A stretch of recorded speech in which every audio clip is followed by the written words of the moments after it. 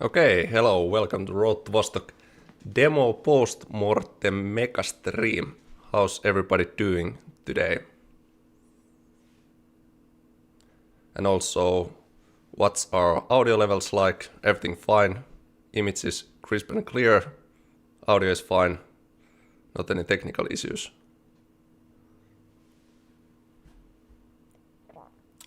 Sounds good, looks good. Okay, great. I did a small test yesterday, so if anybody got some notifications that Road to Vostok was doing some kind of test stream, sorry for that. I think last time when I streamed it was like somewhere around 9 months ago. And if I remember correctly, I said something like, well, this was fun once again. I should do this more often. And fast forward 9 months, I haven't streamed a single time. So I had to check that I know how all this system works. Nothing has changed. So hopefully that test yesterday provided some level of things are working today. So hopefully no technical difficulties. The goal of this demo Post-Mortem Megastream is to kind of have this look many years in the past. We are actually, I have one image that I can use for this explanation. This one. So last time when I streamed 9 months ago, that was called phase 2 launch, which means that I was transitioning away from the commercial branch.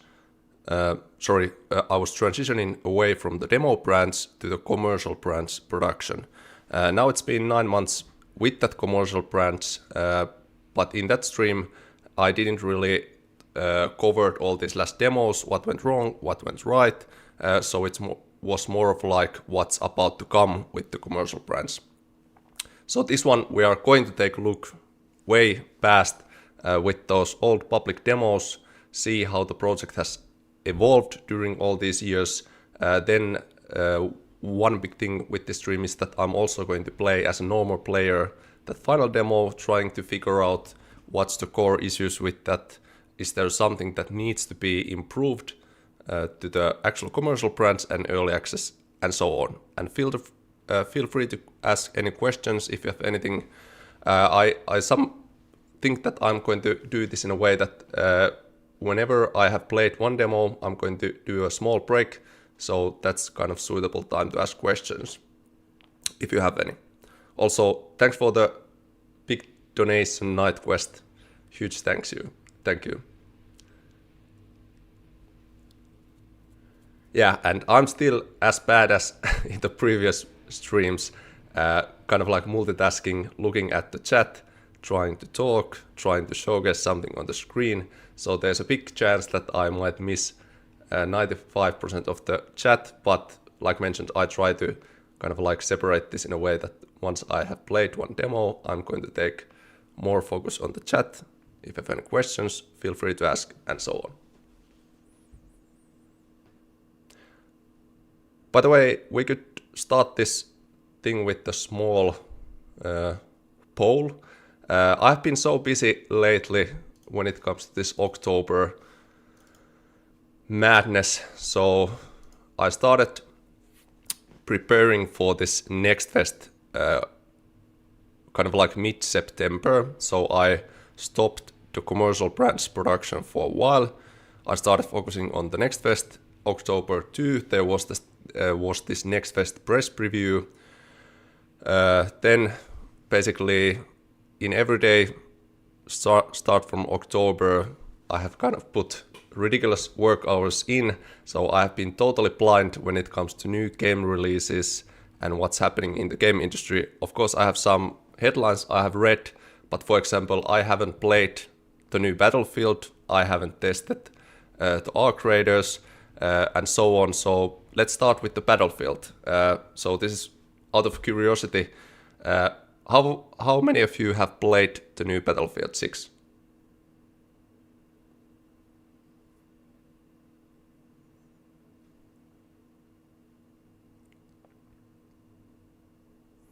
Only beta? Nope.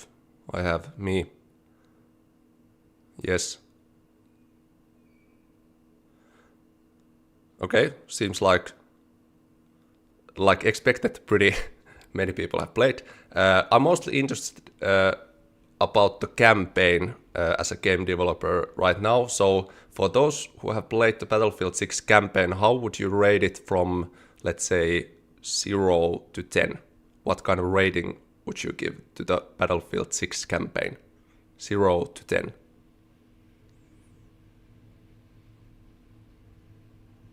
Four out of 10. 5, 3, 5.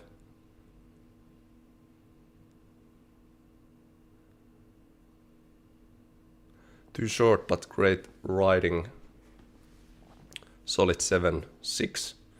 Okay, seems like somewhat maybe mediocre experience. Some like it, some don't, but nothing kind of like mind-blowing. 4.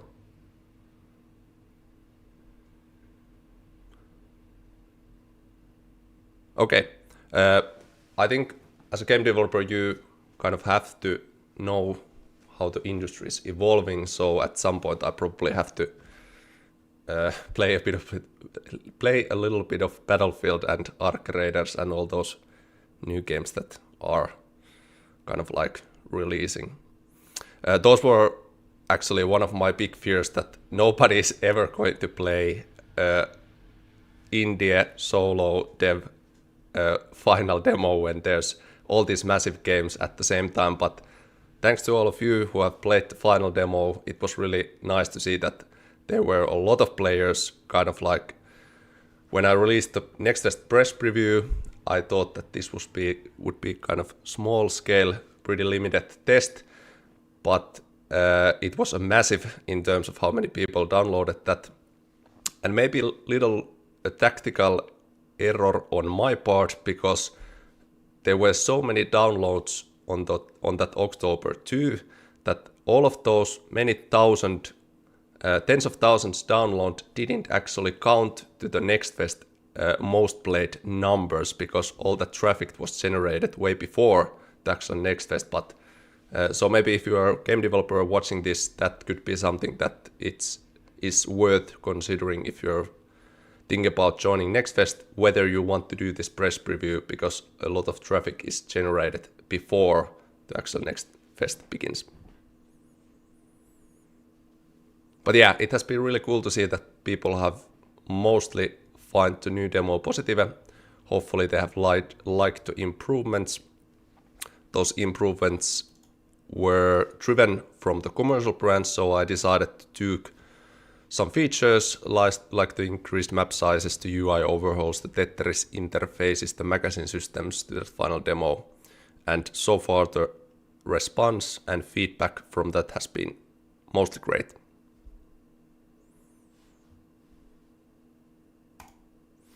But yeah, few things related to that final demo before we start scavenging those old Road to Vostok demos. I have released 4 hotfixes and 1 new build when the Next Fest release, so actually 4 hotfixes kind of already.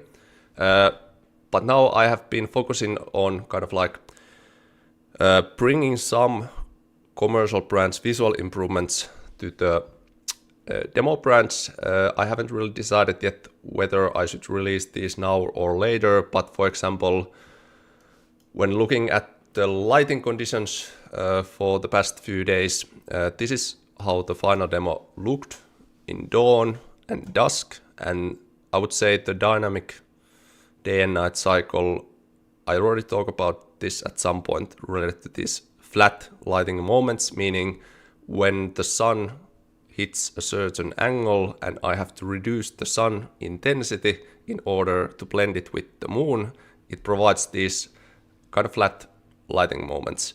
But here's the improved ones. So these are taken from exactly same location and exactly the same time. So this is the final demo. This is the improved one. Dawn, dawn new, dusk, dusk new.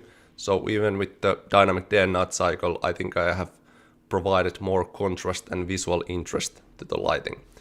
Another improvements that have been made is that the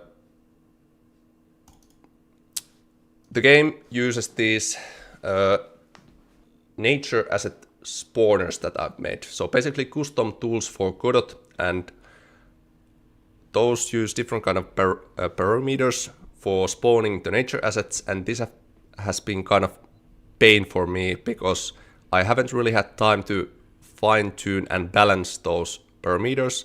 So for example, in the final demo, if you look at this image, this looks kind of empty and flat and kind of barren in these road areas. And this is related to that nature spawner because those parameters were blocking the spawning to the road areas, which means that there's this big empty flat plane.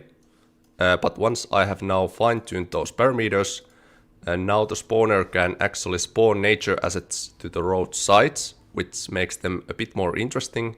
The tree shading models have been improved, and overall there's less emptiness just by fine-tuning some values.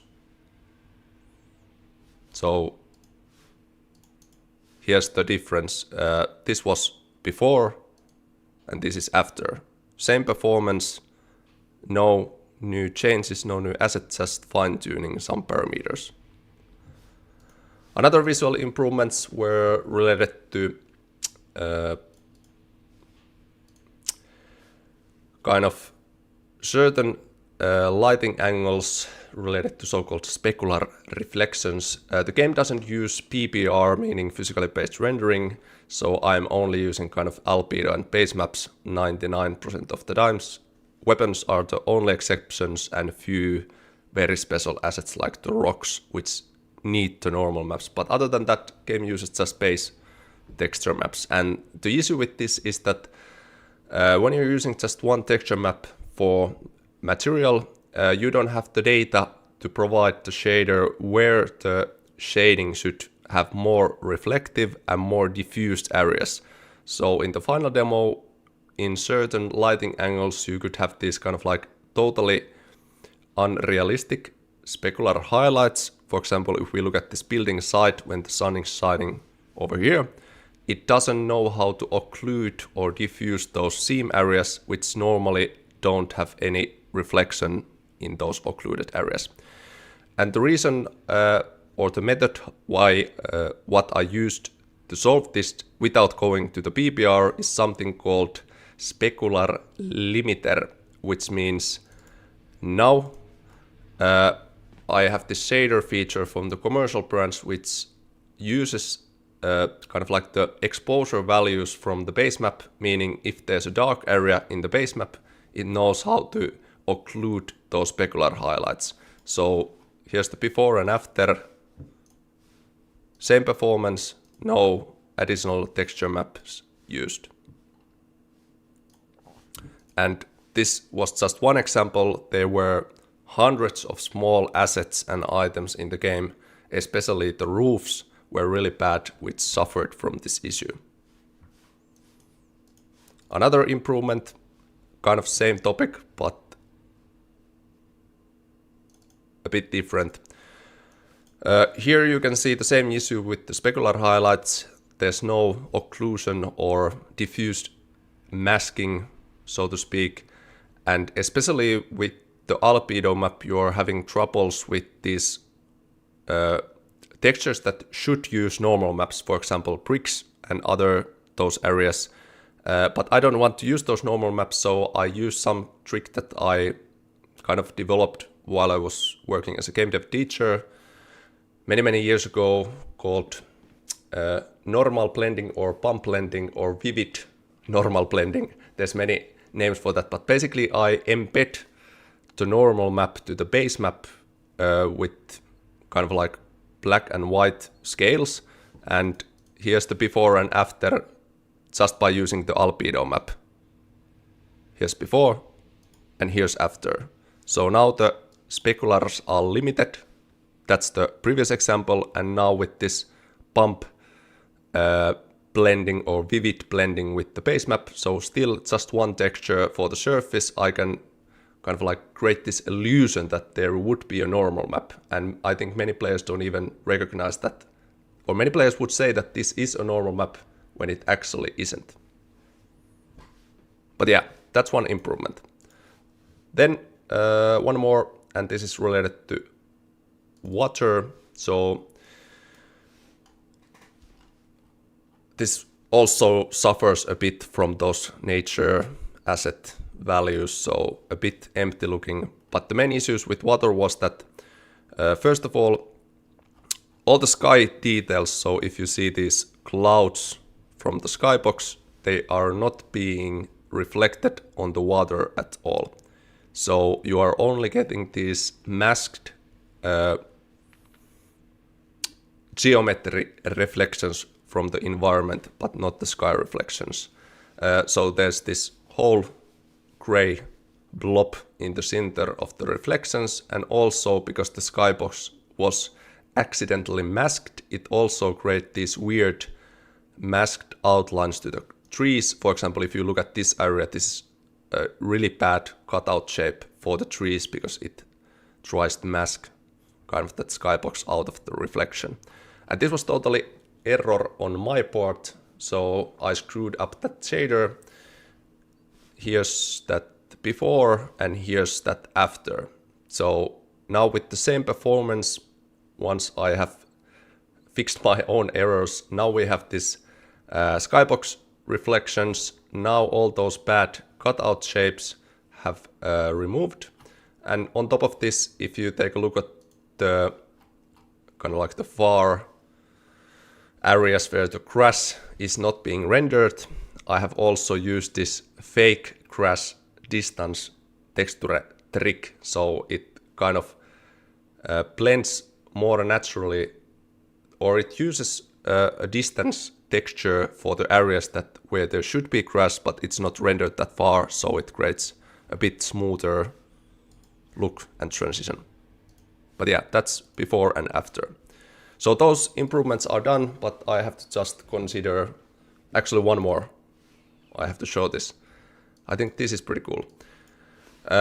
When it comes to rain, I made these, how should I call these? Let's just call these puddles and rain improvements. So basically now when the overcast kicks in, the terrain shader has much more refined visuals for the rain. Now it creates these puddles to the road areas. And they look in some viewing angles pretty good. There's still room for improvement, but none of these were existent in the final demo.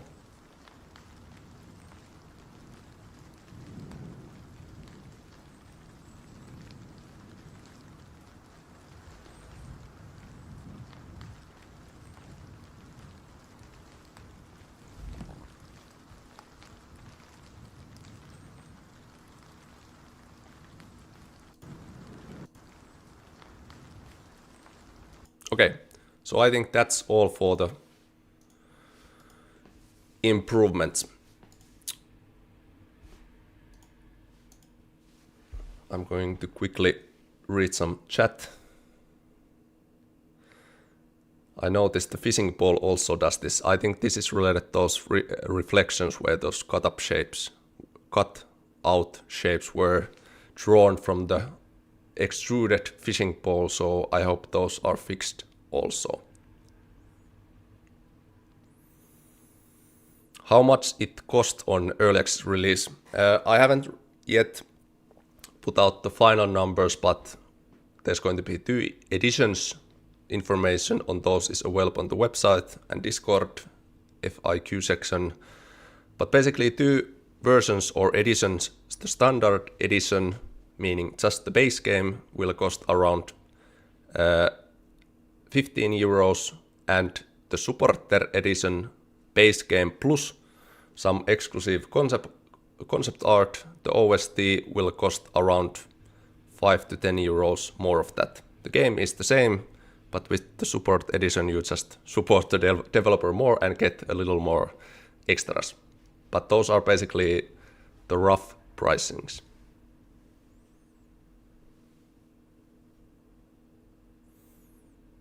Are there plans to hire more devs to help you? In the future, hopefully, yes. I already have a working contractor pipeline for this India game studio, but it's not wise for me to spend that money now and take risks.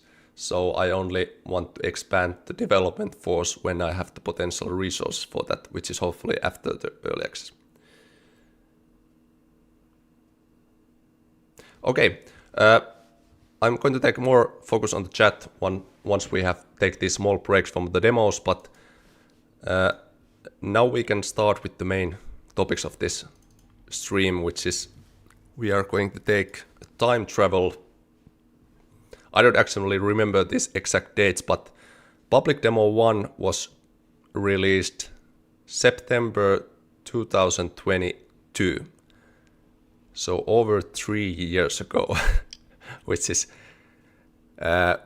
when I started to make this project, I roughly calculated that it probably will take 3 to 4 years for me to reach this early access point. So I was pretty on point with that estimation, but at the same time, it's kind of scary to think that it's 3 years from that demo. I haven't played this. I have saved this moment just for this stream. So I haven't played this. For example, this demo, I think I haven't played this over 2.5 years. So I don't even fully remember how it looks, how it feels. I remember some things.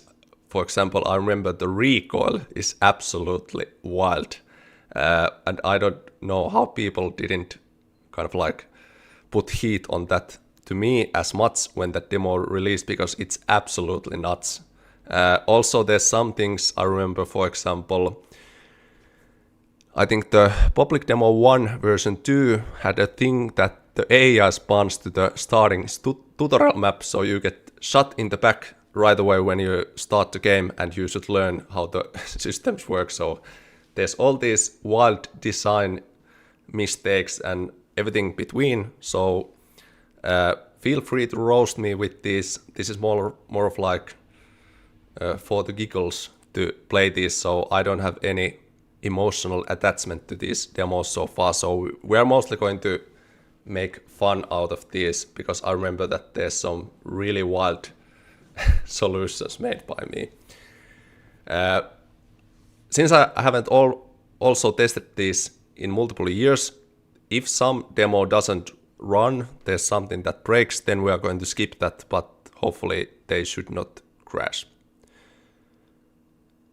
But yeah, I'm going to talk more about the evolution of this project when we get into the demos, but now let's start with our journey from year 2020 to September, maybe end of September if I remember correctly.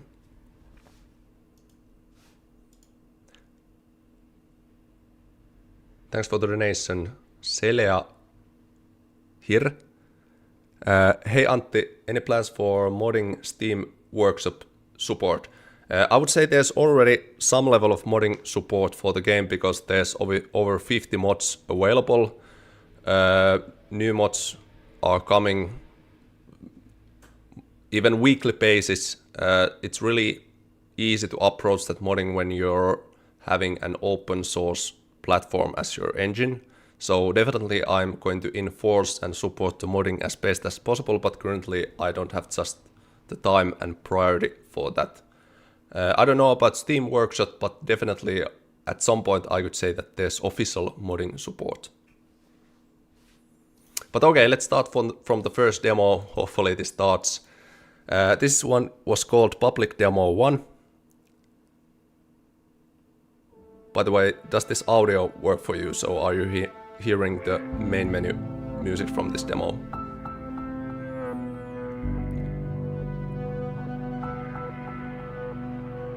Yes.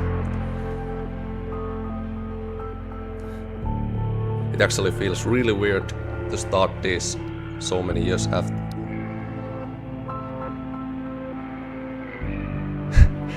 I actually remember one thing related to this. When I was writing these controls, I don't know if I should say this or not, but there's this number C key, prone, and star. Star means temporarily removed, sorry for the inconvenience. There have never been a prone in this game. I haven't made that ever, so it's not removed, it hasn't been done, so I kind of lied in this sense. I don't know if I did that on purpose, but I remember that this is not correct at all, so there have never been a prone before of this. But yeah, no prone. What else do we have here? Oh, we have specials. Okay, I don't remember any of these certain buttons, but hopefully they are pretty same like nowadays. Is this still on point?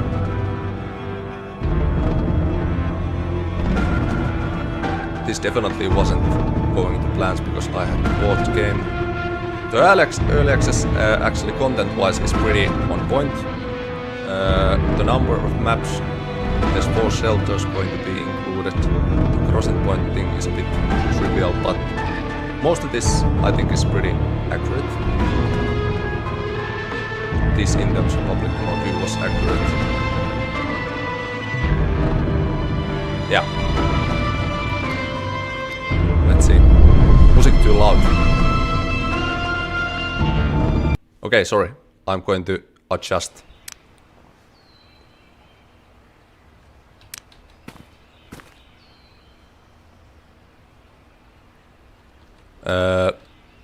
Is it better now? Was it just the music?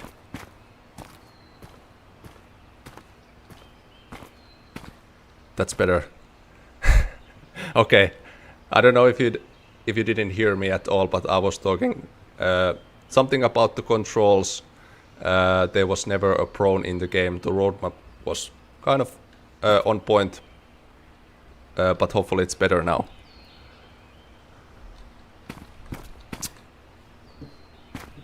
It feels so weird to test this. This was, by the way, made in Unity. I don't know what to say. I don't know why I decided to include this. I suppose I was trying to showcase that I have this fancy footstep system that you can hear different footsteps. Now you're hearing wood. Now you're hearing rock.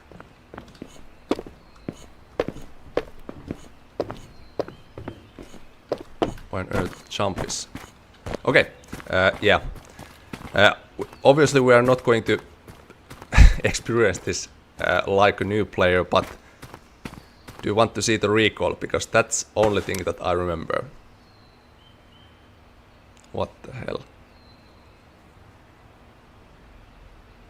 Confused. Yeah. Obviously no ammo, no magazines, no animations, no nothing, but I just remember the recoil. Now prepare yourself. If the audio levels in the old menu was loud, I suppose that this is going to be loud as well. But look at the recoil.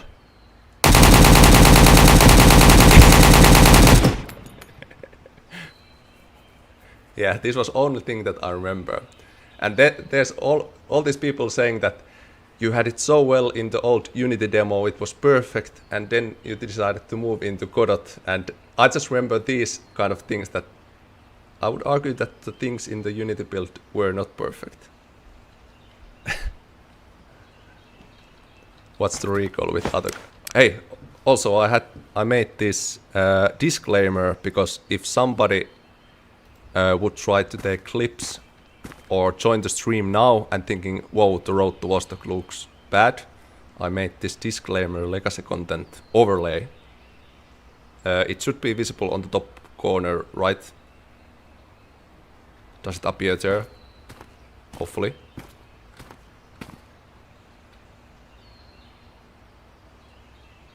Yeah.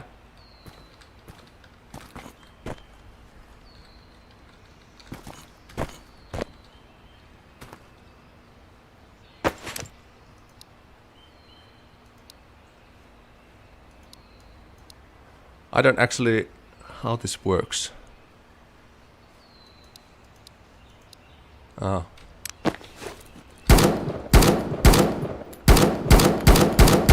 Yeah, the camera shake is is pretty wild, and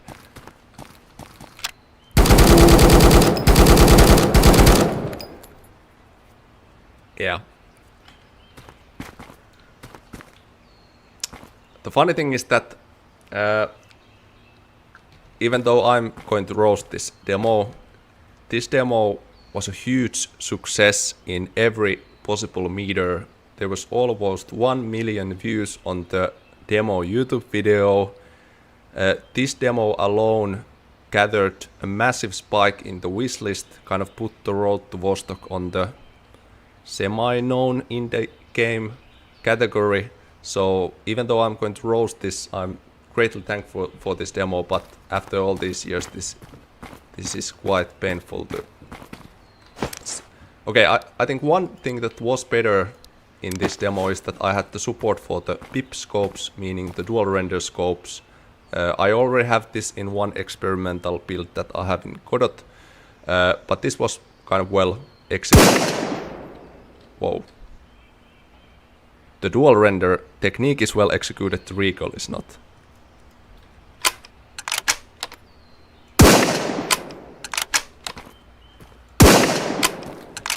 And I remember correctly that you can also switch that on.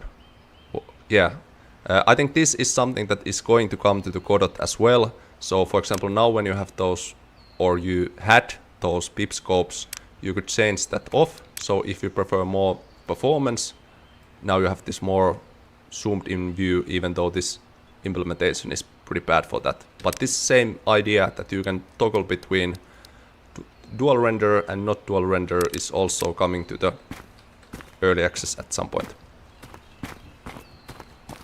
What else do we have here? I think many players who have played the demo will remember that there wasn't items in a long time starting from this first demo, so all these colored cans were the only way you could imagine how the looting would work, because there were no lootable items. Could you drop this? No sound. Yeah. Okay, we actually have to take some guns, because I remember that this demo had some... Actually, what's the shotgun like?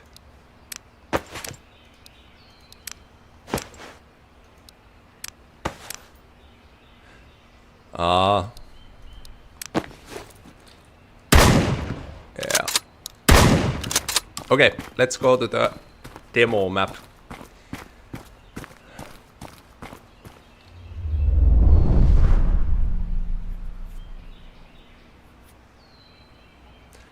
And now,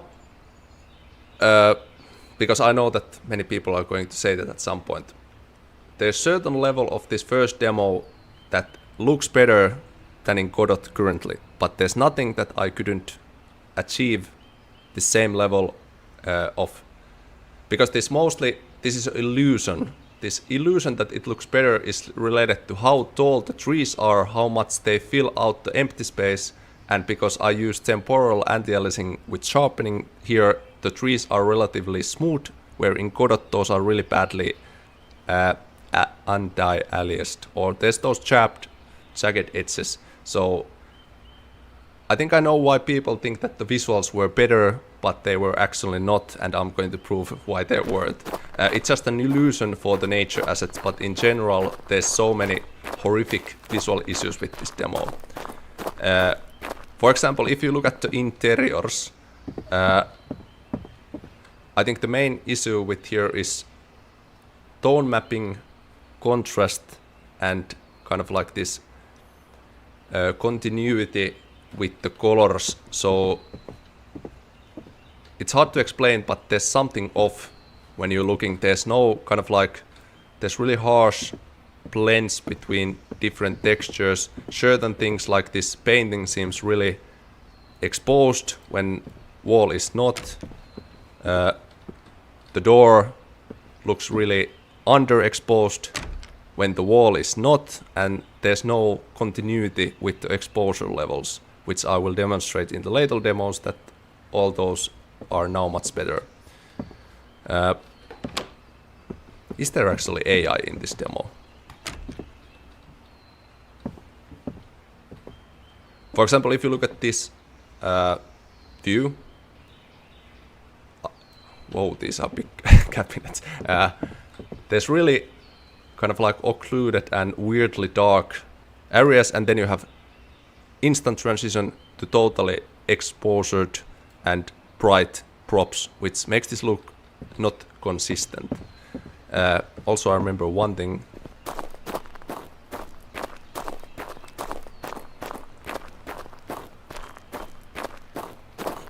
I remember that there was AI in this demo. Hey, well, there is. Okay, let's not deal with AI yet. Also, if you look at the textures, for example, look, look at this one. This demo had filled with all kind of messy photo textures that I took in a hurry, and it doesn't blend nicely with the environments, which is now greatly improved, and all kinds of different texture choices. There's some pretty bad ones. Yeah. Okay, let's try to kill one AI. I have zero memory of how the AI works. Is there some kind of ragdolls? Here's one good example about those exposure levels once again. But yeah. Actually, let's test what this guy does. I assume that there's no hearing or anything with this AI yet, so I should be able to just walk.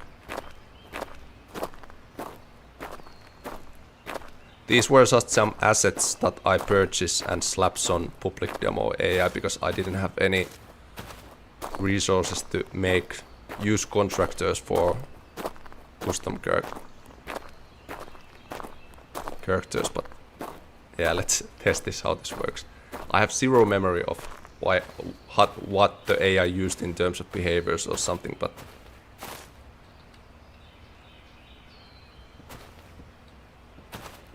obviously no voice lines.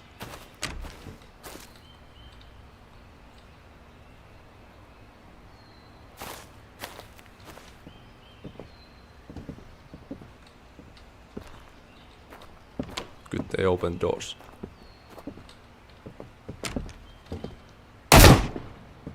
Okay. Actually, the ragdolls were pretty nice. But yeah, there was our nice public demo AI.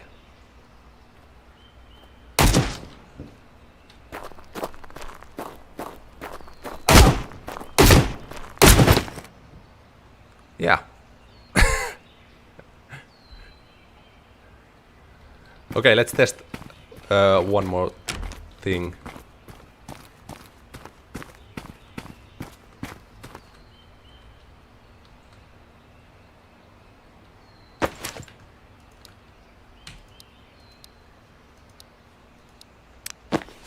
This, by the way, this UI, if you're a developer, don't ever do these kind of like button-based actions. These are really annoying, difficult to use, pain in the ass. I don't know why I tried with these. None of these, by the way, work. Totally placeholder and what on earth I have wrote here? Hypovolemia, narcosis. Yeah. One thing that I want to test is that if I had these special buttons 4, 5, 6, 7.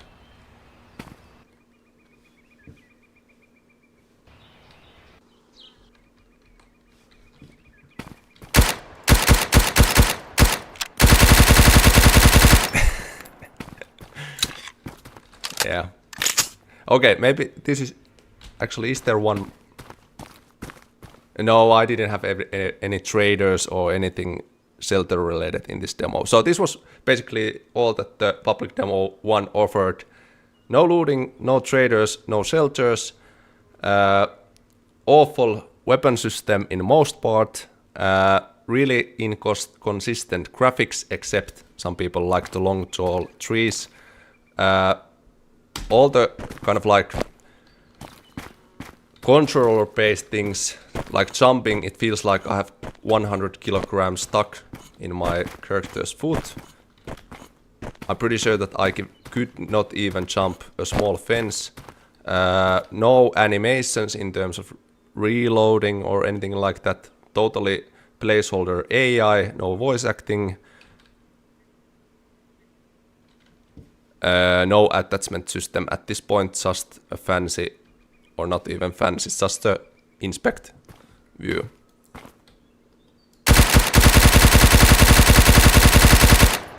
Yeah, that was public demo 1. Yeah, I remembered it being really bad, and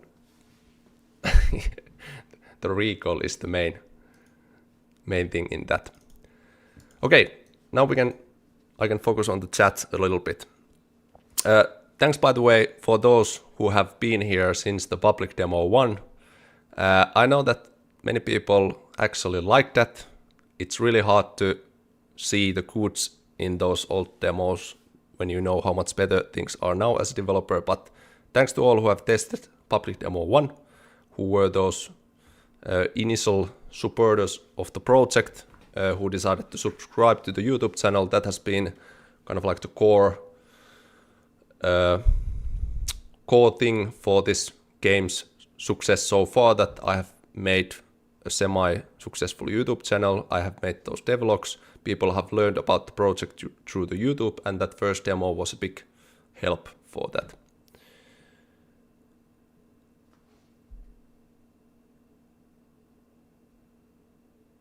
And yeah, I remember somebody saying that there were motion on the roof of that one building. That might be right. The map, quite bad, quite small. I don't remember if that demo has anything other positives than the trees and the pipscopes. Can we get the RK62 back? It's been gone since the demo. Yeah, if you look at the roadmap in the main menu of the final demo, there's one build called Weapon Overhaul. That's going to introduce, basically I'm going to do all the weapons from scratch. All those will be custom made. I will have custom level of control on the customization, and then you will see a bunch of more finish and kind of these unique weapons coming to the game. Because the current weapons are now, they use this, the technique is called kind of like mash-upping different pre-made weapon assets and making them those kind of unique, but they are not really unique. So I'm going to do all those from scratch after the early access if I have resources for that. Custom level of customization, yeah. How much will the early access battle pass cost? Early access battle pass? No battle pass in this game. Also, will it be released on EA launcher? What's EA launcher? No, no battle passes. It will be released on Steam. Later on, probably on good old games. But first on Steam. No fancy pricing models, just you buy either the base version, the standard edition, or the supporter edition.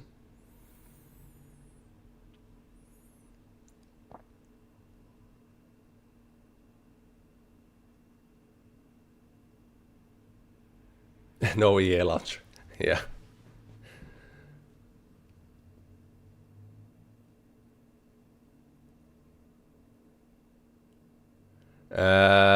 The lack of pine trees compared to the demo one is noticeable. I actually have those. I'm afraid to show that image folder, but I have already shown how the early access trees will look like. In some videos I have shown those pines and birches and others, so all those are in the early access. Thanks for the donation. Is there anything about indie game development that you wish players understood? Many things, but I would easily turn into this preacher of talking about how complex indie games are, and there's so many things that I don't know where to even start from.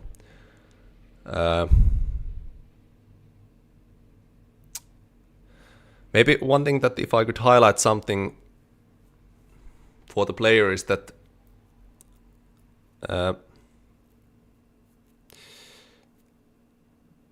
it's sometimes, I don't know if this is important, but this is something that is kind of like dragging my mental mood down at some point, because, for example, if you talk about the visuals of Road to Vostok, like mentioned multiple times before, I've worked as a visual game design teacher before. I would know how to do all those cool PBR stuff. I could fill the entire Godot environment with photorealistic trees if I would want. I could use photo scans, assets, use all kind of shader tricks to make the game look as modern as possible. But I have chosen this visual style that is designed on purpose to mimic the Arma 2 Daisy mode, the old Stalker games, those 2010 era diffuse heavy kind of like photo texture games. So, but this design topic for the art style of the game is a bit like shooting myself in the foot, because everyone tries to see the art style like it tries to be realistic, so it falls on that goal. So, but it's not stylistic either. For example, if you make a really stylistic game and you know that it's done on purpose to look not realistic, you are kind of forgiven about that. But Road to Vostok is right in the middle, so the art style is a big problem. And what I would want the player to know is that in the future, it's not about the Godot engine. The Godot can handle photorealistic graphics. It's not about my skills that is limiting the game visuals. It's just done on purpose, and currently the visuals are not the priority for me, because the game can be successful without... Game needs to look consistent. There needs to be this coherent vision, but it doesn't have to look modern in order to be successful. Maybe that's the point that I would try to mention, because in many cases I get so roasted about the visuals of this game. But yeah, maybe not the best answer, but that was the first thing that comes into mind. There was another donation. Would love a deep dive into the AI. Also, do you plan creating a maps located on other parts of the border in the long run? Greetings from the north. Hi to the north back. Yeah, I'm going to do those hopefully when the early access releases, and I may get some external help developing this game. This would free some time to make those more educational devlogs, because I have some level of craving into those related to that teaching background. But now I don't have time for that, and I want to improve the AI a lot before I try to make another AI-related devlog. And yes, there will be many new maps and locations, both parts of the border zone, so not just the minefield. Thanks for letting me pause the game. What are your future plans for the AI and combat to make it better? I know all the pain points, because this is one good thing that when you're a solo developer, for example, when people have played the final demo, I have watched all the streams, all the videos as much as I can, and I have really carefully analyzed with that footage that what are the pain points with the current AI. And I know all those pain points now, and since I have wrote the code myself from scratch, I know how it should need to be improved in the future. Unfortunately, I don't think I don't have time to make a major AI overhaul before the early access, but definitely in the first build after the early access, that build is called Nomads. You can see that in the main menu. There's going to be that friendly faction coming into the game, and in that phase I can do that overhaul. And there's going to be multiple improvements, not just AI versus AI combat. All those behaviors I want to fine-tune. Many of those I want to fine-tune. Animations, the weapon sounds, the directional audio blending, all those things are going to get improved for sure. Okay, one more few comments. Can you show me how to load a Mosin and shotgun? Yeah, I can show you later on.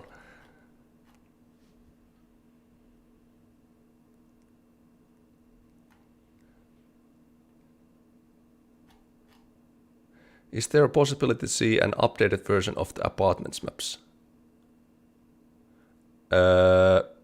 you are going to see a little different version of that in the early access because there's going to be those special rooms in those apartments. The PTR, meaning those dynamic events, are going to need a bit different terrain and some areas of the map. But once again, it's a time-related issue. I have to make so many new early access maps, so I don't have the time to really fine-tune those maps. But the layouts are already somewhat final, so I just add those details and more interesting visuals later on. Thanks for the donation, Sun Soup Art. Are you a fully solo developer? I would say it's fair to say yes, because I'm the only one who has access to the game engine. If I would stop developing, the game would stop totally, because I'm the only member in the game studio. So it's a single game company that I founded. I have only used contractors for really specific things, and those are not full-time contractors. Those are kind of like I hire or order some specific thing, like an AI animation. I pay that kind of like one-time fee, and then I will start implementing that thing that I bought as a solo dev. So yeah, I have used contractors, but it's mostly still just me.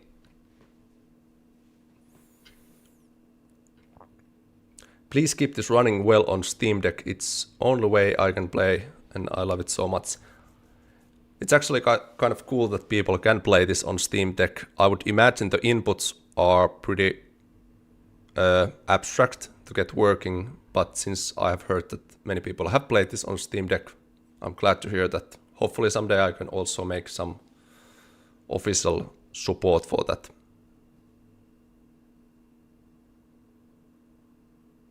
Will you fill out map outskirts with low-lot forests so they look more immersive? Yes, those are actually ones because I'm also going to roast this final demo, I'm going to talk about those map edge areas and how those should need to be improved.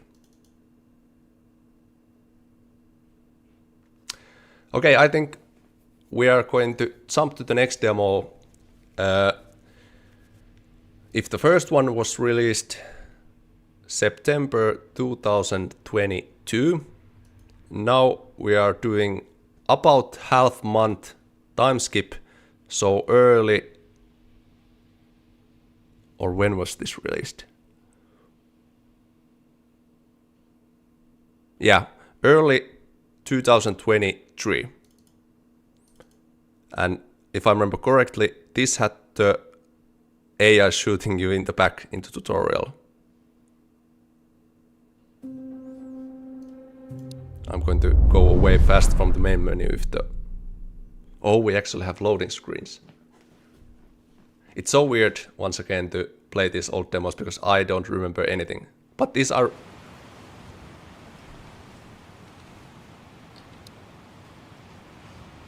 This must use some save files from the final demo because I don't know what's winter on default. Okay, but yeah, this one I remember. I don't know why I designed this like this, but yeah, like this is the tutorial starting experience. I'm getting shot from 3 directions. When this should be a calm start to know the game mechanics and so on. So horrific start. Luckily you can... Doesn't this work?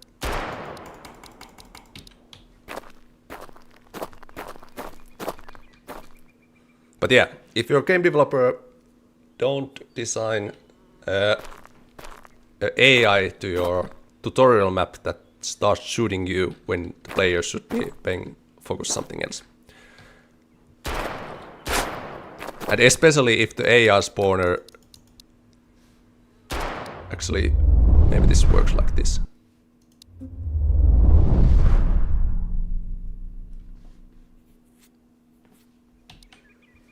Okay.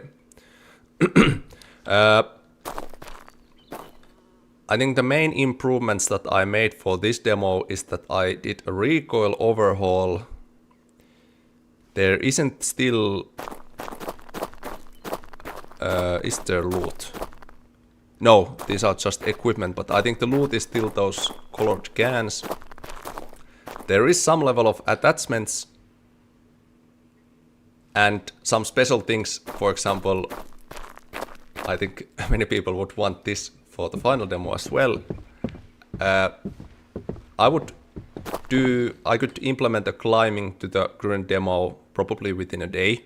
So it's nothing that would take weeks and weeks, but there really isn't just purpose for me to spend that one day, because every day counts. I've been so busy in this October, for example, that I could have not justified spending an entire day of building a climbing system where there's no reason to climb. But in the future, when there is reasons to climb, I will definitely implement this back. But let's start with the weapons, because I want to see how those recoil is improved. Or actually, this must be because I already have a Tetris interface. Maybe you can see the release date of this demo, because I have made some YouTube video for each demo when they have released, but I think this has too many improvements for such a short period. So I'm a bit skeptic that I released this early 2023. But nevertheless, somewhere around 2023 I released this. Interface has changed. This is certainly an improvement. A bit clunky still. No ammunition, no magazines.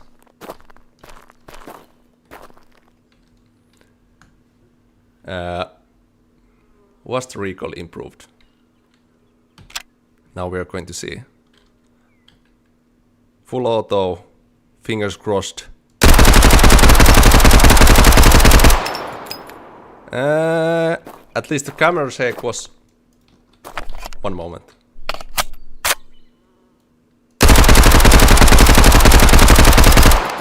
Yeah, it's a bit better. The camera shake is much less intrusive.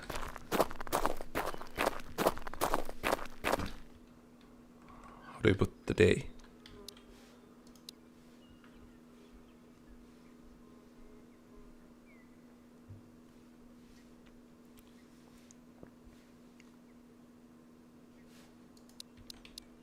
Oh, it's over here. Visually, the game has more consistent colors and textures, but when I go to the map, you are going to see how those will break. Once again, why people are having this illusion that the game was better in Unity was that there's nice temporal anti-aliasing with history-based sharpening with the trees. Those trees are really tall, they fill up so much space that you have this illusion that the game has a lot more content, even though it doesn't. But yeah.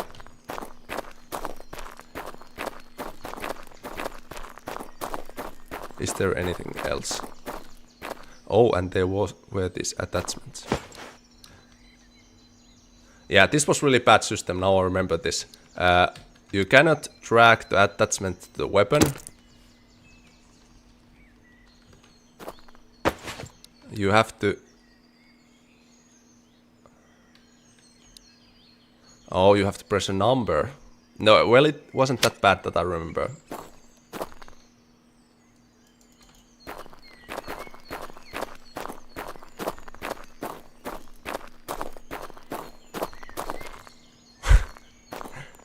Yeah, there's...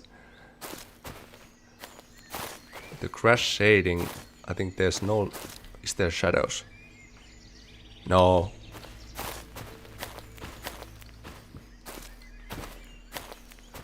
But yeah.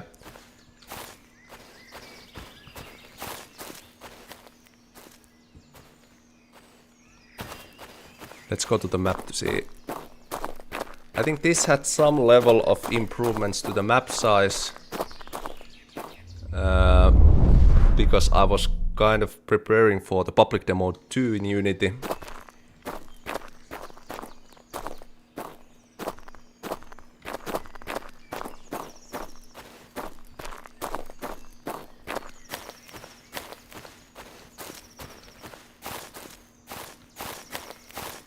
Yeah, I can definitely see why some people are still like, things were so much better in the Unity when they 90% of the screen is filled with trees, and if the trees are better than in current version, it's fair to say that you can get an illusion that things were better.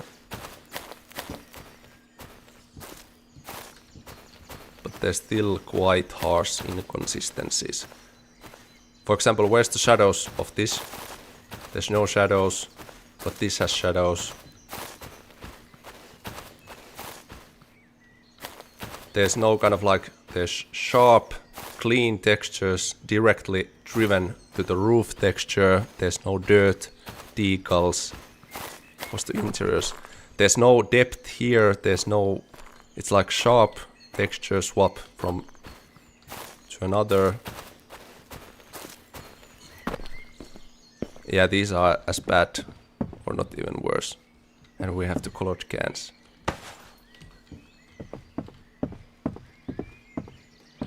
I think the weapons look, for example, if you look at the, I don't know why it's so, there's no kind of like crunch or imperfections on the weapon model. You should see those in the latest demo and all, but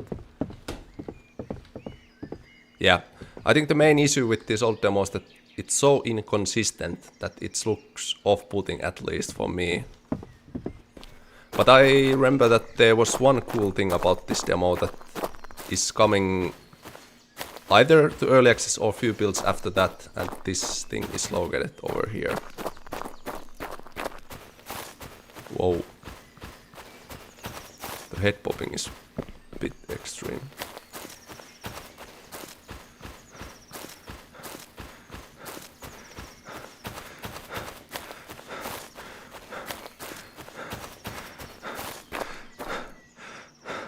Yeah. So before I had to make the engine switch, I was already doing some test with the so-called CDSS, which means Civil Defense Shelters, that are going to be a big part in the game. Those are going to be like in-game dungeons.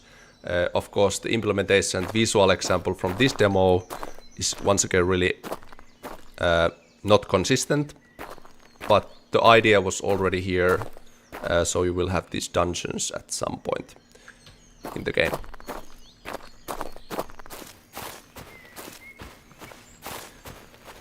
But yeah, I think this was the close, because the big thing that I remember that I was starting to focus on this public demo too, which would have multiple maps loot and would be this next big step for this project, but then the Unity thing happened, so this was the farthest that I got.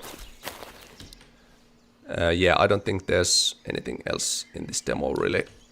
The AI is exactly the same.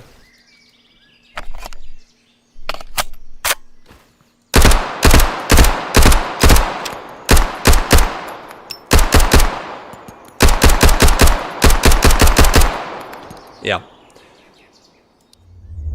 That was public demo 1 version 2. New was attachments, some not important features like climbing. I don't know why that demo required climbing. There's zero reasons to climb in that demo, but of course I decided to implement it. Trees look still nice. Environment was a bit bigger. AI still really bad. No loot, no traders, no shelters, no saving, no other maps. Just that one, and still pretty inconsistent graphics. And then it's going to be a harsh quality drop when we go to the next one, because I'm going to showcase the first Godot desk build I did, and that's rough, but you can see the date in those folders. No, these are just when I transferred these for the stream from my kind of like legacy secret hard drive. So those are those dates, because all of those say yesterday.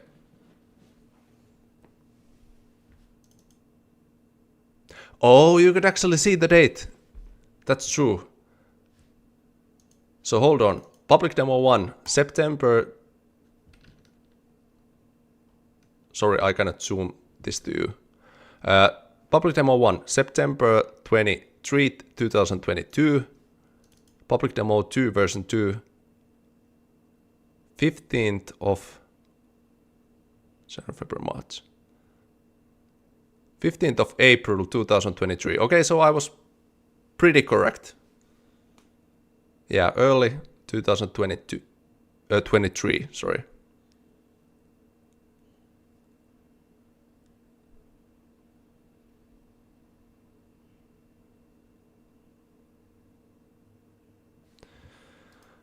All right, so for those who haven't followed the project, when I released this demo, not really happy about that, kind of a stepping stone to the grand public demo 2 that I was about to release later that year. But I spent around 6 months after this demo. I had most of the maps for the public demo 2 done. I have everything lined up for this big public 2 event, and then the Unity thing happened. I have a full video about that if you want to read what happened and why I decided to switch engines.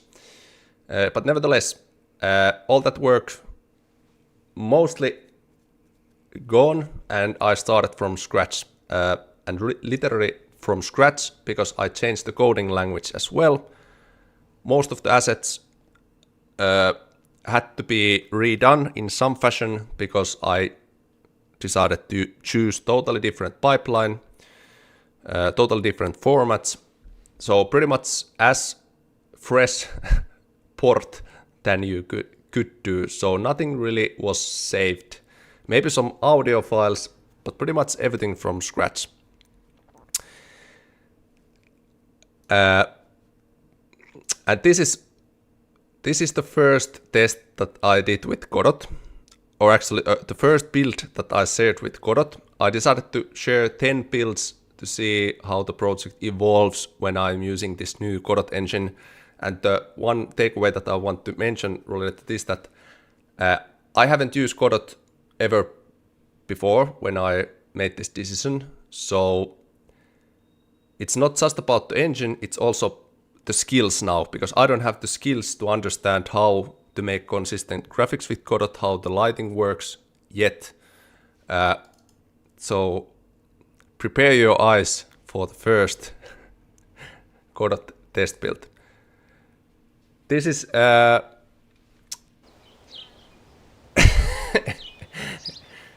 and remind this that disclaimer on top of the screen if somebody would try to make a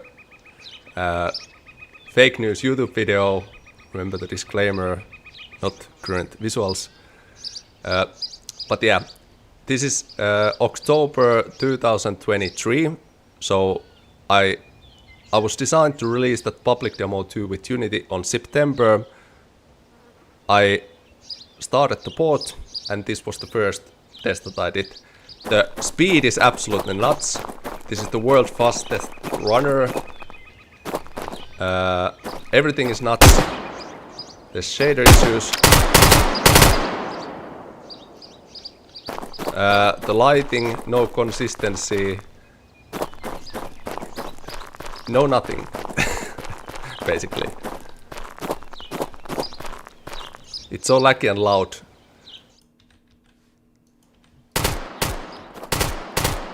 Two FPS.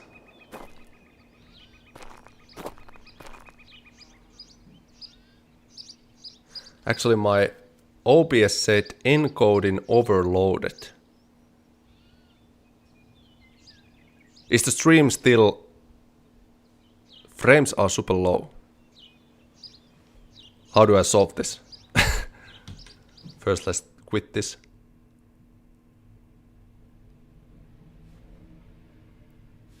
Encoding overload. Okay, now it disappears. When I move this window, is it now fixed?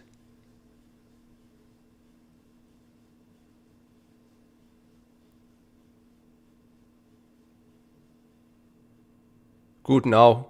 Okay, so my first Godot build also destroyed the stream frame rate because it was totally smooth on my part. but the encoder didn't like my first Godot build. Yeah, I don't have no knowledge how to make it work with OBS, so that's all that you got from that. But you didn't miss anything, even though if you have had good frames with that example, you saw all that you needed to saw. Limit FPS in gain. I don't know how that should affect the stream. Let's test the next Godot build, maybe.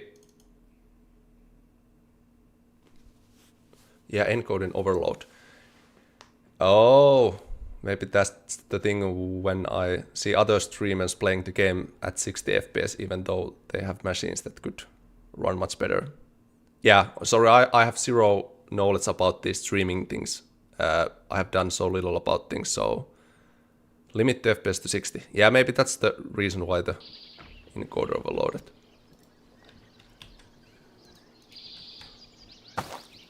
How about the frames in this one?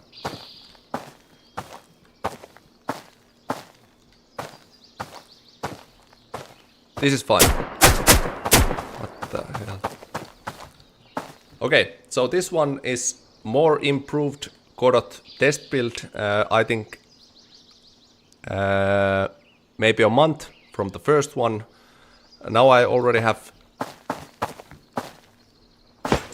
weapons that have somewhat animations. The color grading and shading and lighting is still totally off. It's more look like a cartoon game in some sense. The sharpening is pretty wild. It's so empty, flat. But some improvements are done with Godot. Movement it's not consistent yet with the interiors. I remember these disappeared just.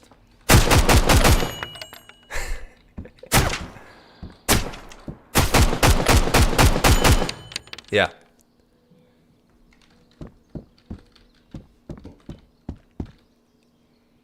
Love the feel of this game, real nice. Remember that this is not the game. This is the old. You are not supposed to like these yet. No inertia, the movement is wild. But some improvements with the new engine are done. Still nature not existent. No ragdolls, no looting, no traders.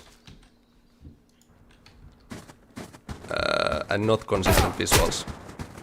But yeah, this was more of like tech demo for that engine switch progress. And this was called Godot test build.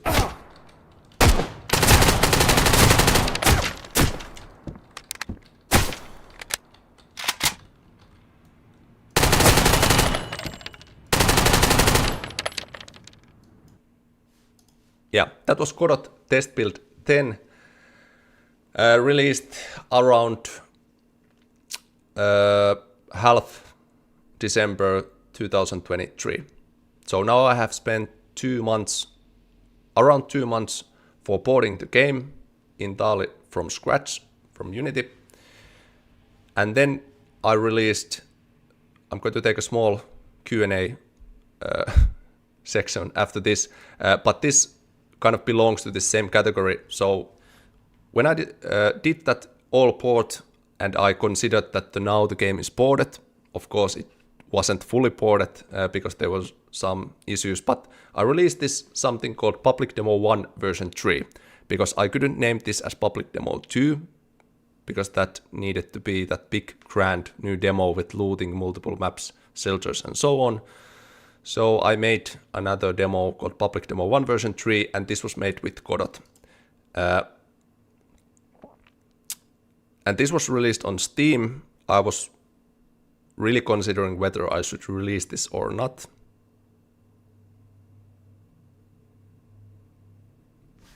Do we have the first game that doesn't run? No, it does. But yeah, this is made with Godot now, and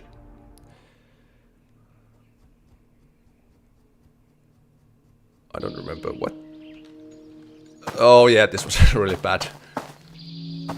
Yeah, this was basically a slightly improved version of that Godot version 10, and now to think it backwards, a little history about this project. Currently the game is number 47th most wishlist game on Steam of all games, with nearly 600,000 wishlists.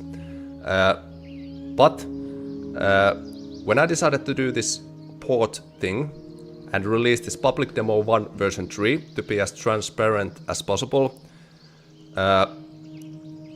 this was kind of maybe a thing that I should have not done. But since I wanted to be transparent and show how that port went, show that the game is playable, but this obviously looks nothing like the Unity one. In Steam, you can delete wishlists. I took a major blow in terms of the game's kind of like reputation, the wishlist numbers. Basically all the metrics went pretty much down. But still, some people have some level of hope, because this port, even though it doesn't look really good, it still works. I made a new game basically from scratch with the existing mechanics in roughly 3 months, which is pretty cool achievement in one way. But still, I fully understand the people who kind of lost the trust to this project at this stage, because it's really hard to see how the project evolves through this engine switch thing and so on. But yeah, this was pretty...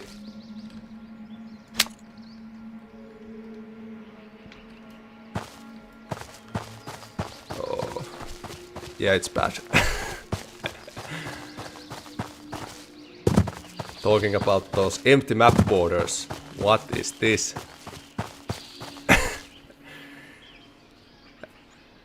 It's funny to consider that I actually released this on Steam, and there were still people making... There were some positive videos as well on YouTube, but I totally understand why many people lost the trust to the project at this point. Because I have lost the trust as well if I don't know myself as a developer and how committed I am to fixing these issues and like getting back to the road, so to speak. But yeah, this demo doesn't provide anything really playable at this point, more of like tech demo and transparent way to show that I did port the game in some level. Actually, one thing I have to see. Yeah, still no consistency. If you look at, for example, this, the weapon is super shiny, table is really exposed, this is dark, and once again, game is not consistent.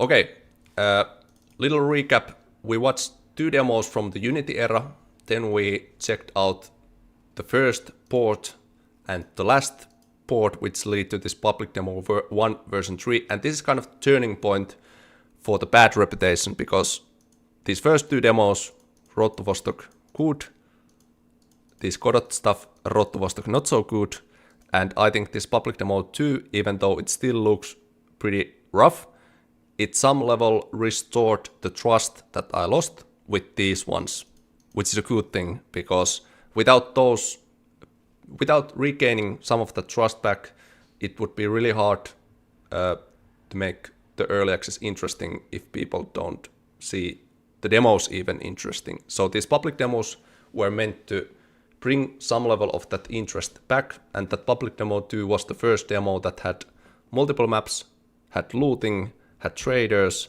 had shelters. Even though it's visually rough, it had more playable content, so to speak.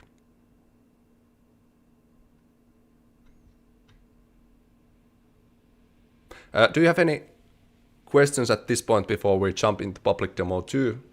I'm going to spend a bit more time with that.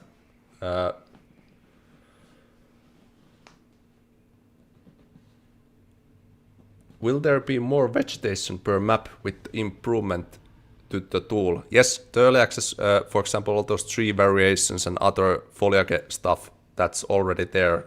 I just didn't include all those to the final demo. So the tool improvement plus the variation stuff, and especially after the early access release, if I have resources, I'm going to hire a dedicated vegetation/environment artist to make kind of like this big pool of custom vegetation assets for this game.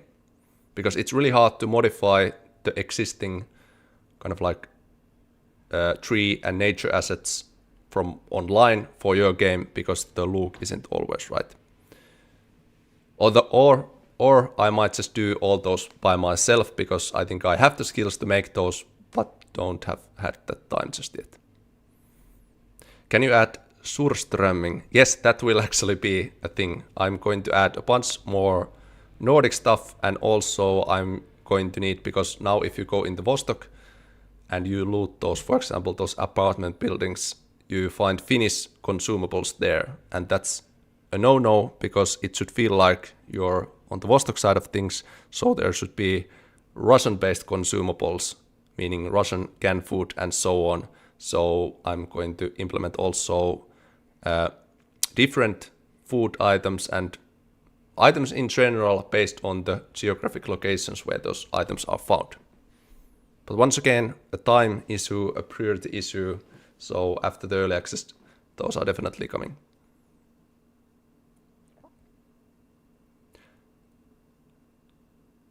Will there be retractable stock on MP5? Falls into that category of weapon overhaul, which comes... Actually, I'm going to show quickly, one moment.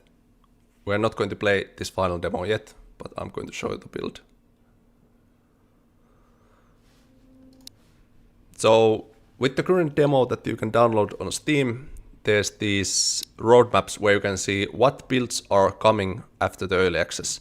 And for example, when it comes to weapon overhauls, all the modding stuff, customization, that's going to be on build 4. I have really specific goals that I want to achieve with these builds. Not everything is listed there, but these will give the rough timeline or at least the build number where those things are coming in. For example, a lot of people have always asked about whether there's wildlife in the game. It's listed here, so it's coming in the build 5. All the AI improvements will be in build 2. A big bunch of the lore stuff plus those civil defense shelters are coming in build 3. More lore stuff. This is basically a water specific build. More lore stuff, the Vostok shelter, scientific tech stuff in build 7. And then we have the big build 8 that I cannot really talk about yet, but there's some cool stuff there.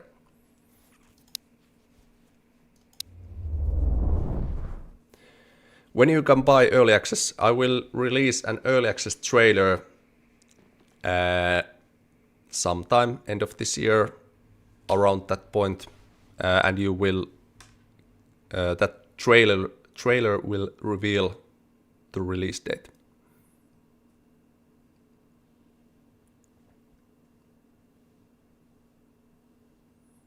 Nothing about PvP on the roadmap. Yeah, it's not a PvP game. Co-op is something that I'm considering in the future, but this game is not designed for PvP. And I think it's totally fair because there's so many cool PvP games out there that first I don't want to compete with those, and there's a lot of options for players who prefer PvP, and I think this game doesn't need to tailor those who want that experience, because it's not designed to be a game with PvP in mind. Thanks for the donations, 2 fingers. It's not much, but just wanted to say thank you for all your work. Thanks. That's glad to hear. And especially it's been really cool to see that there's so many people who have stick around with this evolution, because once again, really easy to lose trust in this part of the evolution. So thank you also to you, because many of you have watched this from the very beginning, and especially leave feedback all these demos all the way to the final demo. How about co-op? Yeah, co-op is something that I will test at some point. First as an experiment, if the experiment is promising, easy to make, easy to handle, seems working with the game idea, then it's something that I will implement it to the actual branch, but this comes later on after the early access.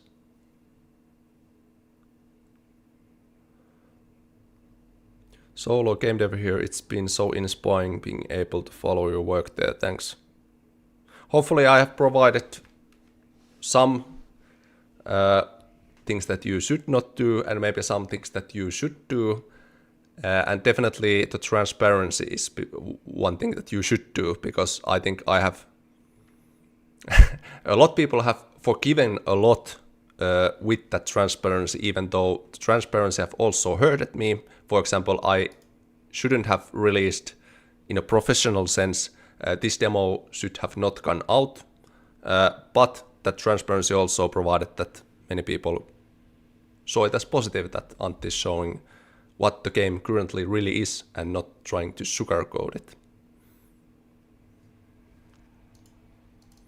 But okay, let's jump to the next demo, and we're going to spend a bit more time with this because this has a lot of things that I want to explain and reflect related to the final demo and so on. This is called Public Demo 2, and this was released March of 2020. Is this correct? 2024. Yeah, March of 2024.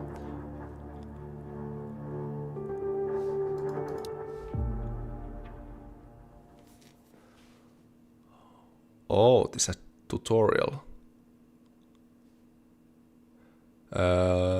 We're actually going to check that. I don't remember what kind of tutorial this has.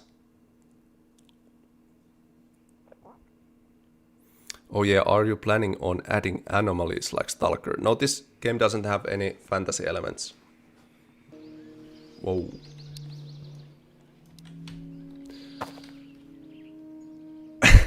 I was kind of hoping that I remembered something like this public demo. There was some cool. It wasn't that bad, but now when I look at this, it still looks quite bad. But at least now there's items. You have the pea soup. You have the books. You have the batteries. And I remember watching the first streams when people played this public demo too, that most of the people were really excited that now the colored cans were gone. Now there's actually something to loot. So it was exciting to see. The port destroyed my Tetris interface for a long time, so I will stick with this single item slot interface for a long time. But actually now, okay, in terms of inputs, this starts to feel like the current demo a lot. For example, if you press the shift, you can drop the items.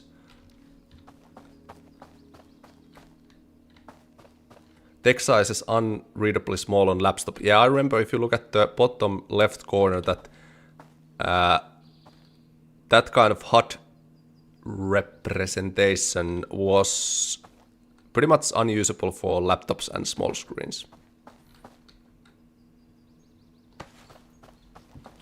Oh, actually we have ammunition now.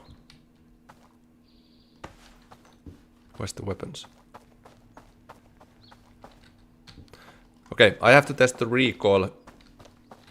One moment. No.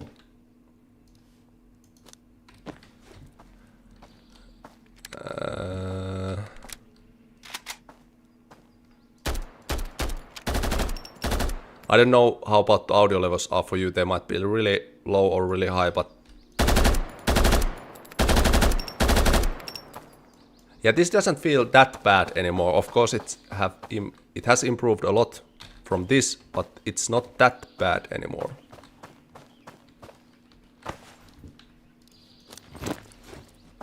The reflections of the weapons are still, it's super glossy somehow.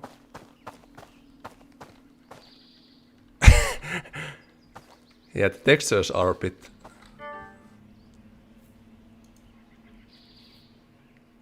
Didn't I have tasks in this demo? But well, there's some level of trading. More mechanics and gameplay loop stuff are coming in. Now we have to check the actual game because there was shelters.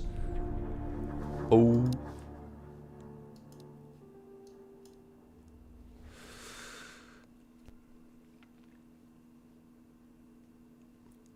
No tasks in this demo. Was it the case? I remember that I had tasks, but unfortunately not.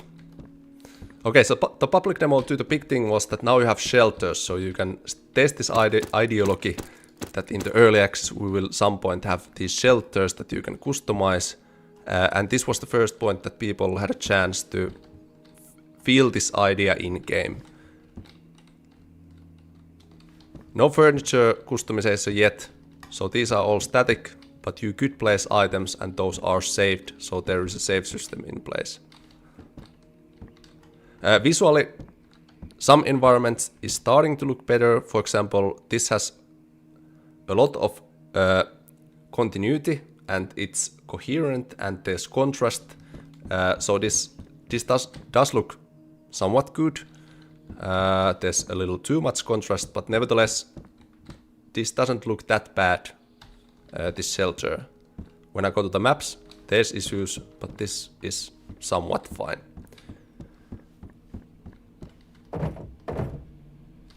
Yeah, so the shelter customization is not yet here. Items are single cell. Inventory is a bit bad, but...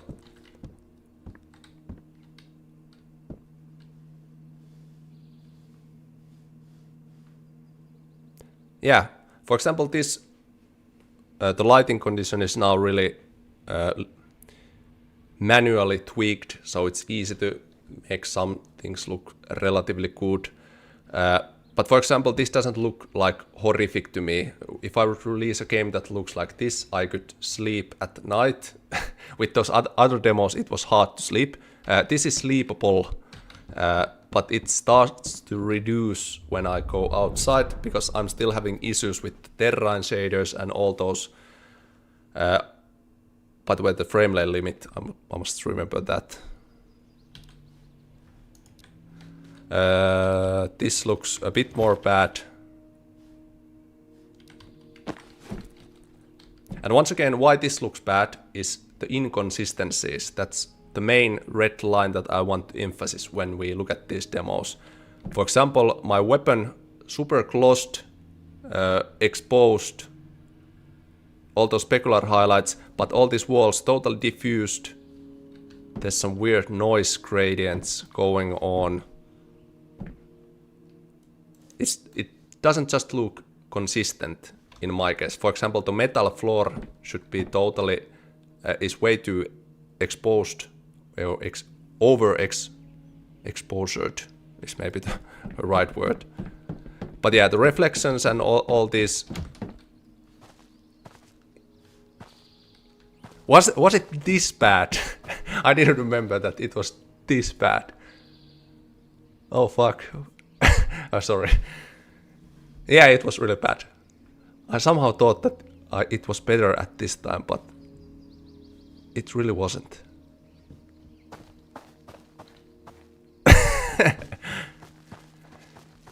Yeah, I was already considered that I walk outside and I can bring this. You see, it's starting to get better, but no, it still looks pretty weird. But many people play. Oh. How does it look this bad? Was it really this bad, or is some setting? Yeah, it was this bad.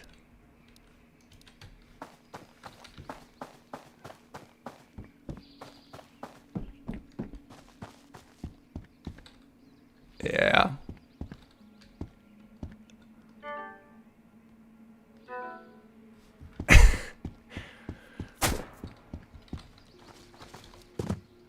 Okay, I don't have any ammunition, but yeah, this is pretty. I somehow expected this public demo. Was it the next demo that was already a bit better? Maybe this was still the rough one. Okay, but now you had these multiple maps, and even though... Whoa, look at this place. There's literally nothing.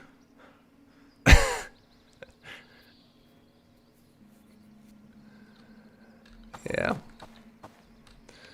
But there were multiple maps, and I remember that a lot of people had really many hours playing of this demo, since it has looting, it has shelters, you can put that loot there.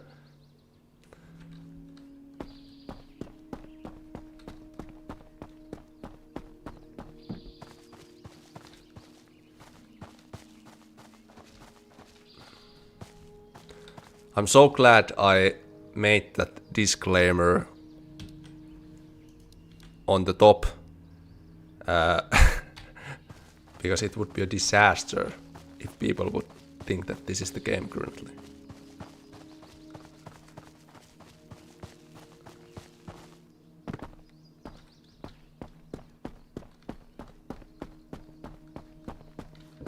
At some parts, for example,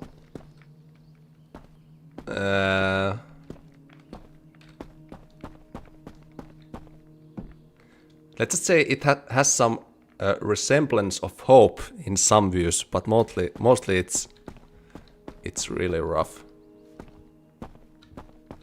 I remember that there were holes. Okay, I think because there was at some build there was a hole in this. Maybe it's the next one that starts to look a bit better, because I remember there being a hole over here. I had 140 hours on this, Antti. You mean this specific demo or the next one? 140 hours. The next one. This is the build before you overhauled the maps. All right. Yeah, okay, now I start to remember. Okay, here's another great lesson if there's developers watching. If you have really shitty visual graphics and quality at the moment, you cannot hide that by using some dirt masks to try to kind of like blend in the bad textures away. It only makes things worse. So no mossy dirt gradients, because they don't help at this point. There's other things that need to be fixed. It cannot be fixed with dirt gradients. But yeah, this demo had looting, shelters, trader, multiple maps, but the maps and the visuals were really rough. Actually, I have to see this minefield because I don't have zero memory of how this looks.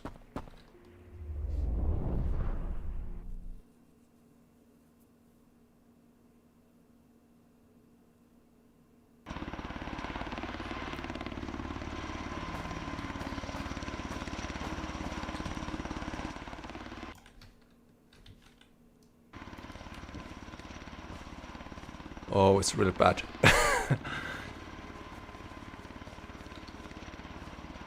Oh, it's really bad.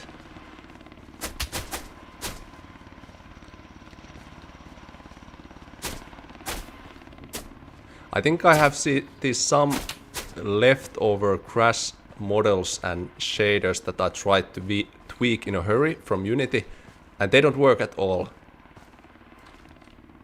There's no option to increase the visuals. Oh boy.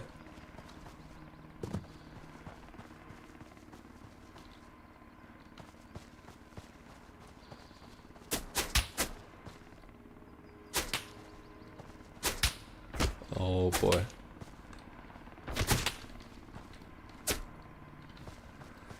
Yeah. I'm actually kind of like traumatized how bad this was, and considering that I'm the developer who, at the time when I released this, I thought that people could maybe consider that I'm doing a half decent job with the Godot, but no, man. No. We have to jump to the next one because my eyes are hurting with this one, and I remember that one Godot demo before the final demo was somewhat good, so maybe it's the next one.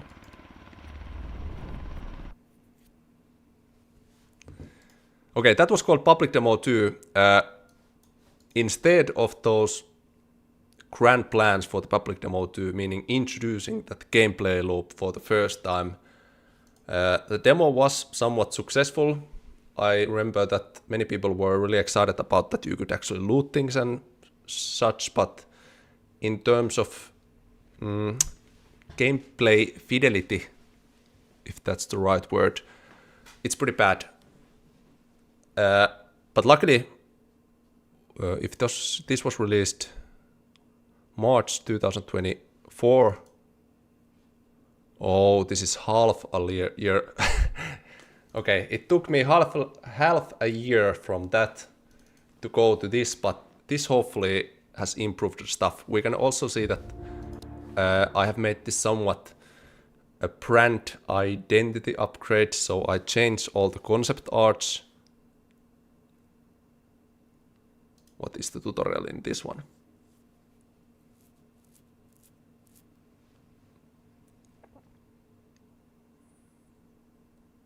Thanks Nightfest for the donation. The minefield traumatizes me every time. Yeah. I'm traumatized by the visuals, not about the mines.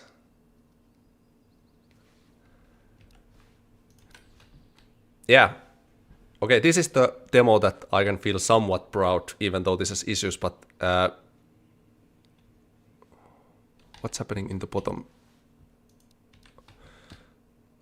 Yeah, so when I have tried to enforce that consistency thing, now we can see that nothing really sticks out really bad in this view.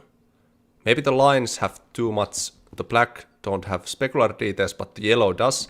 But this looks somewhat consistent. If I look at the roof, the walls, it looks like it belongs to the same environment, even though the environment design and texture choices are still a bit wonky.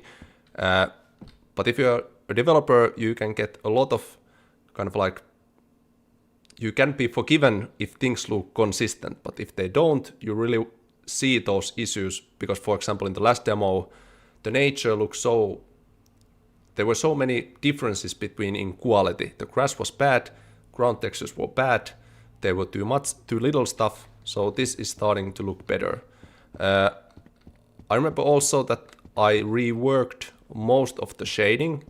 So in the last demo, when you remember that there were so much, the weapons, for example, were so reflective, they almost look like white interiors.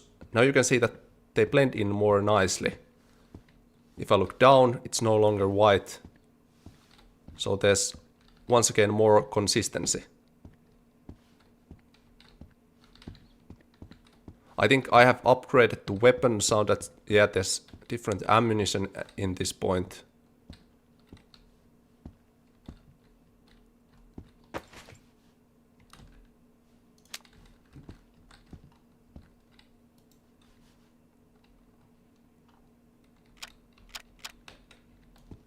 Yeah, the difference between, or actually I should not yet say, because this is not the game. This is really close in environment with the tutorial, but yeah, it's definitely a major leap in 6 months, considering the last demo hurt my eyes. This doesn't hurt any more my eyes. I can still see the issues with this one. The issues are, for example, if you want to hear these nuances, when talking about edge wear, meaning different surfaces should have different kind of like edge-based detail, this works the opposite way. It gathers dirt, meaning dark detail on the corner of the concrete. It should be opposite. The corners should be white to highlight it's more rounded. The edges have wearing off, but now it's black. So there's multiple issues that are kind of like inverted and wrong choices, because I had to make those in a hurry. But most of the players don't probably pay attention to this. For example, you can see the same issue with these. It's almost look like it's some kind of...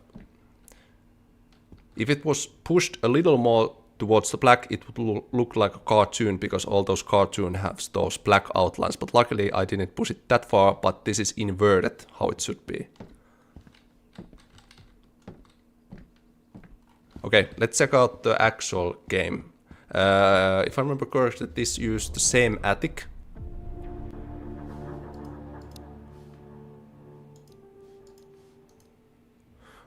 Oh, this had the starting kits.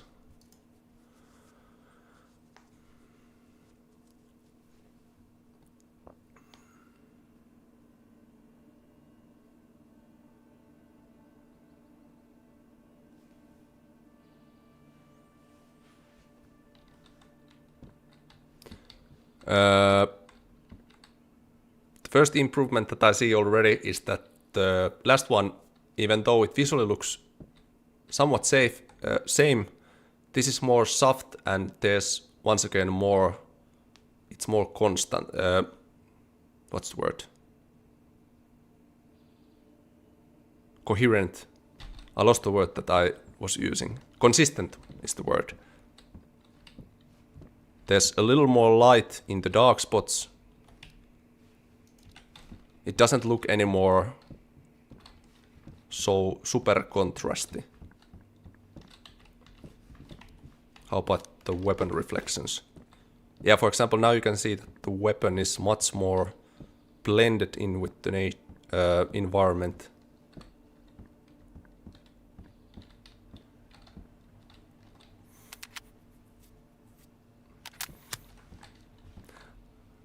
Actually, funny topic is that since I know that many people spend ridiculous amount of hours in this shelter will be available into early access. So the attic, which is located in this building, you can unlock that by doing the so-called main quest or main task of the generalist. So the generalist will give you the key to this attic. Attic will be overhauled in most of the parts, but if you want to get back to this nostalgic shelter, you can unlock this in the early access.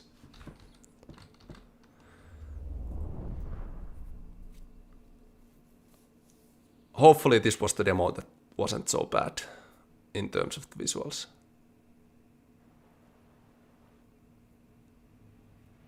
It must be, because I didn't release any.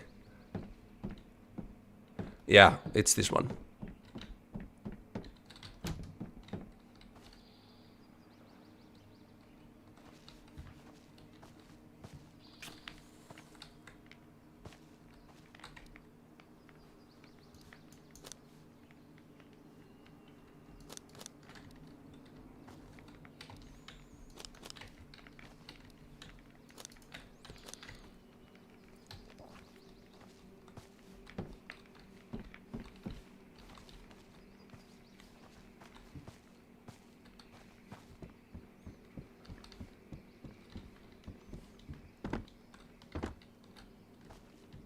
Water is a bit exotic color, but yeah, it's definitely much better than the last one, and hopefully some people... Actually, now I see something that isn't look good. One moment.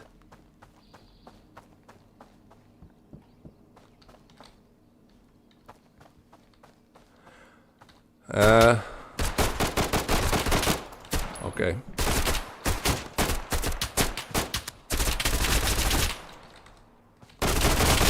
What the hell?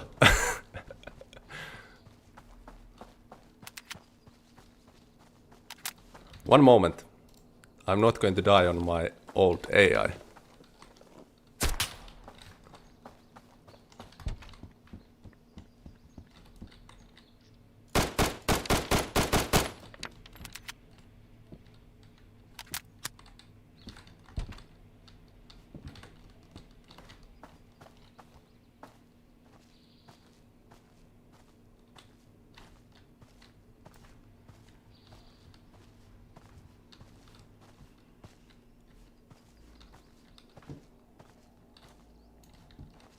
What the heck?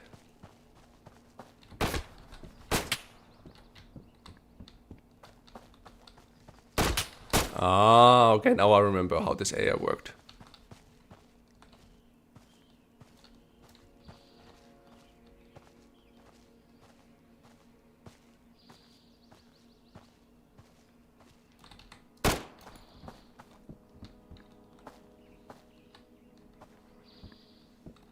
Yeah, this was the demo that I wasn't fully yet figured out how to make the ragdolls work. So even though there's still some small issues here and there, but this one had a lot of those, where those freezing positions were really weird.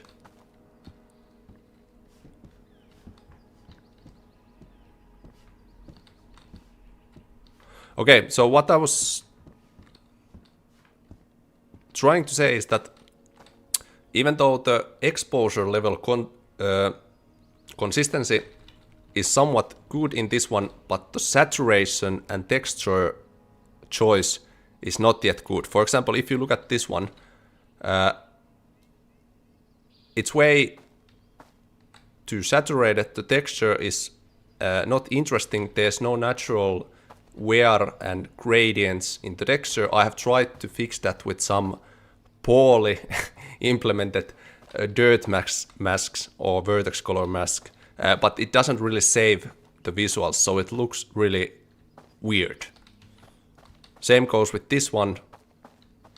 The same texture is being used from top to bottom, and only way to trying to gradually add some detail is by those black masks, but it doesn't work. So that's the visual issue of this demo, but some areas look okay-ish.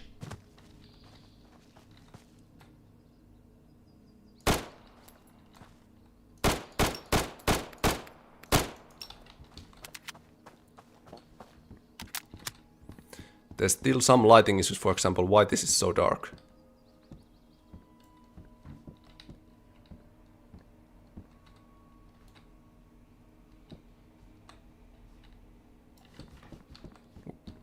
By the way, when we go to that final demo, I'm going to play that like a normal player, like seriously trying to build a shelter, so this is more of like goofing around at the moment.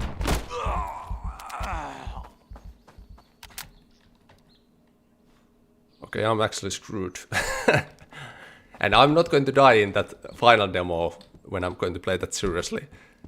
I think there was just some coding issues with this AI. Can this actually shoot through fences?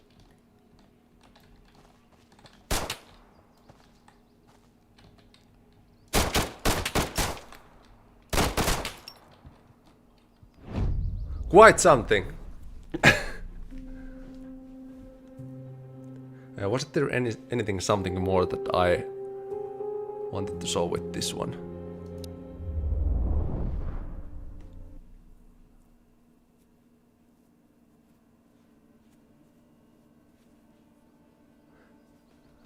But yeah, improvements were made across the board.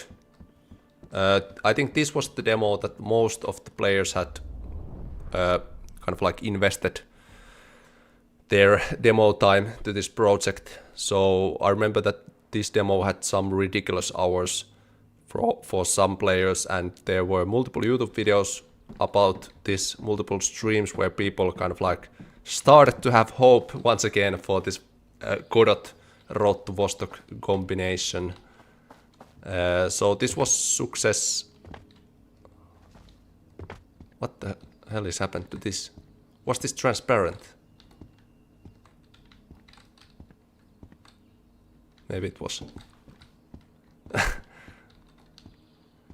Yeah, there's still some contrast issues.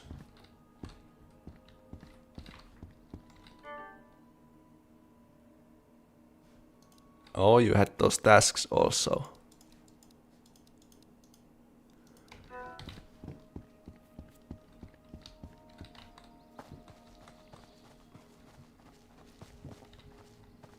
But yeah, huge improvement, but saturation, texture choice, certain shading models, for example the trees, not good. Still a bit flat. No terrain elevation, for example all the houses are located in the same flat plane.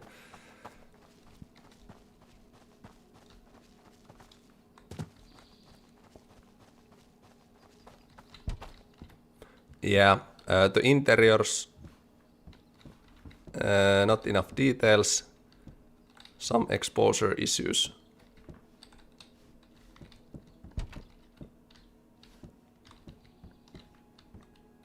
Oof. And for example, this is one topic that I want to mention before I run that final demo. When I make these photo textures, the Unity had totally different shaders and pipelines, kind of like how the textures behave in that world. It's a bit hard to explain, but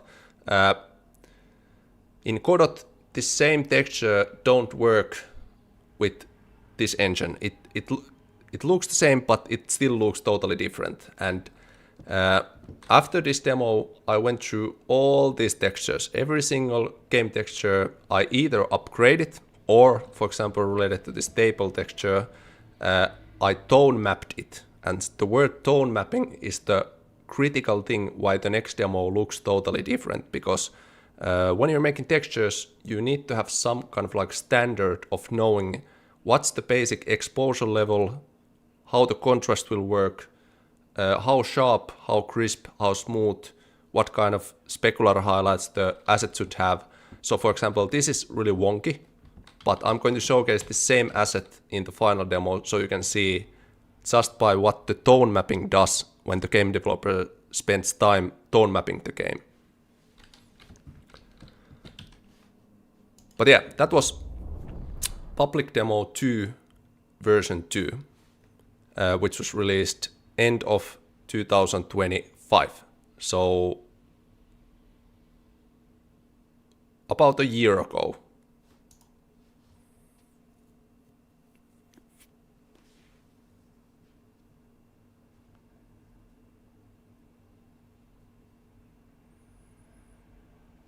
You should have just saved the previous demo. That's what I did. Any code you're shading, and code your shading pipeline choosing what texture pipeline. Hydrate, Antti.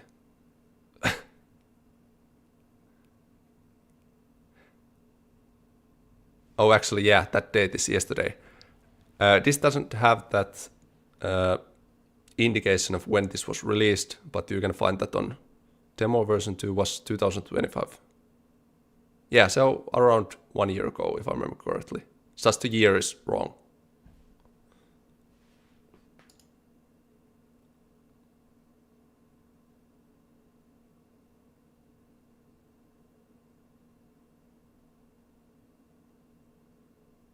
He didn't show the shipyard.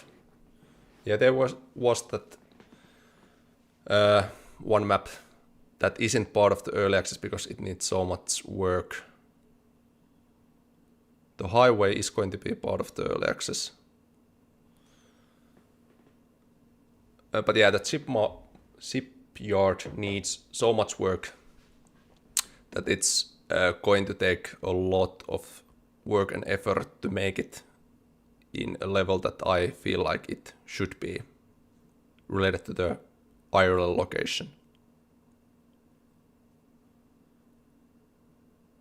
Which demo is the Steam at the moment? The next one that I'm going to show. So all these before that I showed were kind of like this legacy journey from 2022 all the way to modern day.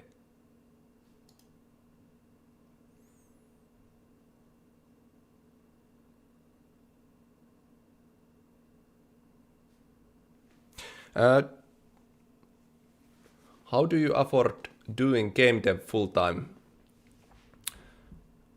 It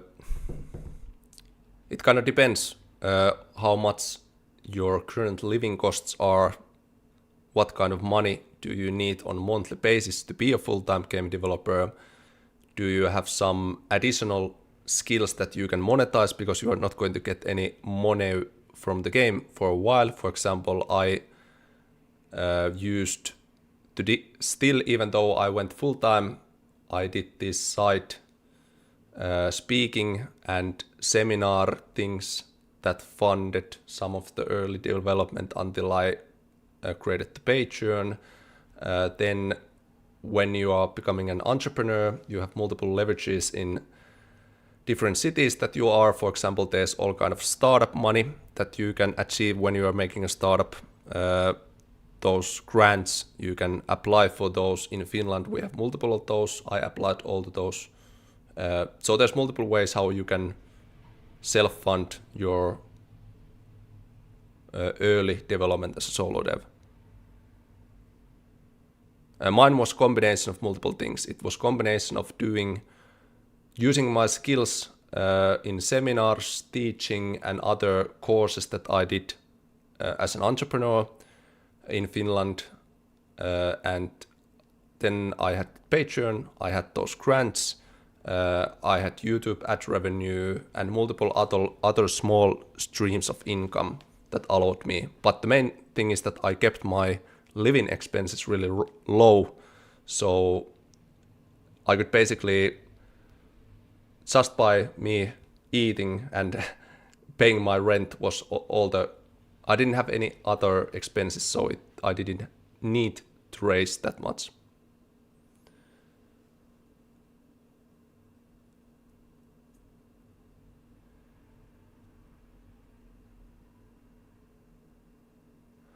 Can you go over what you did to Godot and how you advise it for 3D stage in its current form?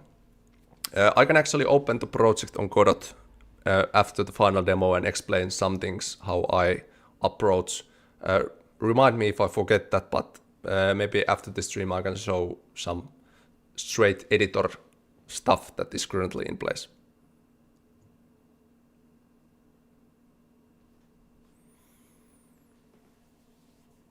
The current demo is the best one in my opinion, just some context is saved for early access. Yeah, I really hope the final demo, which was released about a week ago, feels the best one of all these, because if it doesn't, something would be wrong.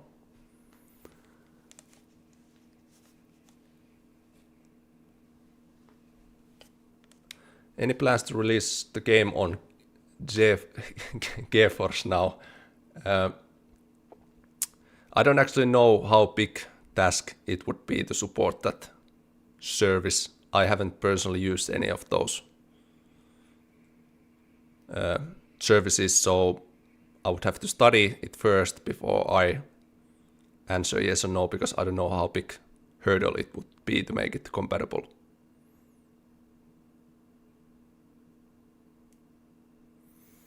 Hello Antti, been playing your final demo last couple of days, really impressed me with, but in my opinion the final demo is a bit too easy.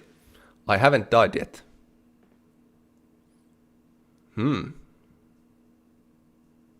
A bit too easy. Well, since there aren't those dynamic events which are part of the early access, there's multiple things that are going to get harder.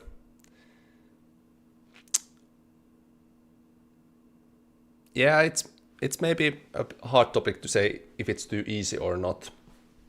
But let's jump into the final demo, and what we are going to do is I'm going to play this probably few hours, and I'm going to play this like I would play this as a developer, but once in a while I'm going to stop at some topics that I will feel like or are worthing transitioning back to the development mode, for example, and then I will talk those as a developer. But otherwise, I'm going to try to avoid being so developer-minded all the time and play this as a player. But whenever I feel like something is worth talking about, I switch the developer mode back. Or that's at least the goal. Actually, we can now turn off this disclaimer. So what you are now seeing is kind of how the project has evolved, all those public demos, all the engine switches, and what's released around a week ago.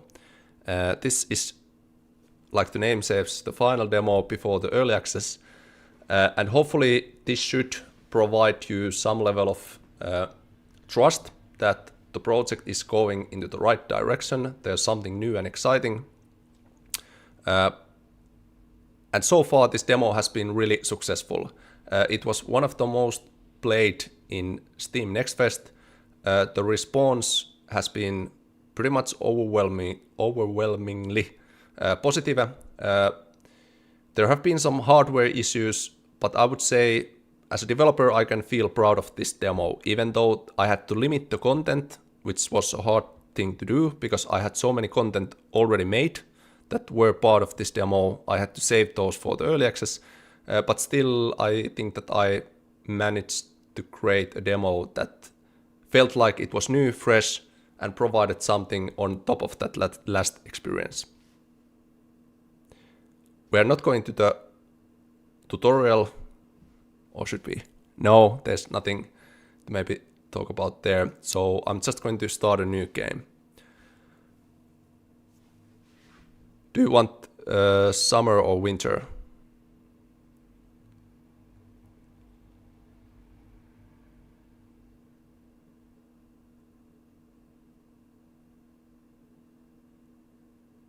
Winter.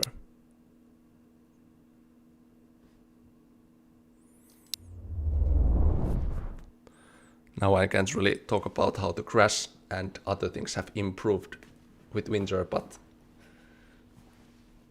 winter is okay.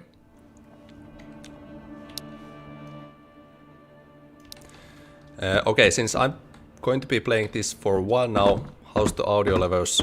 Meaning my voice versus the game. Louder something, quieter something, is it suitable? Audio good. Okay. So we start at this cabin shelter, which is one of the early access shelters. There's currently 4 of these shelters. And actually, I'm going to switch to developer mode immediately. Remember when I talk about the table, textures and tone mapping? This is exactly the same asset like I showed in the previous demo. Just the textures have been tone mapped, and that makes a big difference on how the assets blend with the environments. And I have done this exact tone mapping process for every single texture in the game. So when I go to the game world and I walk to those interiors and other things, there should not be anything that really sticks out. So if you're a game developer and watching this, I highly recommend that you spend the effort and time tone mapping your textures to some level of standard values.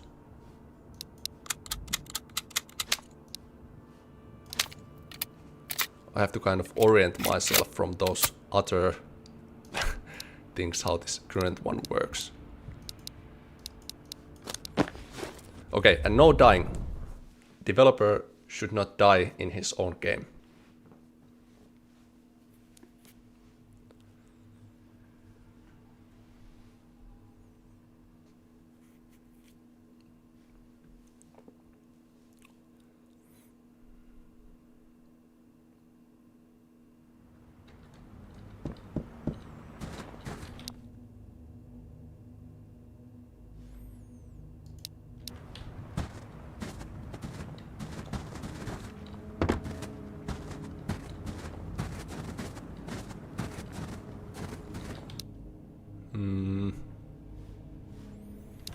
Yeah.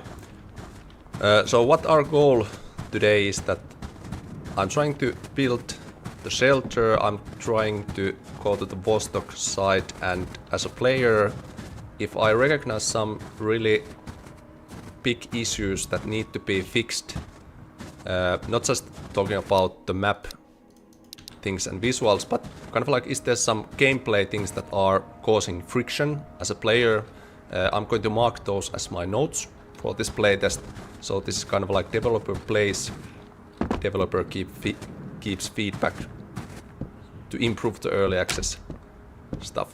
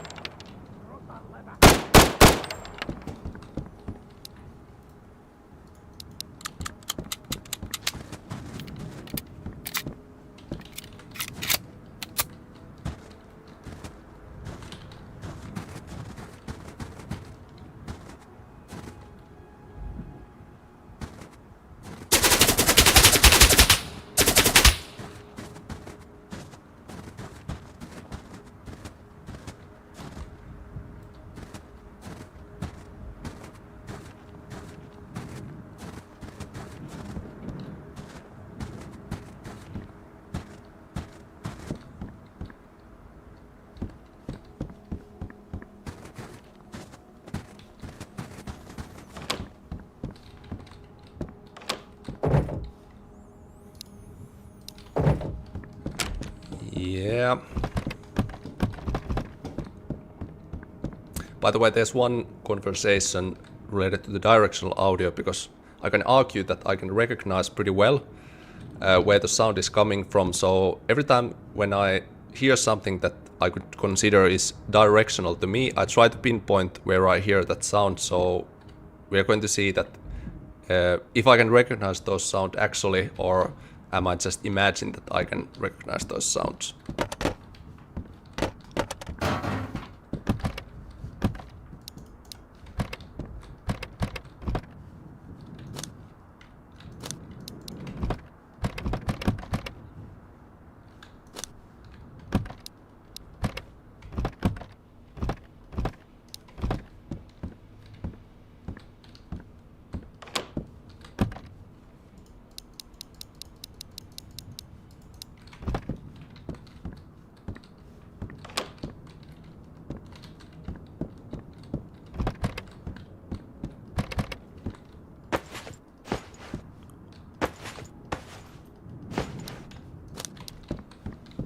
Basically how this winter mode currently works is that my body temperature is linked to this insulation stat, and whenever I go outdoors, the insulation, or no matter whether I'm indoor or outdoor, the insulation slows down the body temp reduction, but in indoors the reduction is lower than outdoors and so on. So what I should try to do is get clothing that have a high insulation values, and then I can also use the fires to increase the body temp, which is going to be the most time sensitive, vital to handle. Also when I return back to the shelter, the body temp goes back to 100, but in the early access that will not be the only winter related hazard. For example, all the liquid based items have random chance of freezing. For example, if do we have any liquid based items?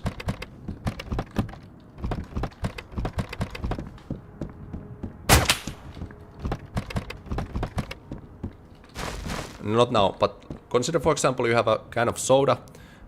It have a random chance that it can either spawn frozen state, so you cannot drink it until you warm it up by going.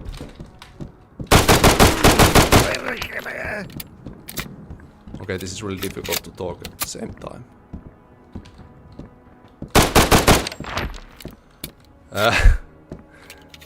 Yeah, so you can have frozen items either by spawn directly as frozen state, or when you're going outdoors, there's a random chance that your inventory items might freeze if they are liquid based. And that's pretty interesting in multiple ways, because you cannot really prepare that if you're doing map transitions. Those map transitions consume your vitals, but when you end up in to the other map, you might find out that now your drinks are frozen and you have to find some heat sources and so on. So that's one of those kind of like variables that is involved to the early access winter.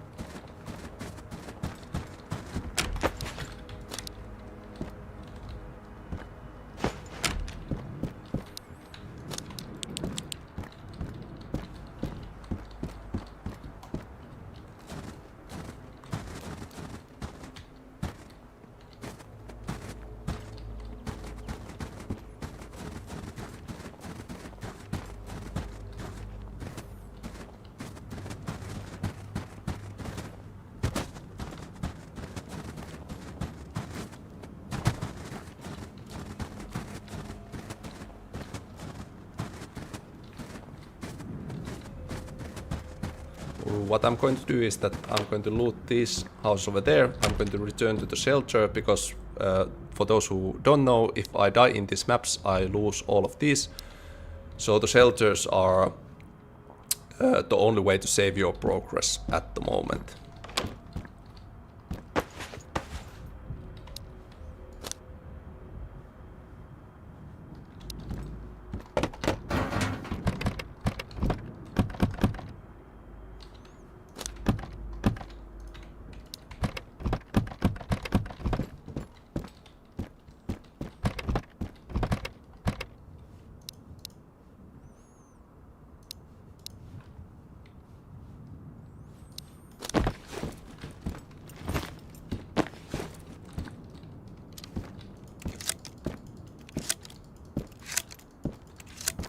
the way, there have been quite a few how to reload shotgun tutorials already on YouTube videos, so thanks for those who have made those, since this reload mechanic, let's say roughly that I have received around 2000 bug reports for this entire demo development cycle, meaning start from the public demo 1 all the way to current point, around 2000 bug reports. And it said something that if over 500 of those is related to I cannot reload the shotgun or the Mosin, so meaning one of 4 bug reports is related almost to these weapons.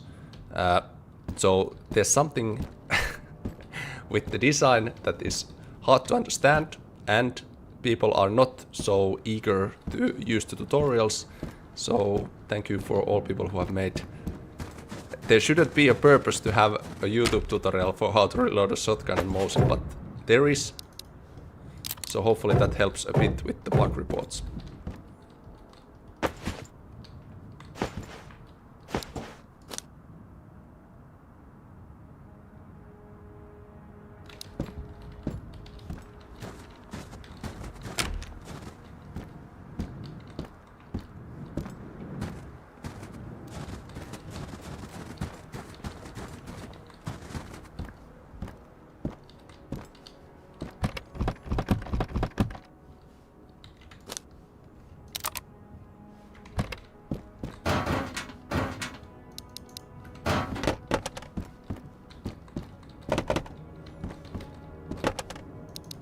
Okay, we're now heading back to the shelter.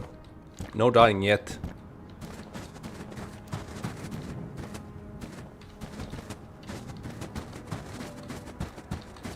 Then when I have stored some of this stuff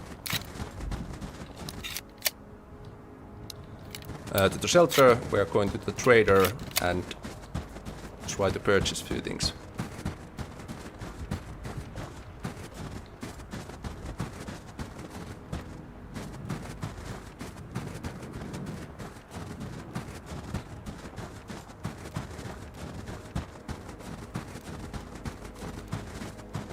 There's also this dynamic day and night cycle, so the darkness is going to be a factor in this demo, since there's a lot of those early access features in place which are related to time simulation, sleeping, all the dynamic weather and so on.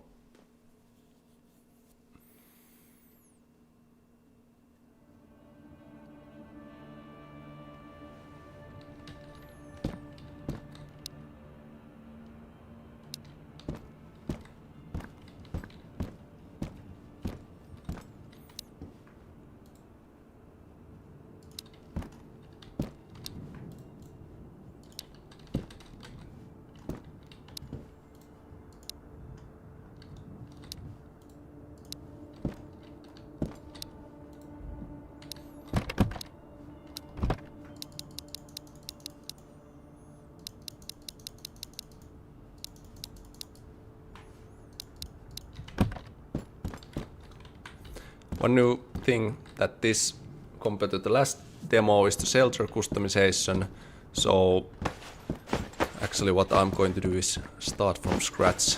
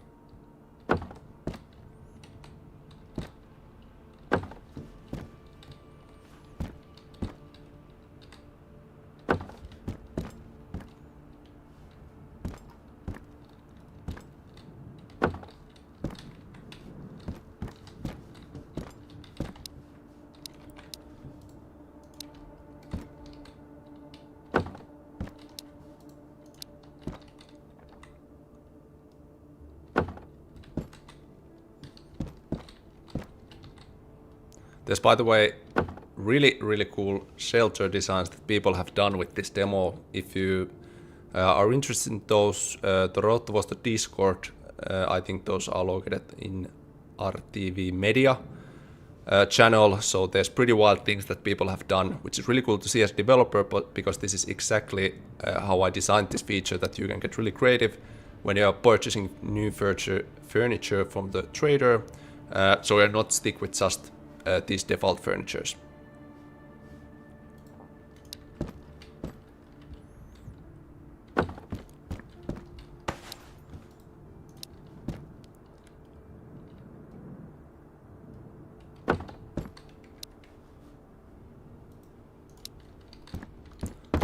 Can it fit there?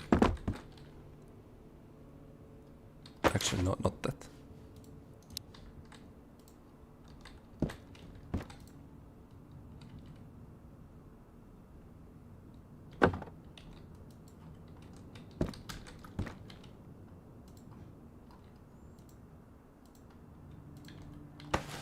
I have to change my tactic a bit. This gets needs a little bit of getting familiar with the mechanics, but once you figure those out, then it's pretty easy to do this customizing. One more thing. I'm not going to need any of these.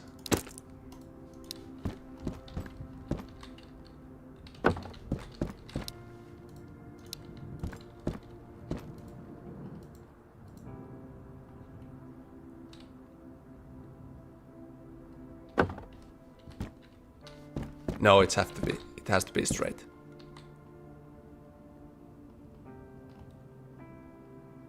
Actually, can it be placed if it's... Okay, this is actually the first time that I will take notes, because I didn't know that spawn point is there to avoid that you cannot place items there, because if you spawn to the map, you don't get blocked by the furniture, but these carpets are not blocking you in any way, so this is a stupid limitation, because there's no reason why the carpet shouldn't block. And since the carpet already have this feature that they can be placed like this, so that they can overlap with furniture, just by using that same overlap feature, it should overlap this. So first, improvement to the early access. One moment.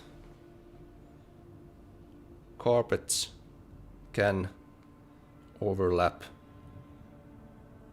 spawn point. Okay, we have already made one improvement. So now I have to just stick with. This is fine.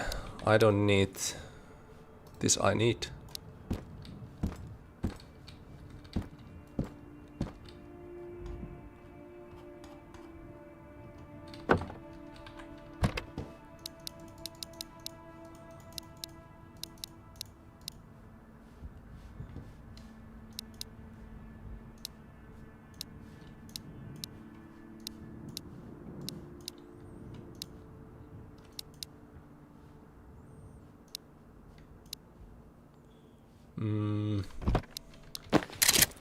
Yeah.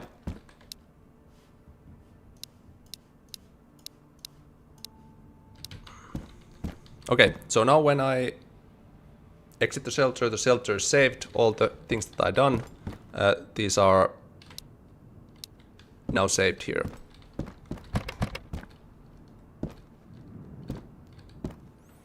Hold on. How is this possible?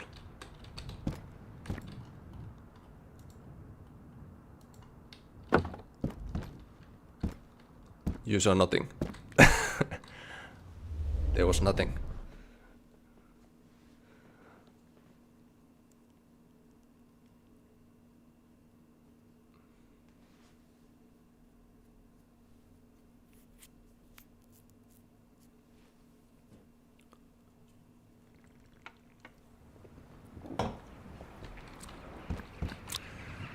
Time is now around 3 PM and those who have played the final demo know that time in this game goes quite mysteriously. It's getting dark really early, and with the current demo that you can play, the transition to the dark is super dark. But like mentioned in the start of this stream when I made those improvements, now the lighting has improved in those transition times, but in this demo it's pretty rough.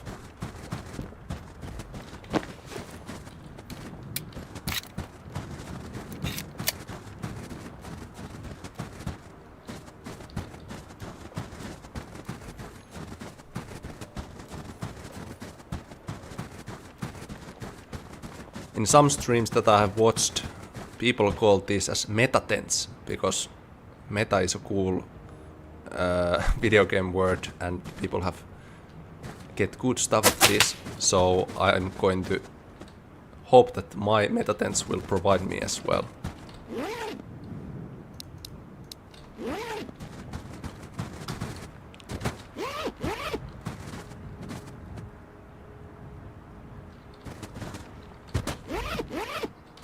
Not that much.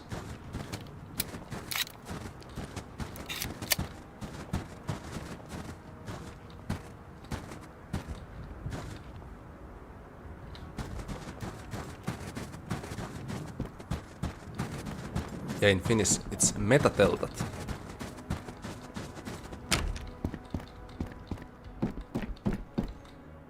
And now once again, have to switch back to developer mode. If we look at the kind of like the contrast now, when everything is tone mapped, it doesn't feel like something is super dark and something is super white.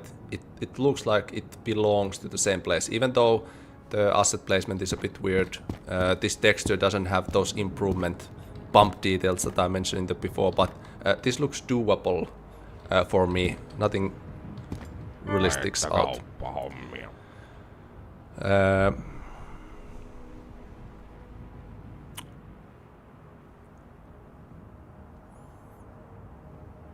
I don't need anything from you. Yet. Ja seuraava kerta.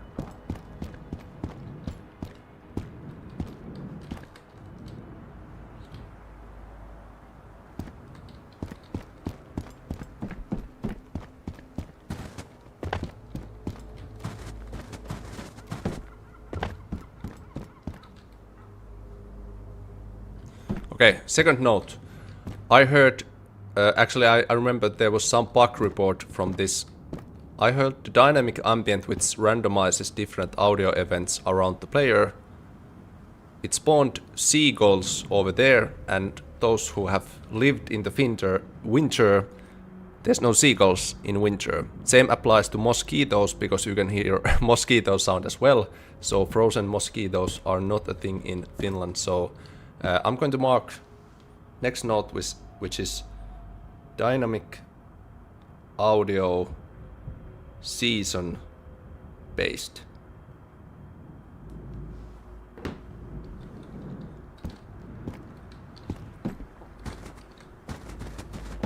So we have already 2 improvements.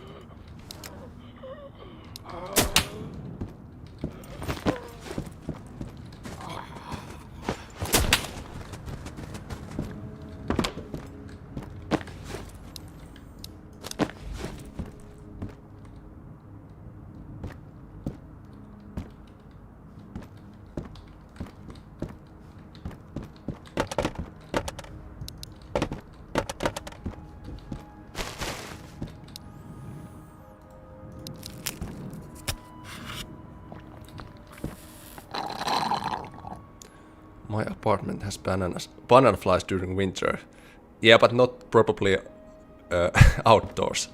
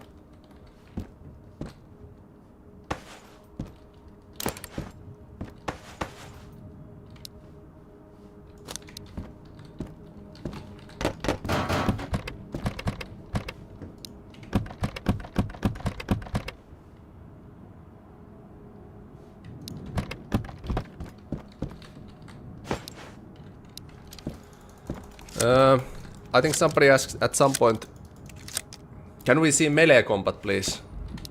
Yeah, I actually promised to show one knife kill because some people didn't believe that you can make knife kills, but look at that. Now it would be almost a perfect time for a knife kill, but would I risk it all?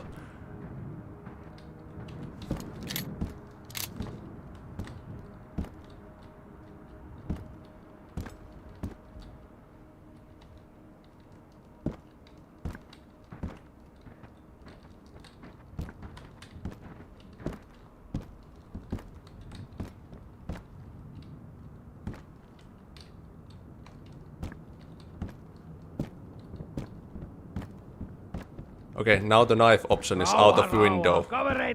It was possible as previously, but not anymore. Hey, actually, it is. No, it isn't. That's actually one AI improvement. The spine. Oh shit. Actually, I have to play this safe.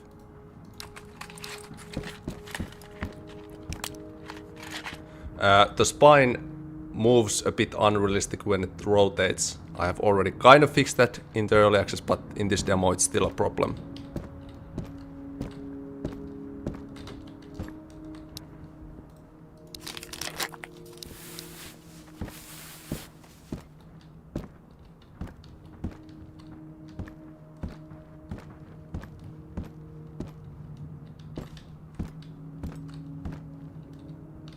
Is the knife? No, the knife kill is out of window, unfortunately. Okay, now we actually have a problem in our hands. Because no dying.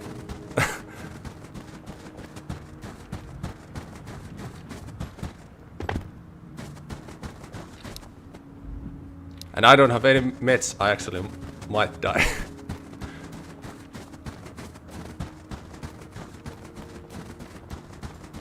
I can't believe it. I was so certain that I would not die. There's one last option that might save us.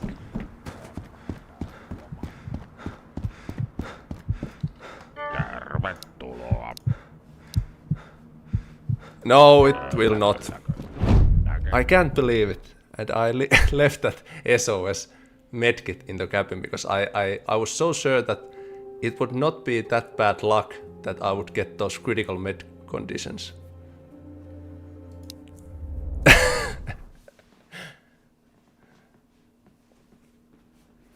I died in my own game live.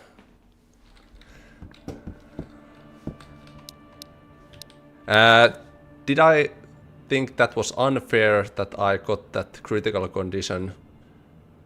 No, because I decided to make a decision that I left this in here, otherwise it would not have been any problem, but... So not notes taken from that. Although now we have a problem that we don't have a gun. Or actually we do.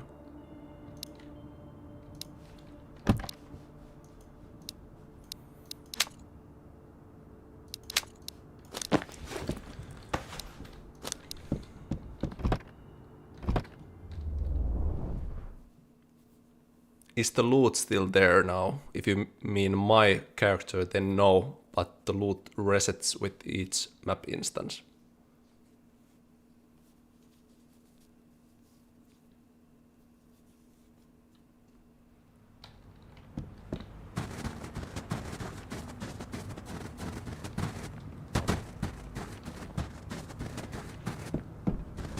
I actually don't remember last time when I have tested this final demo, because I have tested this so many hours that I have died in this game. I haven't even seen those critical conditions because those are RNG based.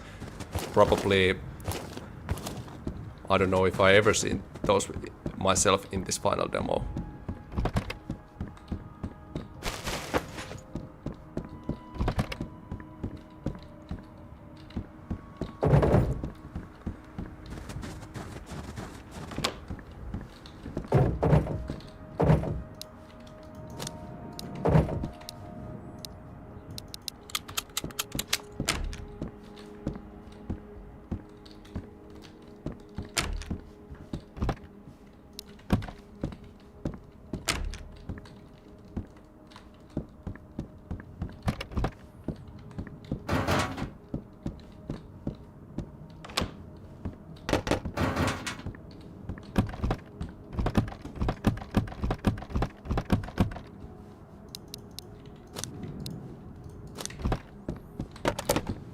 Okay, the next goal. I'm trying to gather some valuable loot so I can trade for few things, and then I'm trying to prepare to go to the border zone and do a quick Vostok run to get some high-end gear and return back without dying, because no more dying. The first one was exception.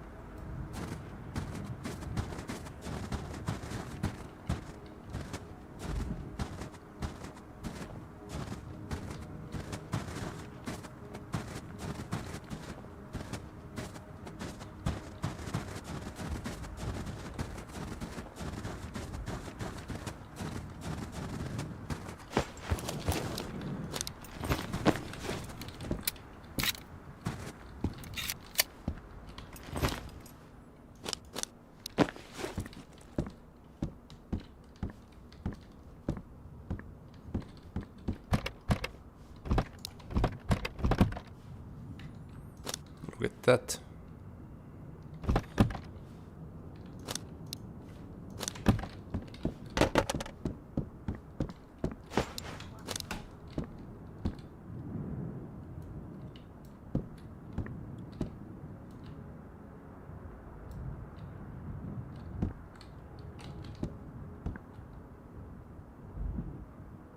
There's actually two guys over there, and I'm going to kill them both for the revenge of my last unfortunate situation.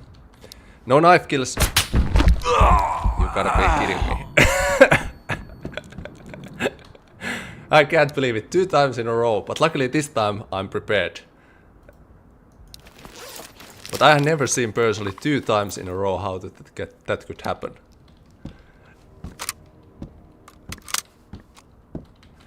Like I was saying, now I'm going to revenge my death. But I'm going to do this a bit more safely.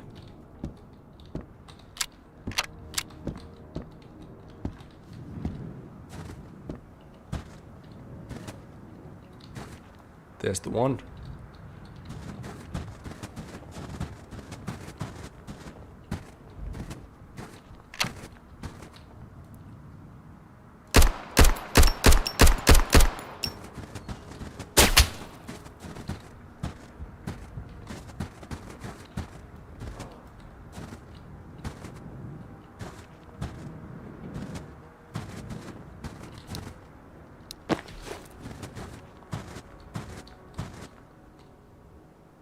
There's the second.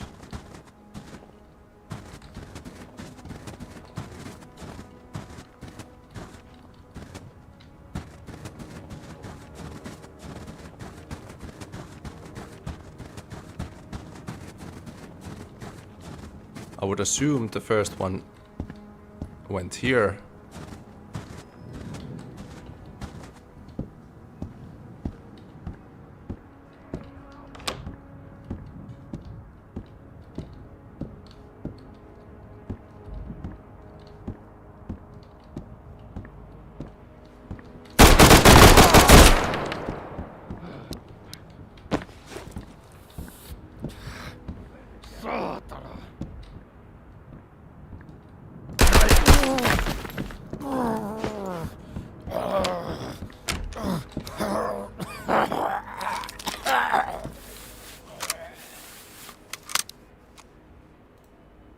Not even close.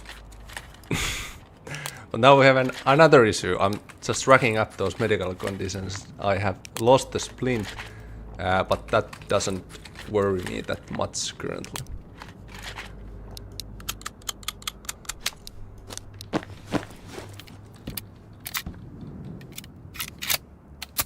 So our objective changed for finding something that cures that. Because I'm not going to die in shelter either by saving the game, so...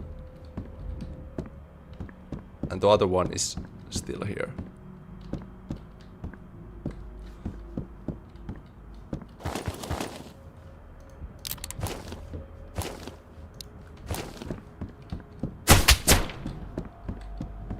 I have to do a bit magazine fiddling.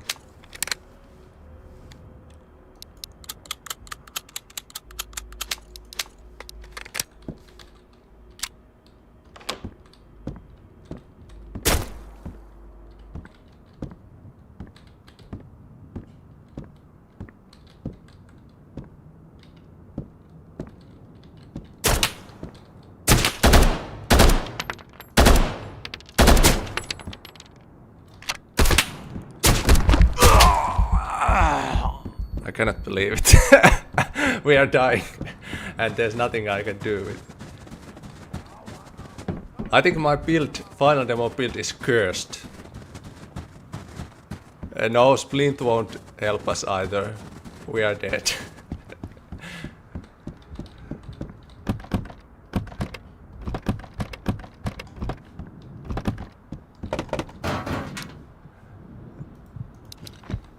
I'm going to install my salted licorice in piece.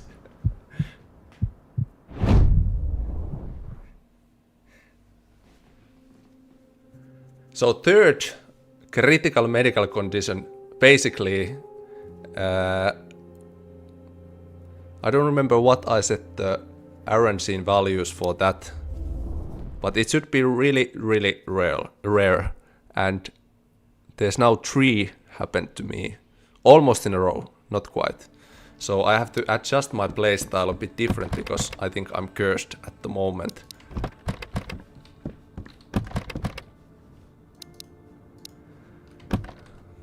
And now we are without a weapon.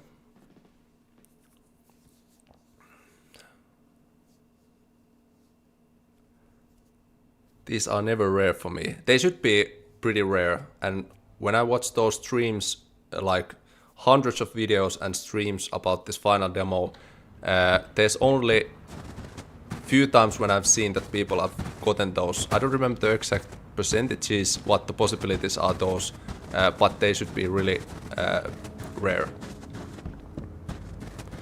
Okay, new objective. Find a gun, need more meds, and then back to the original objective.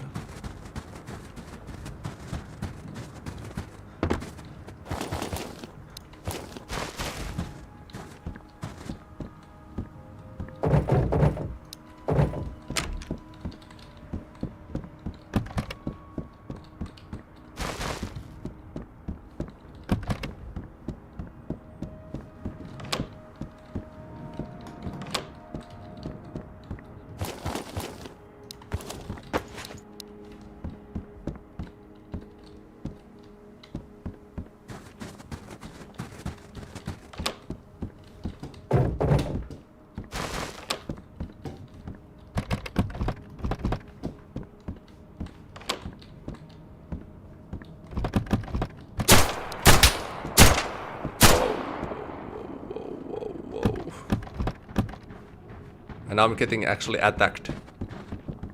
There's only one way to try to...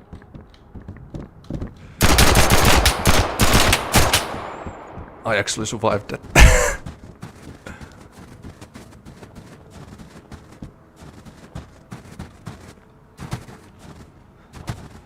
Get him with the fishing pole. Yeah.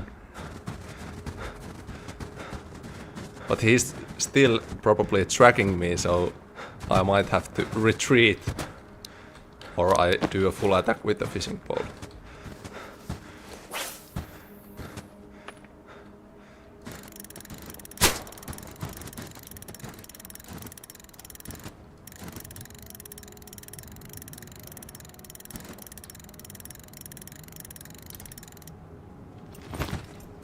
I think this is a tactic.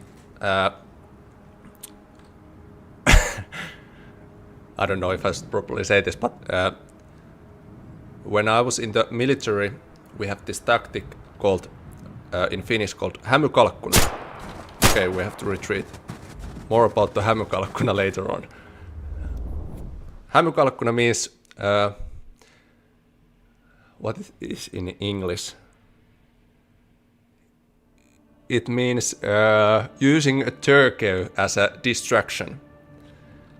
It basically means that if you want to draw your enemy attention somewhere else, you send a running guy who makes a lot of noise or something else to the area, and then when your enemy is looking at that direction, then you attack from that decoy turkey. Yeah, that's the thing. Yeah, decoy turkey. So my fishing pole was a decoy turkey, but it didn't work out. Such a poor start for my developer dominates gameplay. I somehow had a totally different vision about this, but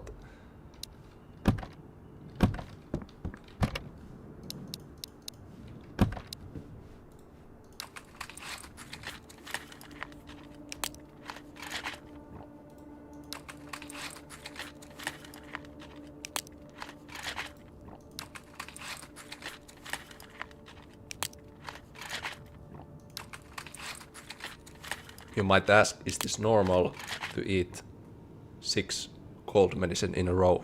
Yes. It's a preferred method of healing currently. Okay, objective continues. Weapon and clothes and no dying.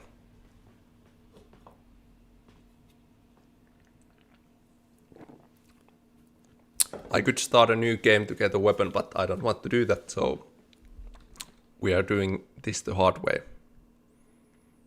And hopefully get some other notes, because I only had 2 topics that I'm going to fix.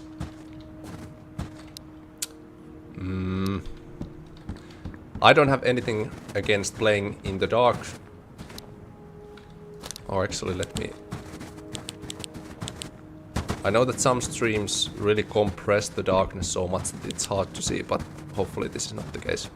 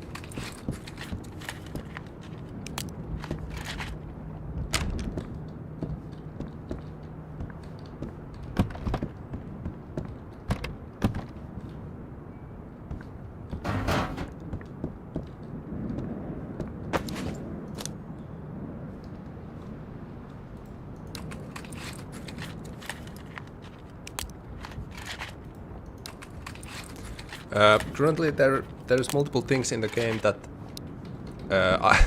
are not mentioned in the tutorial or anything else. For example, there's all these minor things like there's audio variation between semi and full auto, and you can recognize those by audio.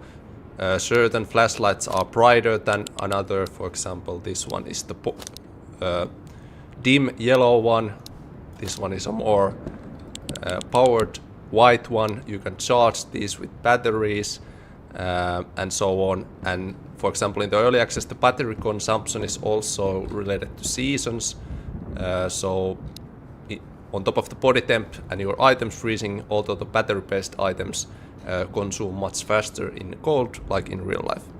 And yes, AI sees the flashlight as well. So when I'm using the flashlight, the AR sensor gets a boost. So this would not be wise, but for the stream, I keep the flashlight on.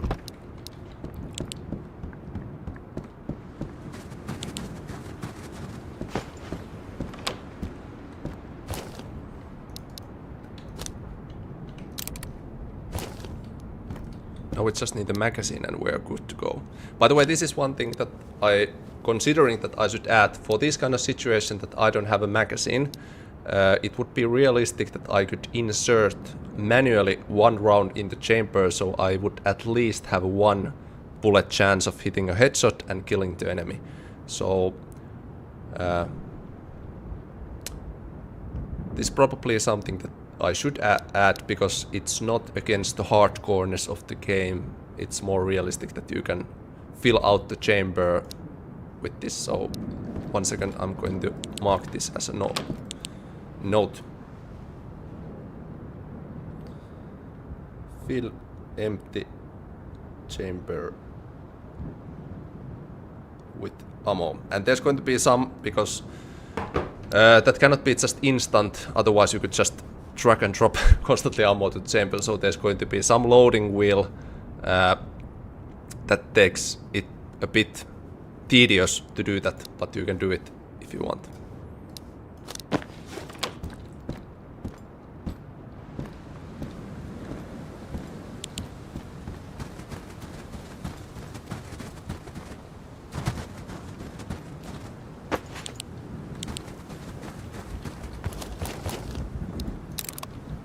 Okay, now we have a weapon.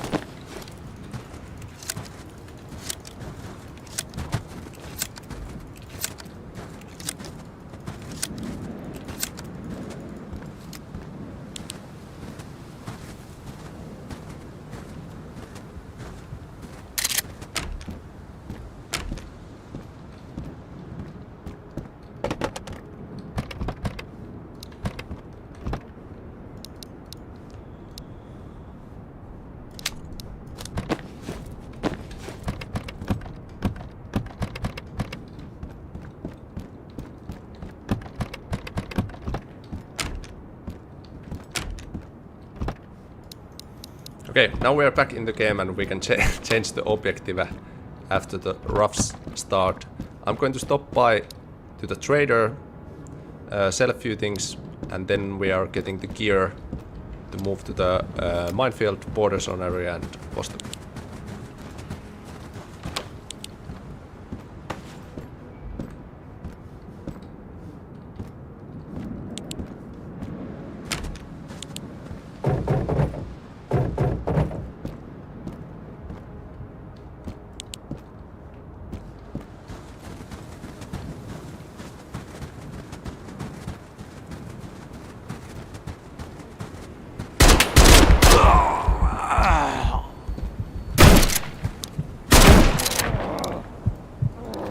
No dying. Not even close. Hey! Hey.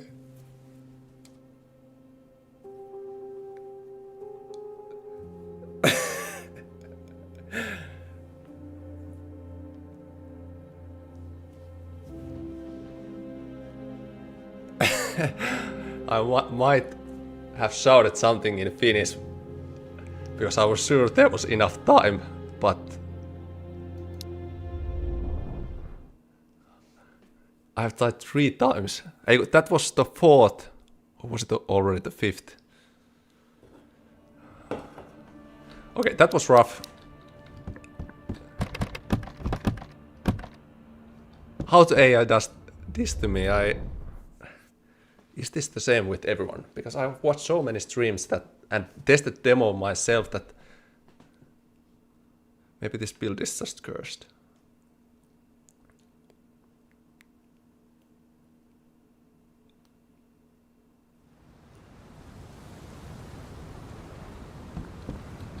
Okay, since now we don't have a flashlight, that I'm getting killed because most of the time that I play this game, there's no kind of reason for me to put any focus to it, because it's so rare that even though that I say this now, that it's so rare that I die this game, but now I have died 4 times or 3 times, so it's actually kind of fun, even though the RNG for those critical medical conditions is a bit wild.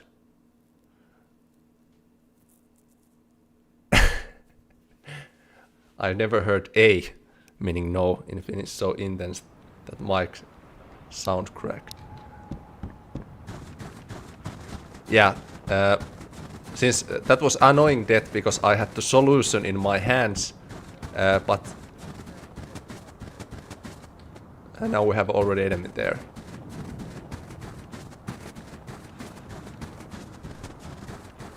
Yeah, that death was painful because the solution was in my hands, but I was just too late.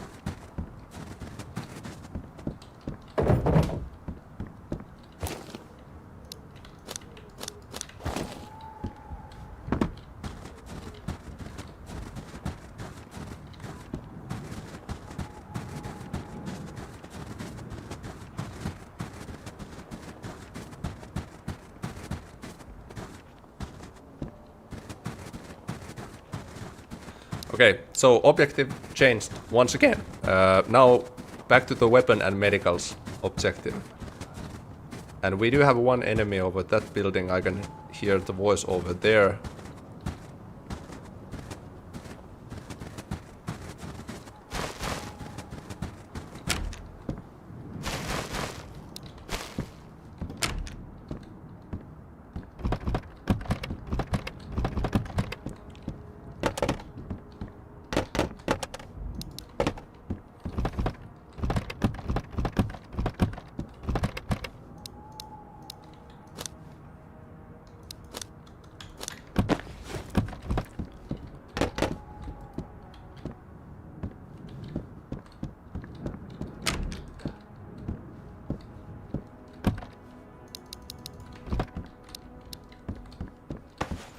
No bullets still.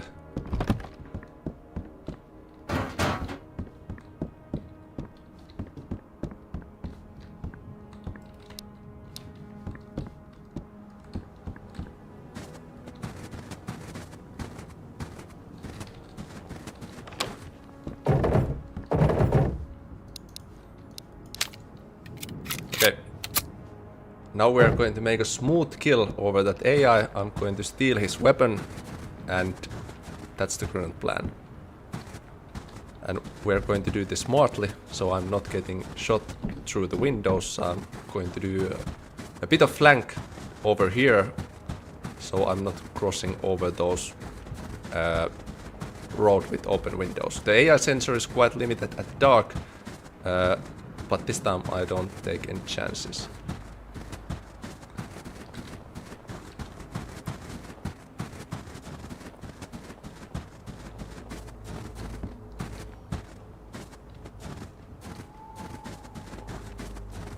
He's basically at that window, and I know that he cannot see yet.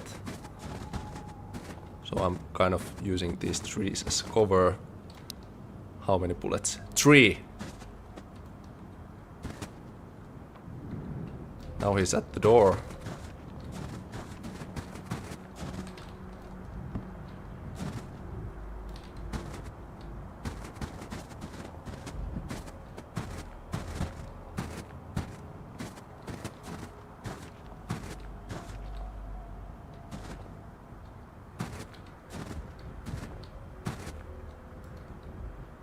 I'm kind of hoping that the bandit would come out itself, so I don't have to go in, because it's really hard to pinpoint the headshot in darkness with this weapon, but... And only 3 bullets.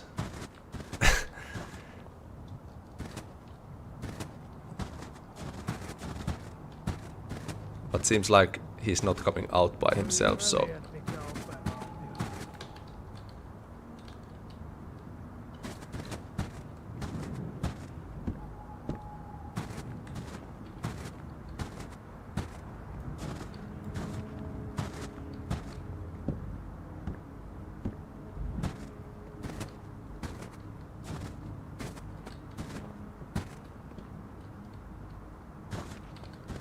He's right at that window. And I missed. And now I'm fucked.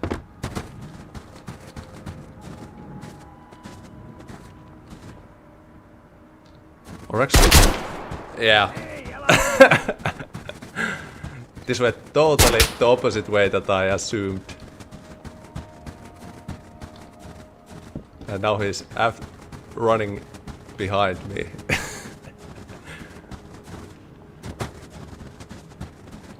Yeah, smooth kill. Perfect execution. Okay, we have another chance. He's over there. 2 bullets.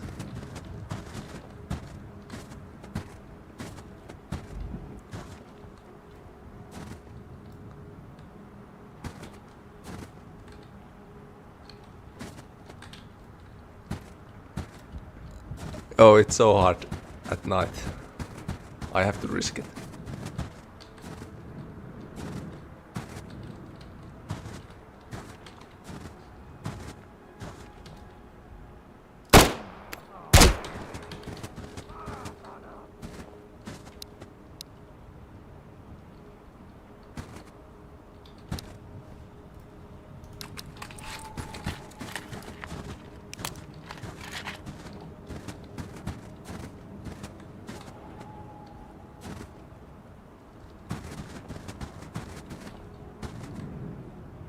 I think he retreated somewhere there. But with 2 bullets I'm kind of out of options, so I have to get another gun somewhere or more bullets.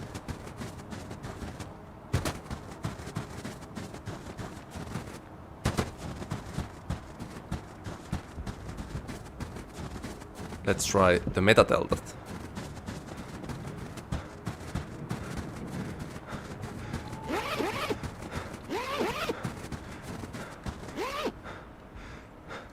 No method today.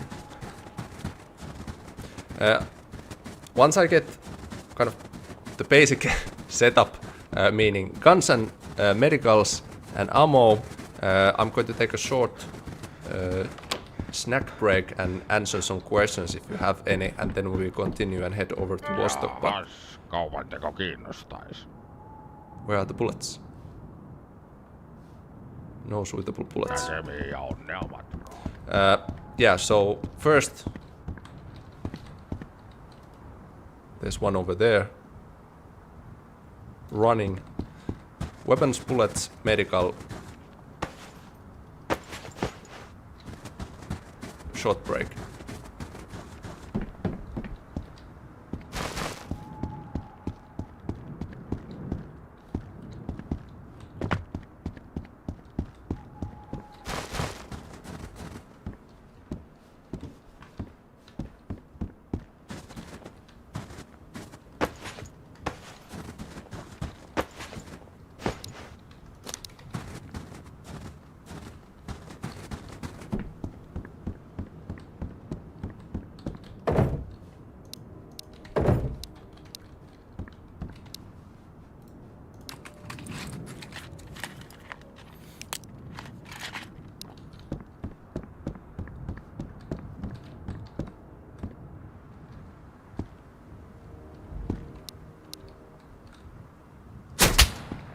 Okay.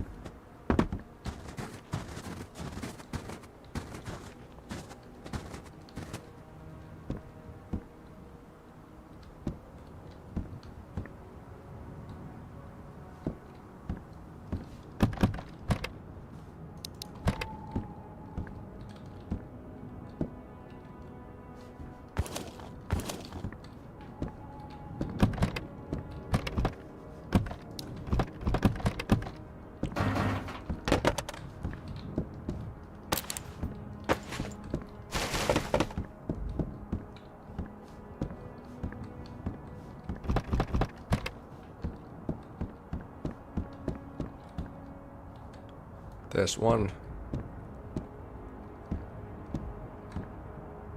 Another one is somewhere there.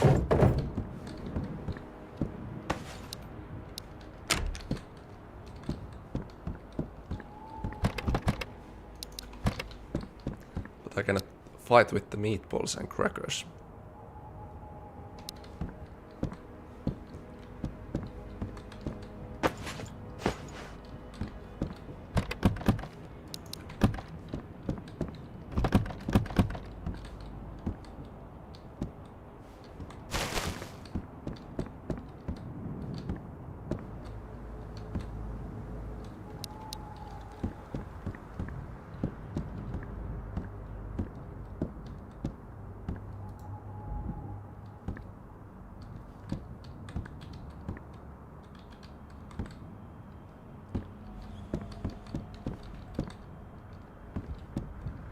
The one might be hiding on this building, but we will see soon enough.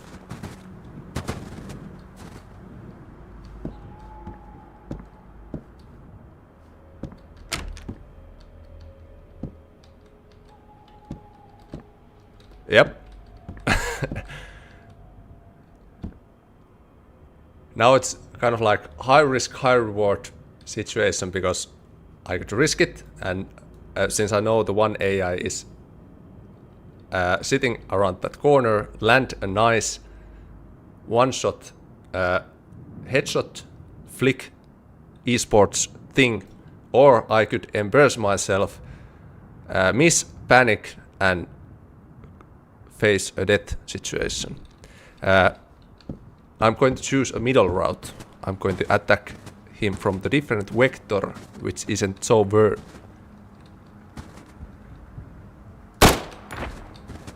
My mediocre approach worked this time.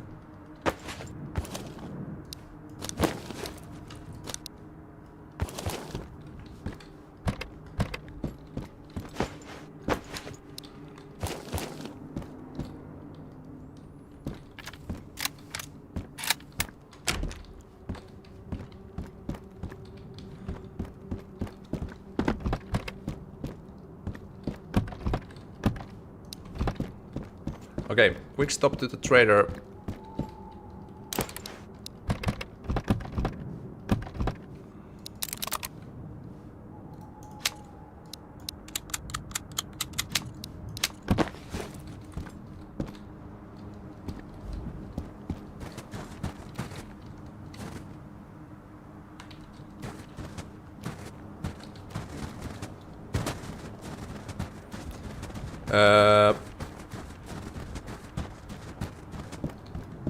Then we can have that small Q&A, break, drink, snack thing.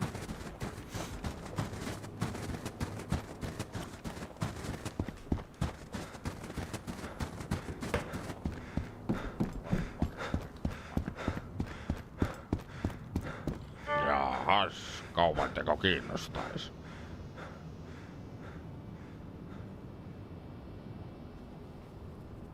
I don't know what I expected, but I don't need anything from here.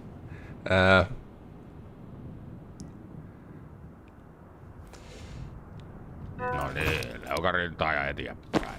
One more house with looting, then break, because that was a depressing trader visit.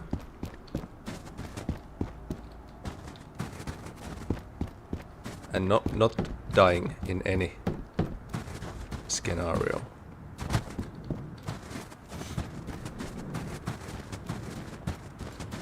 First time I see the crate from trader. Oh, those meaning that special crate. Yeah, I can't really wait until the early access when you have 4 different traders, all will sell different furniture, 4 different shelters, and when you can utilize that shelter customization. So it's going to be pretty cool to see what people come up with.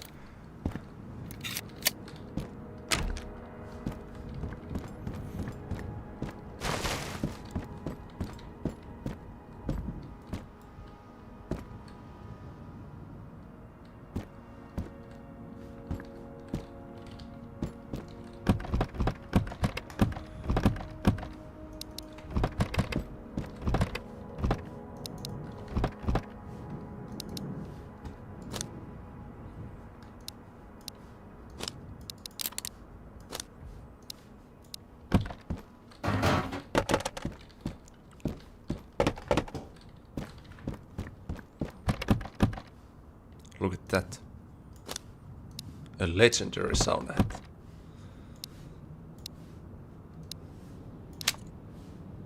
Okay. Okay, now the trader visit. Was there anything more important? No. One trader visit. Then the break time.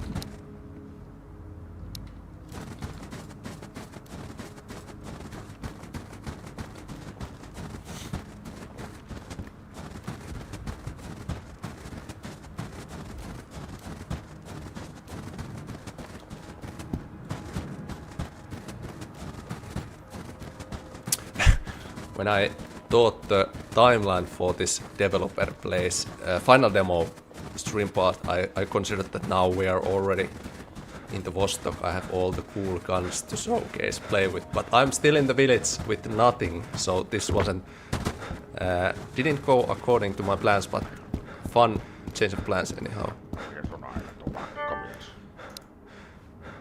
Okay, so this will become my primary weapon now.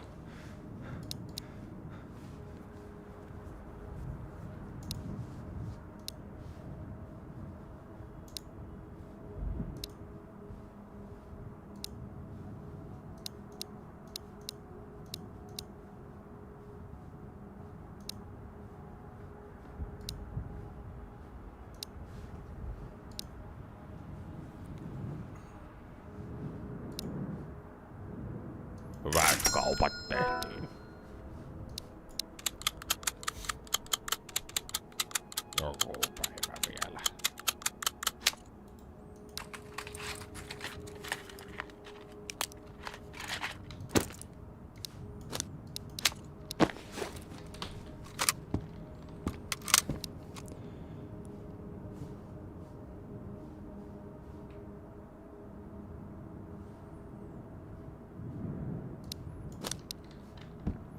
Now we restore the body health, I return to the shelter, and we make that break.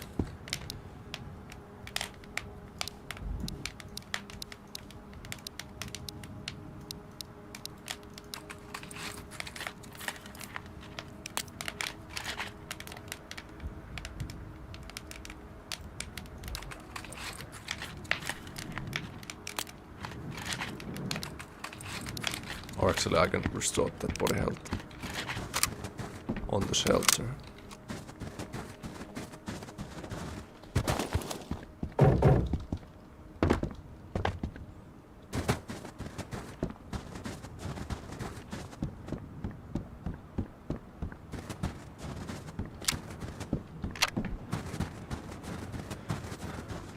I have seen multiple times now that at first I didn't believe it, but sometimes the bandit could actually ambush you to your shelter yard, which I have never personally seen, but since I have few video clips already that you get attacked around here, that's pretty something.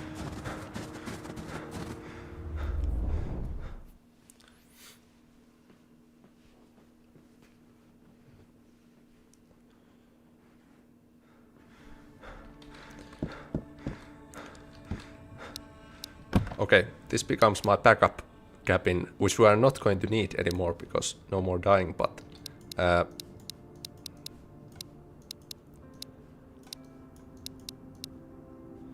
going to need those. Ammo I do need.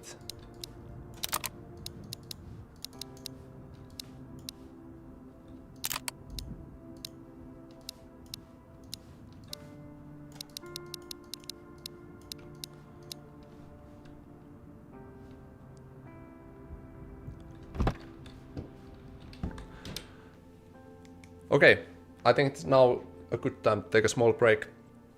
I will go grab some drink. I will return within a minute.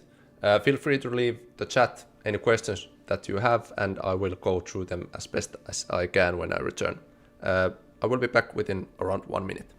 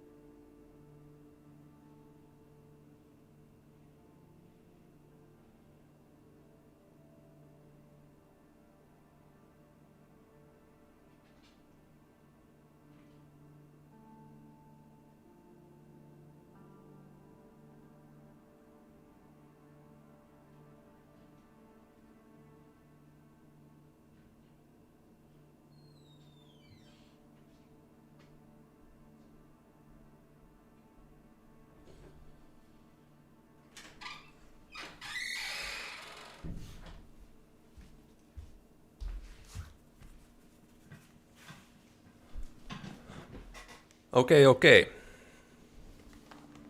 Mission continues. In terms of questions, where should I start?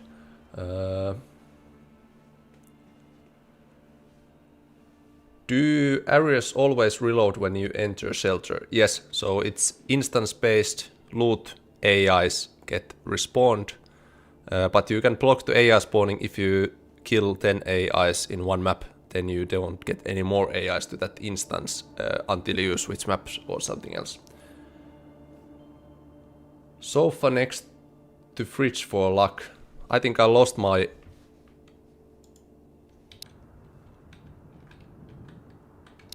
Yeah, no more sofa for me because I died. And lost that sofa because it was in my catalog when I died.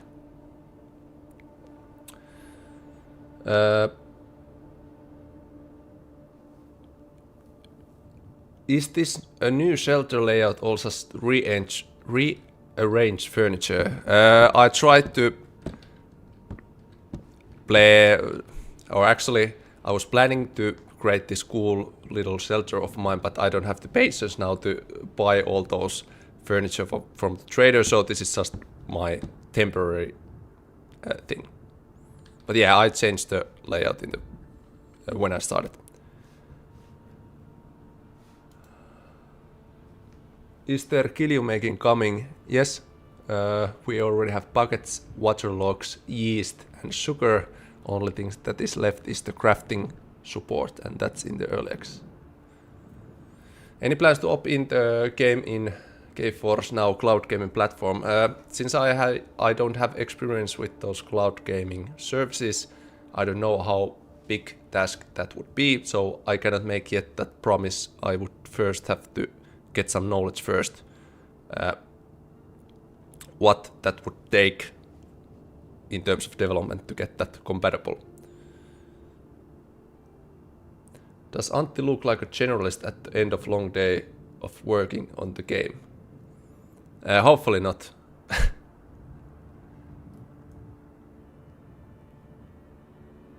Can you please make the alt site for the moles into iron sites? Can you please make the alternative site for the Mosintos iron sites? Or you mean you can switch to the iron site while having that scope?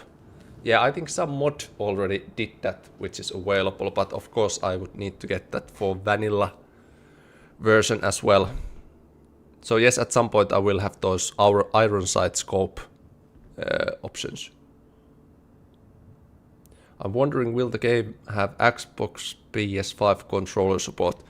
I'm a bit worried about this interface and other inputs that are designed for the PC platform and not controllers. And since I have seen so many games that have quite suffered in a small fashion, when they have implemented the controller support, they would have to reduce the complexity and the original vision of the UIs and others to more, I would say, a bit casual way, so easy to access with controllers.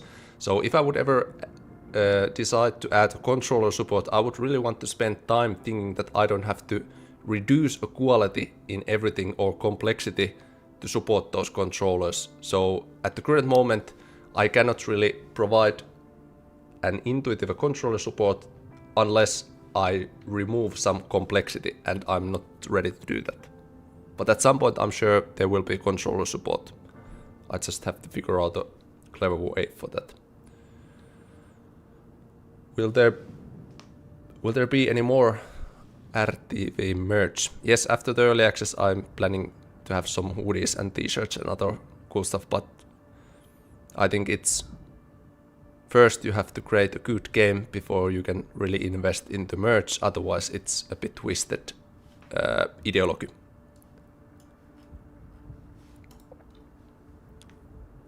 Are you going to add Yatimatic or any experimental weapons in early access or the better night?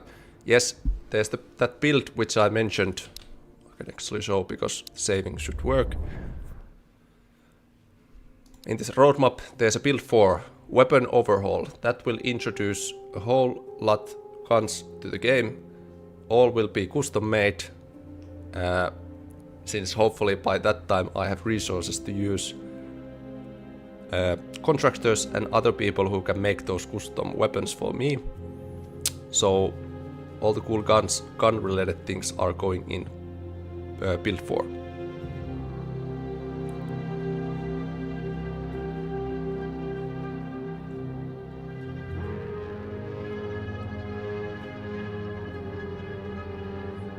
Are improvised bandages or splint part of the crafting recipes? Yes, they are actually in the commercial branch. I already have those available.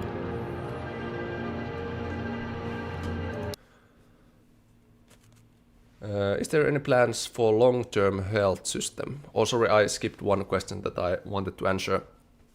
Hi, I'm a 3D environment artist and I would like to voluntarily increase texture quality or level art. If you open for that, it will be amazing. Thanks for the offer, but like in many games, it's more difficult than it seems. For example, you are talking about contractor work, which means that I would have to pay for you because I cannot just accept free stuff. Otherwise, it's really hard to prove that you are the owner of that asset if you haven't bought it. So if you would become a contractor, that would first mean setting up payment pipelines, knowing the workflows, visual styles, asset limitations, all the different shader things. That would require communication between me and you, probably tens of hours, Discord discussion, sharing things back and forth. So each new contractor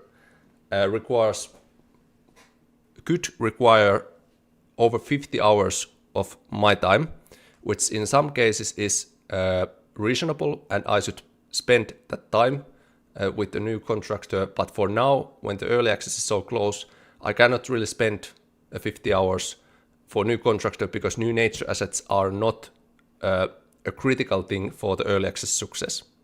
But after the early access, hopefully I have some help and I can outsource some things related to hiring people as well.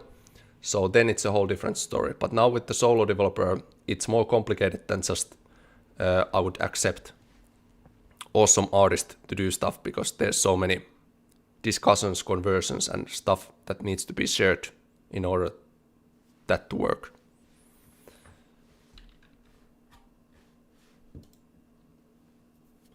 How is the pricing for the consumer version? Two editions, standard edition roughly 15 euros, includes the base game, and supporter edition includes the base game, custom concept art, all the game OST and music, and roughly 5 to 10 euros higher. Game is the same with both. When are we getting the cat with early access? And will we... I almost did the Tarkov Nikita thing with the will we... Now I can't even say it because I know that specific... Will we be able to add a fireplace in the shelter, please?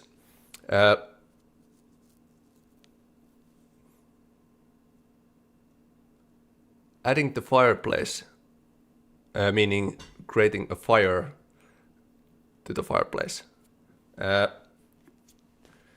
I'm actually going to at some point overhaul all the fire making system, so the firewood is not just ready there. So I would say yes, there will be a time when you can make fires in shelter. Early access tomorrow, no.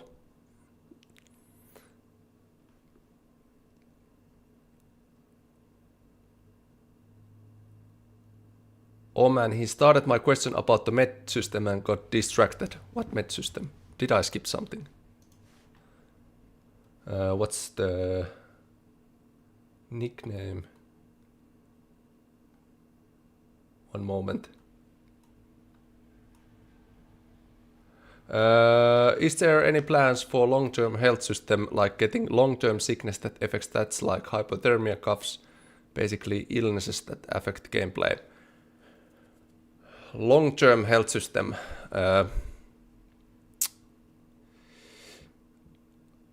I would assume that thing that is kind of linked to this is so-called secondary conditions. For example, at some point I'm going to have the medical system in a way that if you, for example, have a uncured bleeding for a long time, meaning you don't heal that condition, there's a chance that it might cause infection condition, which is a kind of like secondary layer to that after a certain time, and there's multiple ways that you can introduce those things to different conditions. So the secondary conditions are a thing, but I don't know about long-term health system.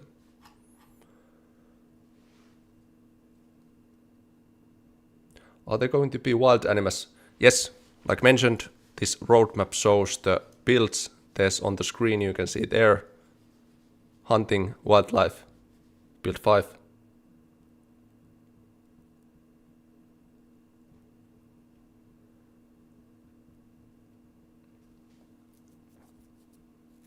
Have you ever thought about adding currency and cash to the game? Yes, I have thought, and I'm actually going to test it at some point because the trader will have services at some point. And some services are not logical if you just use bartering for some service. The bartering works for trading, but for purchasing a service, it's a bit hard with just bartering. So I'm trying to experiment at some point some middle ground solutions. I'm not going full in with money, but the trader services require a bit of experimenting.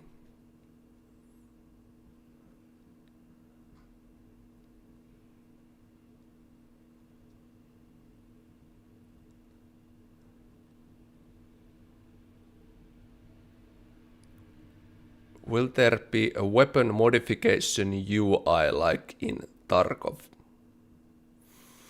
You mean the one where you can rotate the weapon and there's those fancy lines and...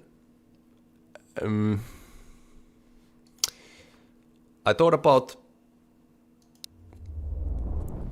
not specifically a weapon UI, but more of like item inspector thing. For example, consider like all these are like static 2D sprites, even though they are sprites. Tetris items, dynamic icons. But you can't really observe your weapon other than this. So something that could be relatively easy to implement for the inventory is so-called inspect button or examine button, and that would, for example, switch the center column to kind of like trackball rotation thing where you can rotate the item there. It's not that needed at the moment, but for some lore-based items where you need to read the text, what is written to the item and so on, so it could be something usable if you could examine the item somehow. Doesn't have to be like I mentioned. There could be multiple ways, like for the reading thing, there could be just read and some reader tool opens, but I'm definitely thinking about some extra level of UI inspection examination.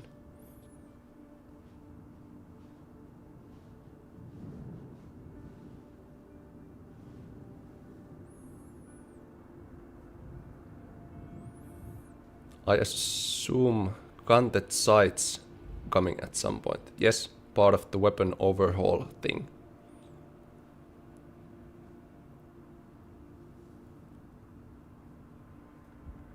Is it buyable yet? Can you buy the game or not?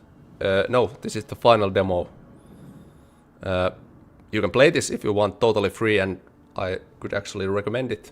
It's quite fun, and like we have seen today, it's sometimes can be quite challenging. So you can get an idea, a small slice of the early access with this demo, and later this year, hopefully I get that early access trailer out which reveals the actual early access release date.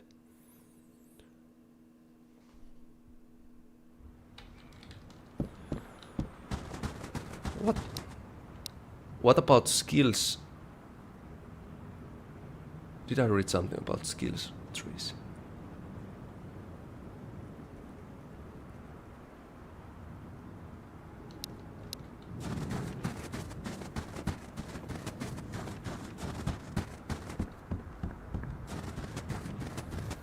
Skills in the game. I read something about skills trees. I have something planned for the books and crafting recipes, since now the books are totally miscellaneous items,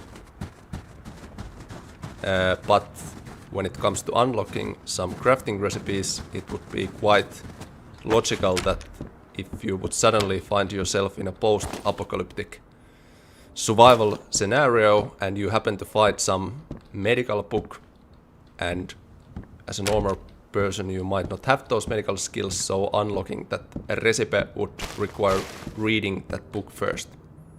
Or another way is that the recipe is unlocked by default, but you don't know what ingredients it needs, so reading that book would give you the ingredients that is needed for that recipe.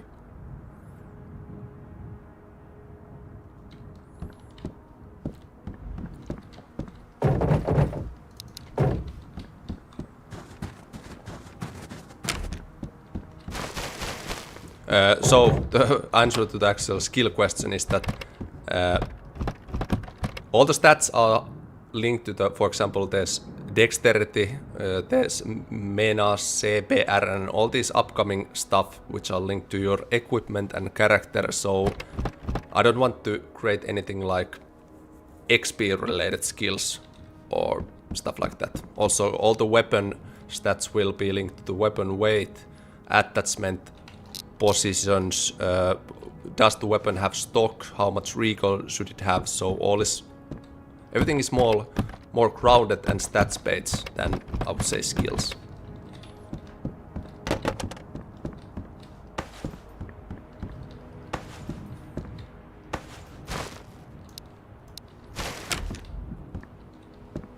By the way,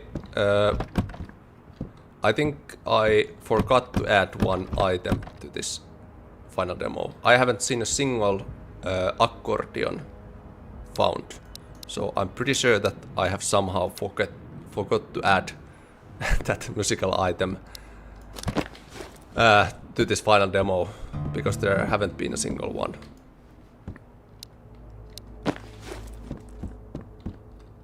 Hey, can we have gun walls? You already have gun walls in this demo. You can purchase those from the trader.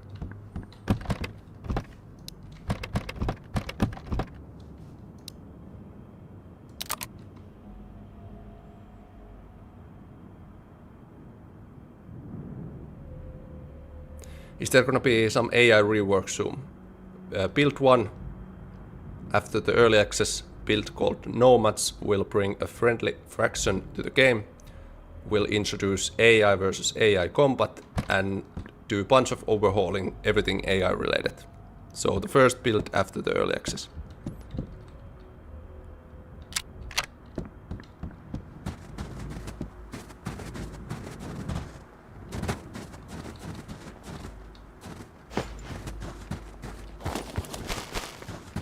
Okay, our next objective, a little more meds than to the border zone, meaning the minefield map.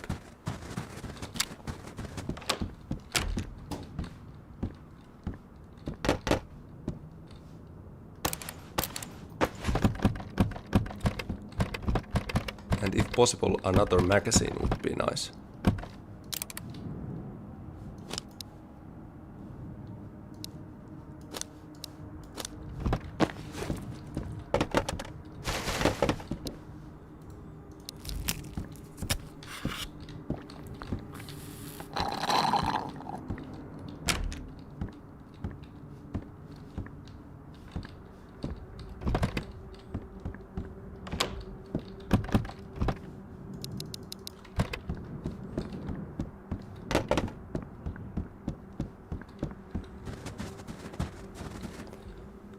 Are you gonna bring back the guy icon inventory?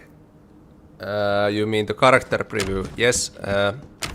I already implemented that to the demo branch, but I have to talk about that hotfix 4 after this stream because I'm currently a bit tricky situation where I have to focus on the early access stuff already this week and next week, so I cannot really seem to find the time to make that hotfix 4 because it needs some testing and it might introduce more bugs, so I have to fix those bugs. So I'm going to talk a little about that hotfix 4 at the end of this. But yes, it's already part of the game.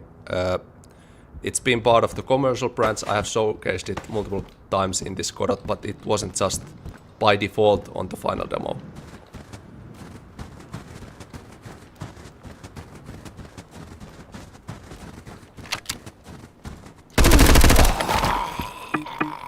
I couldn't hear a single step. I have to put my volume a little bit louder.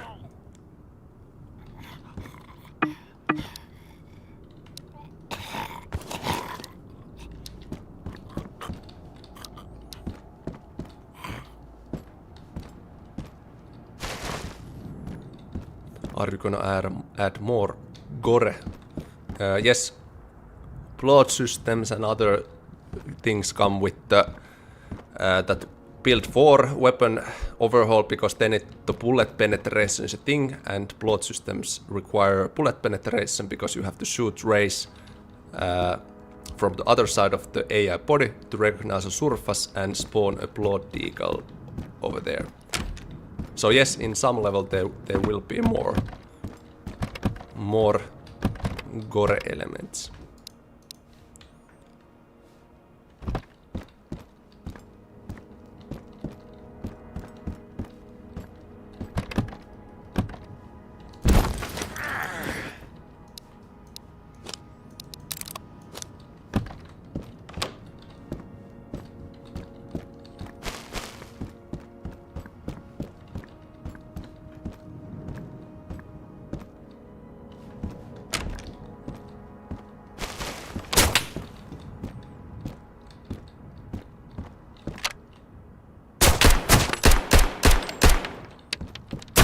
Okay, there's 2 of those.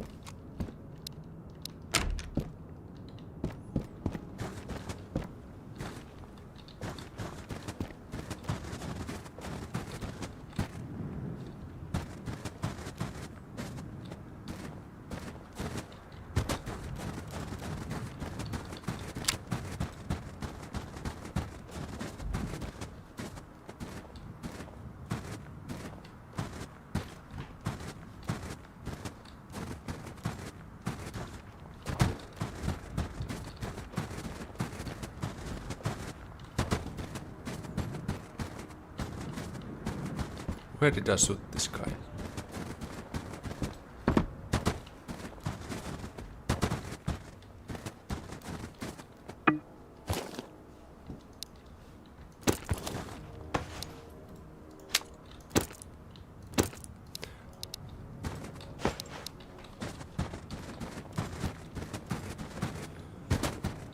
Can you make the container stackable in build mode, please? Yes, simple answer, because you should be able to stack different crates on top of each other.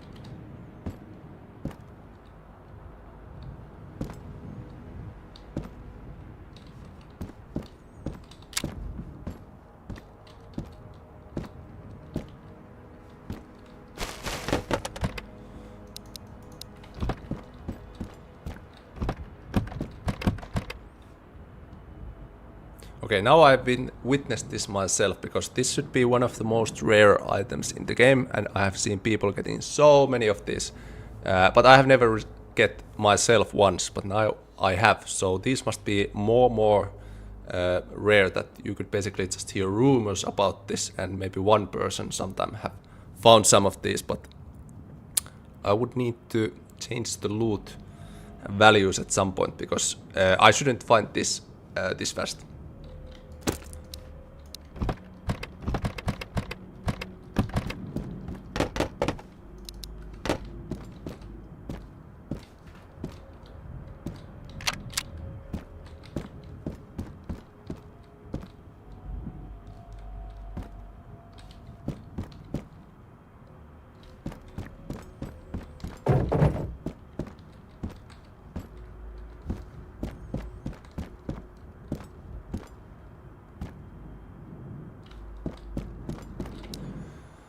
Okay, one stop to the trader. We don't have medical still, but maybe we can try the border zone.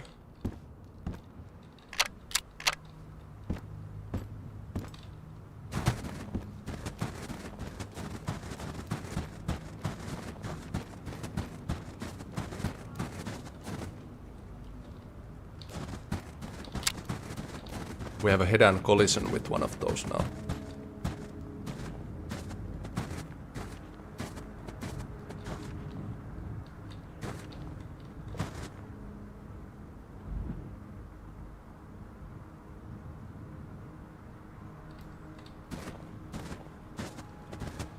No critical medical conditions, thanks.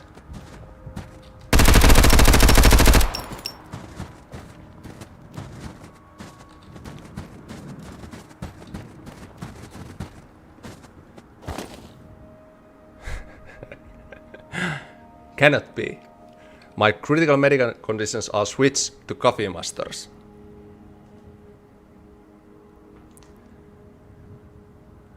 Are you adding hearing protectors in-game that have chance you hear shots like in Tarkov?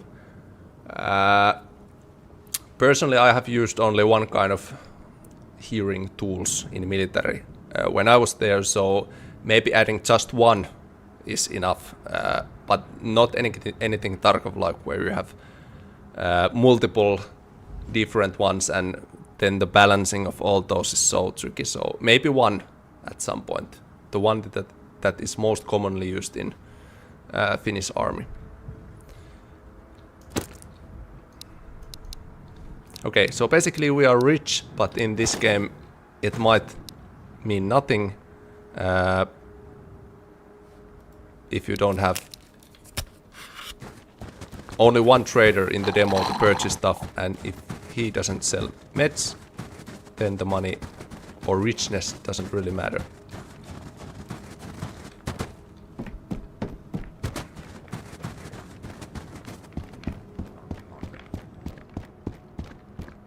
What weapon condition will do in the future?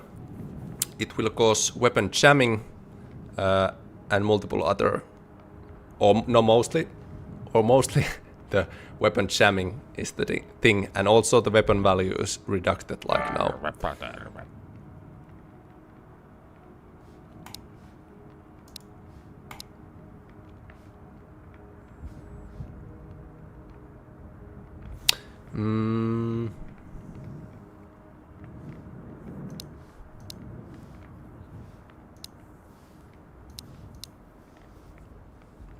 I'm going to spend all my coffee masters.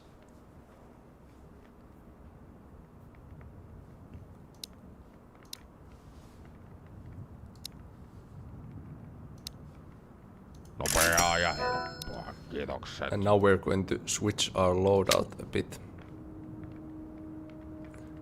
Or actually what I was thinking, because I don't have any ammo to this specific gun, so my purchase was totally unnecessary. However, we can get a gun for display, but nothing usable.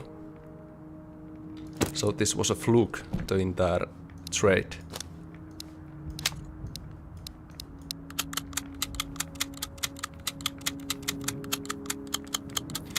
Antti, you're doing a good job, but now I have to go eat and sleep tomorrow. Okay, see you next time, Panssarimak, and thanks for playing Road to Vostok demos so much. By the way, what is clock? 9. Okay, I'm going to do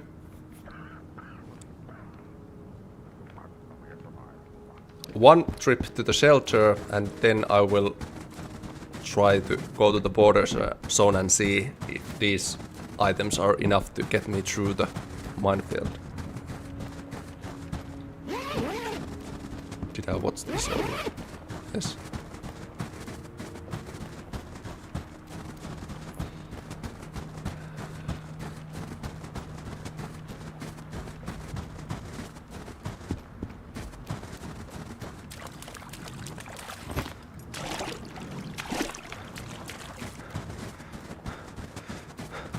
Just a little winter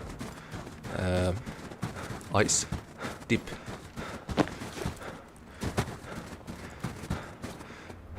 By the way, speaking of winter ice dips, do you have, since I would assume many of people watching now are not from Finland, is it a totally Finnish thing that you drill a hole into the ice and go swimming? Since I have seen nowadays so many kind of like ice cold plunge things in social media for people who live in USA or something. So do you, who have winter, do you also do this? You drill the hole to the water and go swimming in winter. Canadian do it too, I think. That's mostly a Finnish thing. Since it seems to be the cold swimming is becoming more and more trendy in the world, so I would assume, yes, we do it in USA. We have this in Russia. Yeah, I'm pretty sure Russia have. It's even some kind of church tradition. Oh.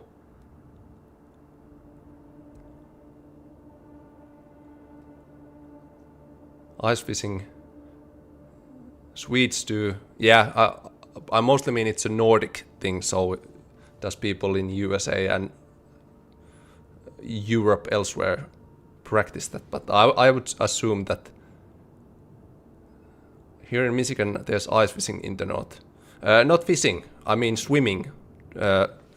Creating a hole in the water and going swimming into winter. That's called avantouinti in Finnish, so that was basically what I was meaning. But seems like many countries do. Actually, I had some other question that I needed to ask.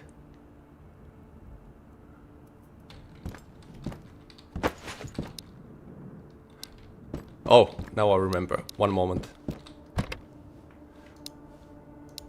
What I'm going to need to the...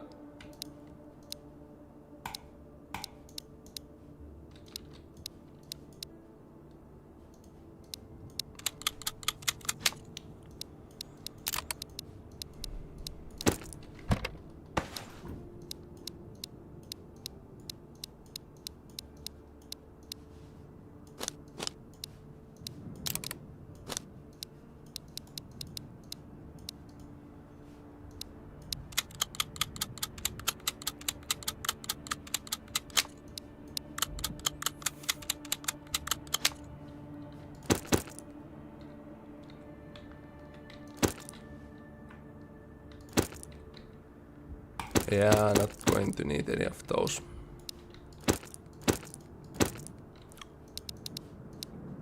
Okay, here's our border zone loadout. Not the best, only one bandits, nothing to heal those critical conditions.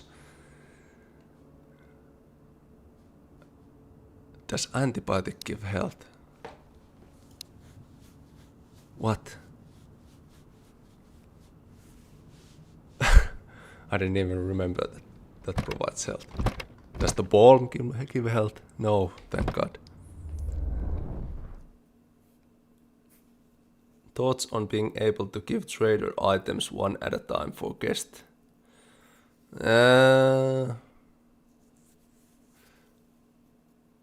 Could be possible. I don't know why it's even limited at the moment.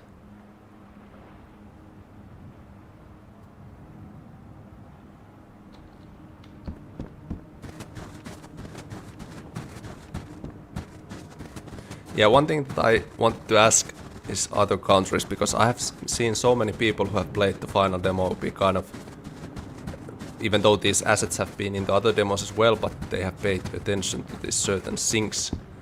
So I want to ask a collective opinion of if other countries have these as well. But first we use the meta tells.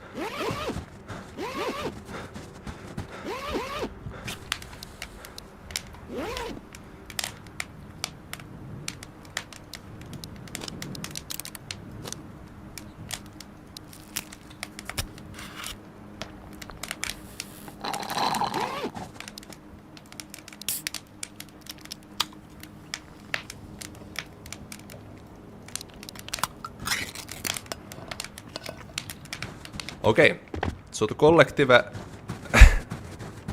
question of the day. Since so many people these have been bizarre to them, I want to know if this is really the case. In summertime, Finland have these carpet washing spots where there's exactly like these, where you can hang the carpets after you have used these, where you wash them. Every city has tens of these, and people in the summer go wash carpets there. Now, is this just a Finnish thing, or does other people use this as well? Because why so many people are confused about carpet washing? Is it just so unique for Finnish? Not a thing here in the USA. So where you wash your carpets? Do you pay just an... Haha, I thought that was a fish cleaning area. No, no. You would clean a fish here and the next person would go to wash their carpet after you have skinned the fish here. That would be a no-go. Never seen in Sweden either. That must be a joke. It couldn't be just Finnish thing because it's so useful. Just consider it. It's summertime. Unfortunately now it's winter, so these are so, but you go to these lakes and water areas near the city. It's soothing, calm. You meet up with the locals. You wash your carpets totally free. The water is running down to these. You don't have to pay anything. You hang the carpets. You wait in the sun. Wait the carpets to dry. Take the carpets and leave. In Portugal we have this. Okay, now we are talking. How do you rotate the items in your inventory? R. R. Isn't that rotate item? R.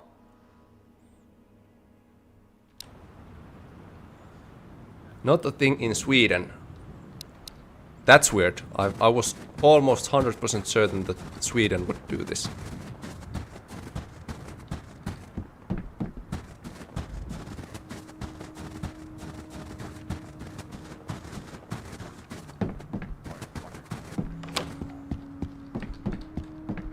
Ja sitten tavaraa pöydälle.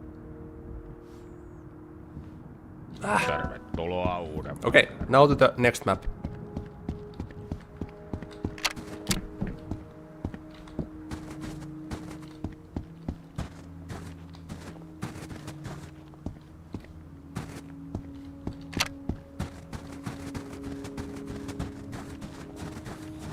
I need maybe one house for looting. I have so bad luck with those critical conditions, so I would want something.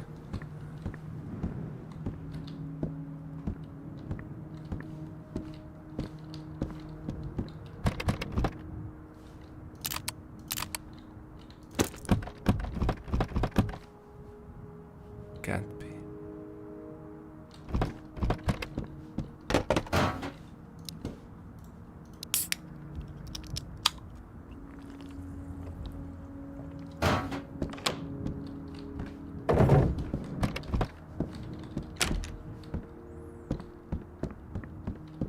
Oh, actually, there was one good comment about those carpet things.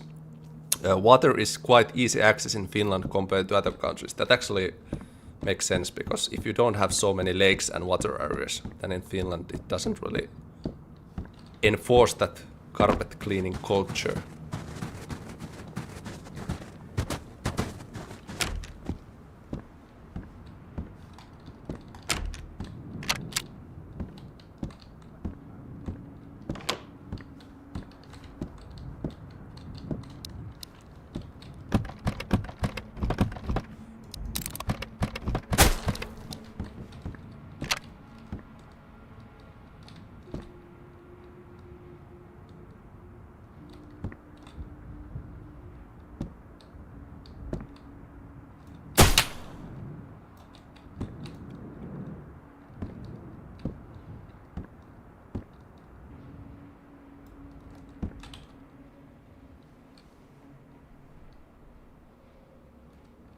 One was at the window.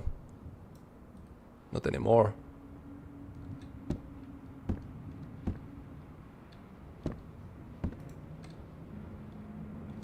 Okay, I don't need to worry about that.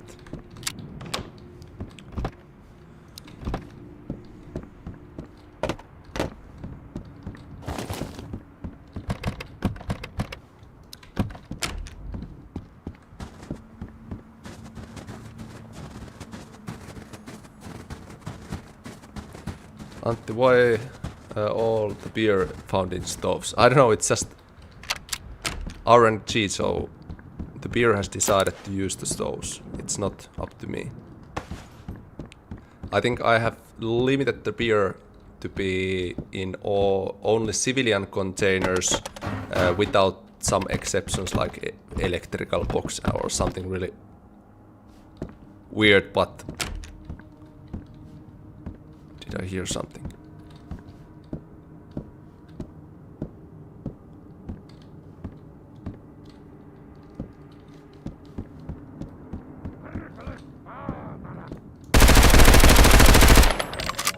That was a bit unnecessary use of bullets, but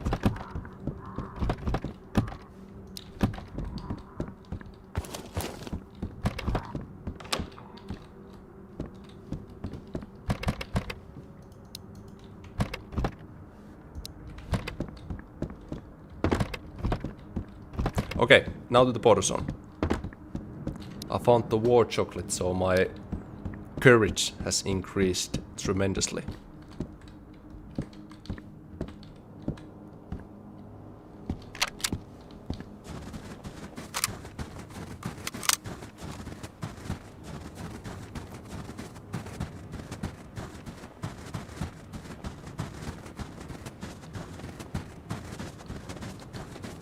Are you going to the border zone without a medkit? Yes, because finding that medkit isn't always that easy, and it could take hours, and since I'm not dying today, there's no reason to worry.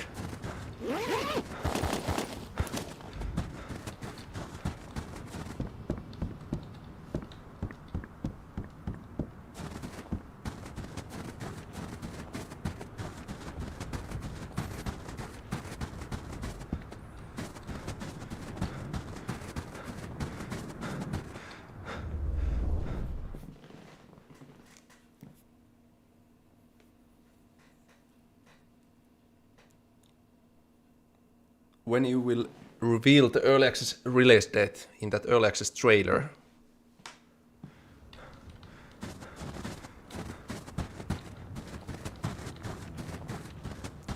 And I can already say with transparency that I don't remember the spots of these mines, even though these doesn't use randomization yet.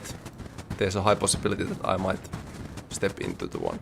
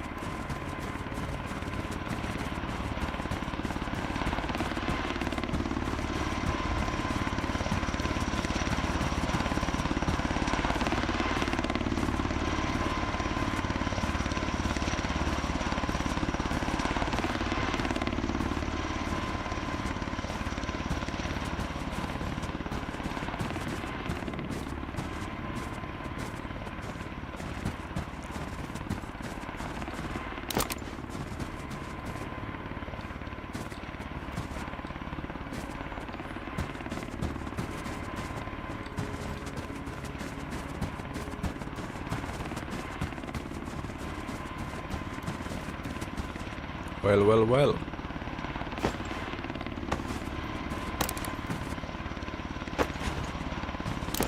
I think these are one of the places that are mostly underutilized, that when I watch people playing, most people don't ever go to these trenches, but like one streamer said, the most observant of us will be rewarded. But totally useless weapon without a magazine, so... But wasn't totally... Is there more?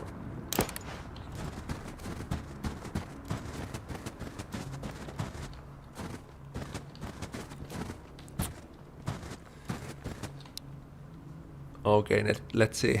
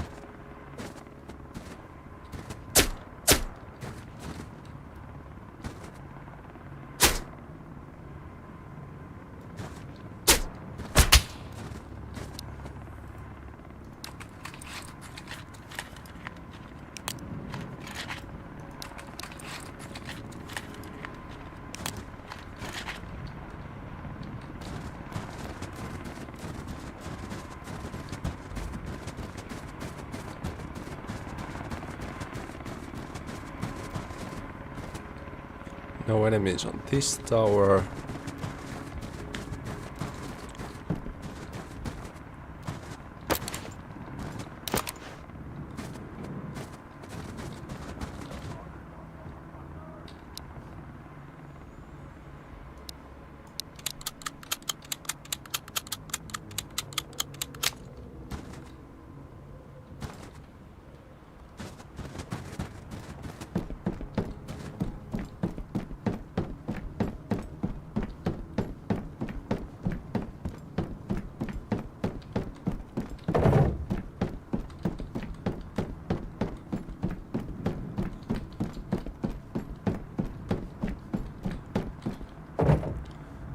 Oof.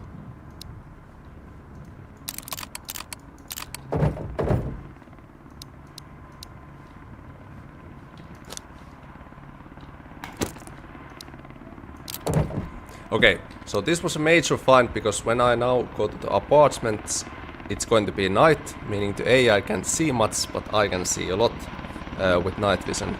However, I'm not so sure how the stream likes the night vision noise and effect, but we will see soon.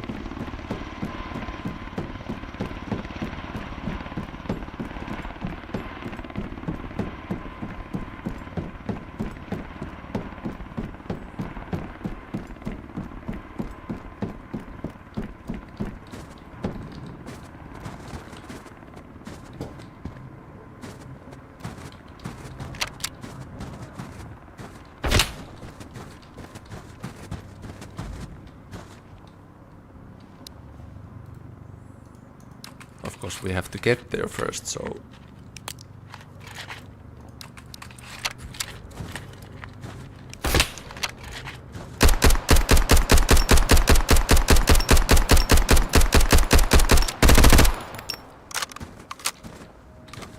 How is he still alive?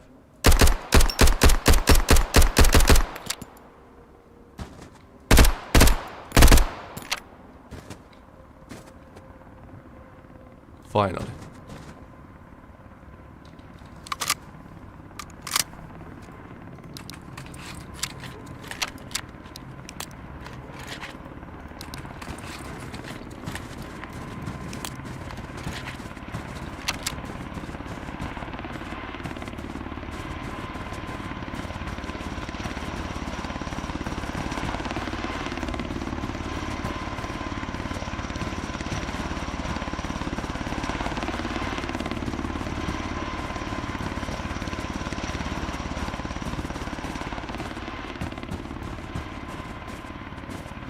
Okay, so now here's the mental psychology of this game. I could now transition to there. I could have that night vision with me. High reward, high risk, loot area, guaranteed transition. But since I'm tempted to go to that thing, I'm going to risk it all by not choosing the wise solution.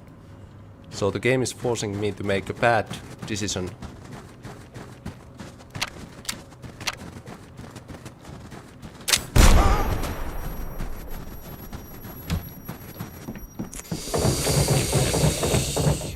No.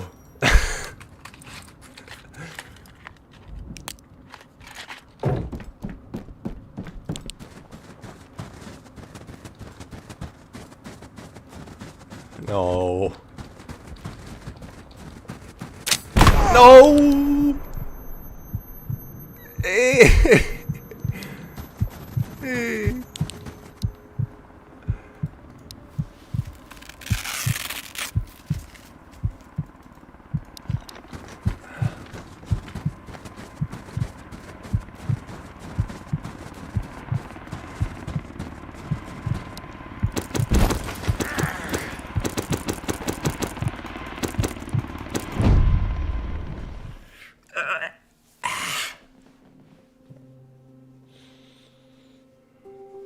Yeah, I was killed by the greed. What I'm going to do next, because I want to showcase some stuff in that final map and talk a little about developer stuff there. I'm going to use the summer mode this time, and now I'm going to just try to rush it there. Because once I talk a few things about that map and area, I'm going to open up the project in Godot and show the editor and explain a few things how I'm planning to improve things for the early access.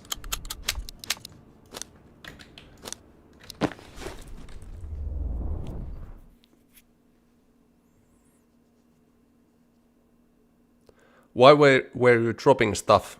I made an offering to the border zone guards, so the next time I would visit there, they would be gentle towards me.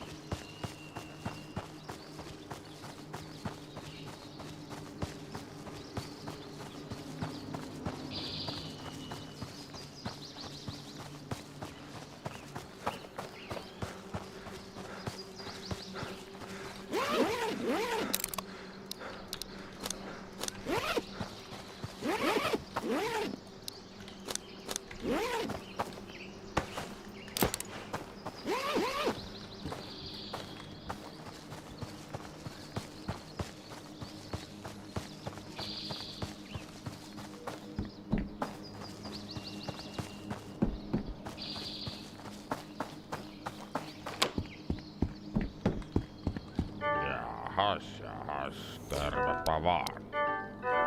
Tervetuloa uudemman kerran. No meds.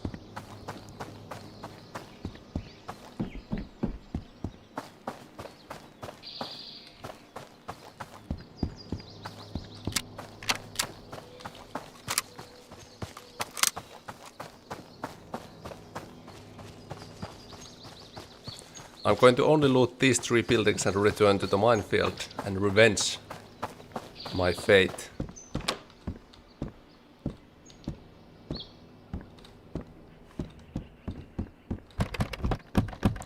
Many people have said that if you die in the game will reward you when you spawn fresh with all kinds of good loot, so we're going to test that now.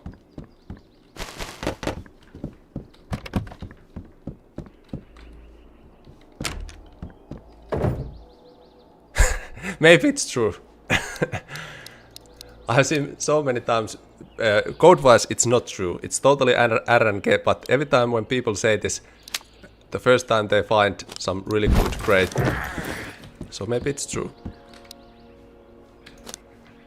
Or maybe it was the offering that I made before I died, because those offerings are important.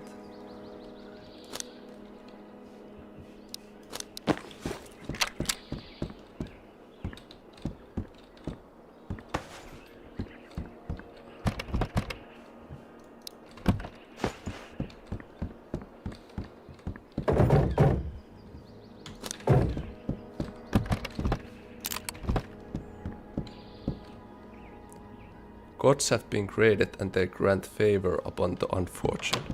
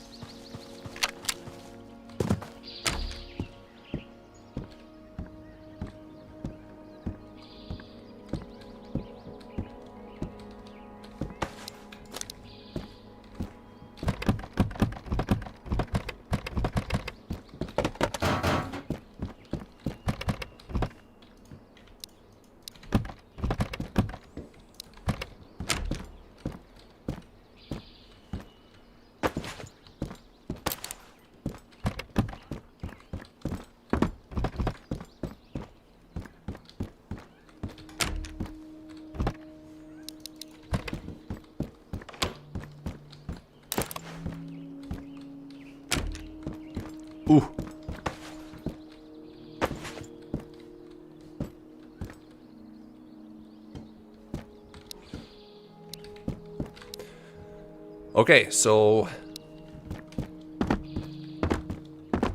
I hear some sound behind me.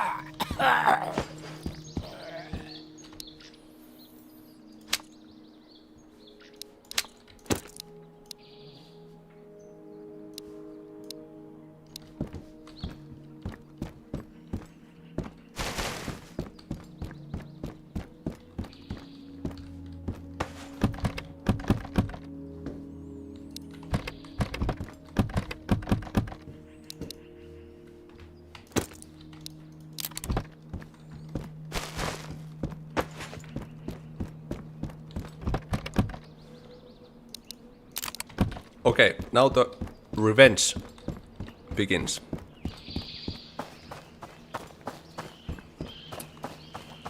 Do you plan to use Keymailer or and Lurkit for content creators when you... I don't know, I only know the Lurkit a little bit, but I think those things are for bigger companies that have marketing and campaigns and budgets. I don't have any of those, and to be frankly, I have been quite fortunate so far that without any those marketing agencies, many creators have played this game just out of curiosity and supported the development, so I don't think using those services is something that I would want to do.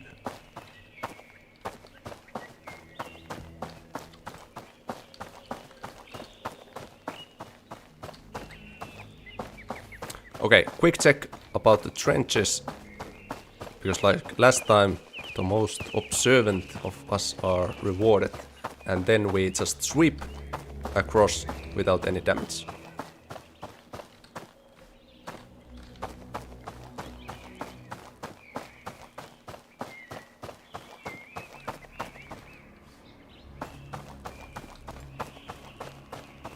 Will there be an autumn spring between? Yes, I will at some point make all the seasons, even though now it's just winter and summer, but all the seasons will come at some point.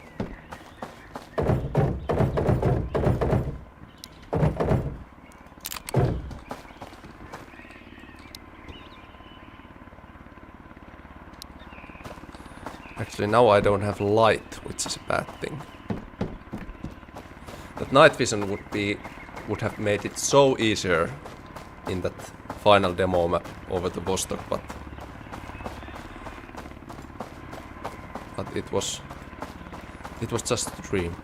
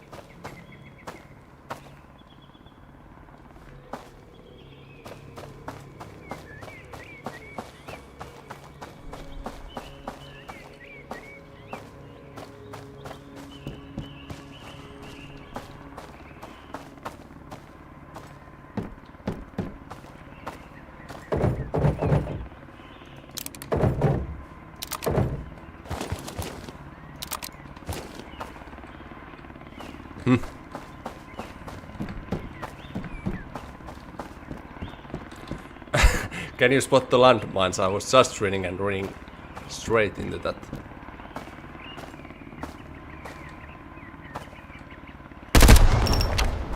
Oh.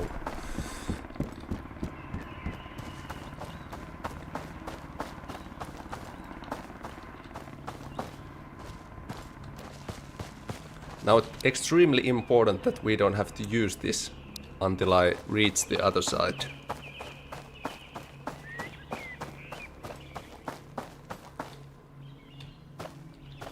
Facecam when? No facecams, but I will how do I say it? In the early access launch video I will god damn it. Now I pay attention to the comment. In the early access launch video I will be in front of the camera, because when you are trying to sell something, meaning you are basically asking money in exchange for some service or product, I think it's fair that you present as yourself, so if something goes wrong, people have person and face to blame and so on. So when you are making this commercial, I think then I can present as myself. Kind of weirdly mentioned, but yeah, that answer cost me my sauce kit, so you must be really happy with the answer. The answer was expensive.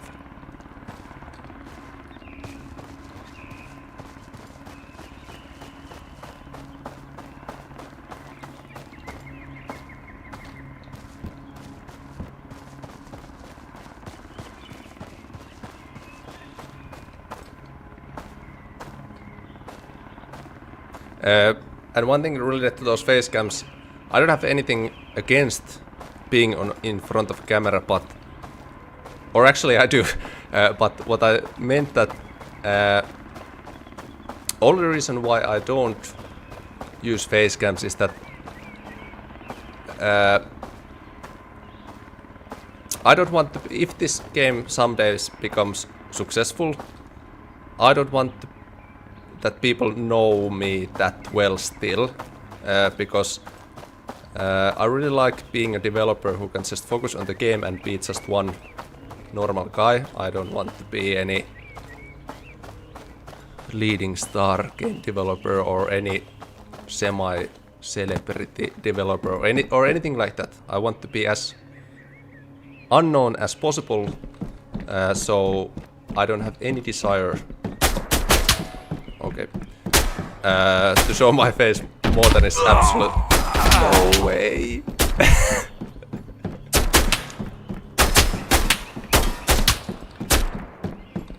Medkit. No.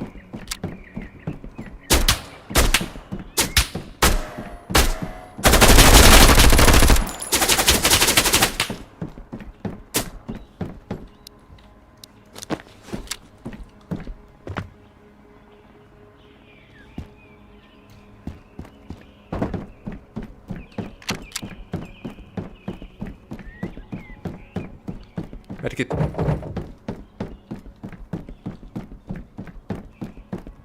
I think that's the 5th time for the rupture medical condition.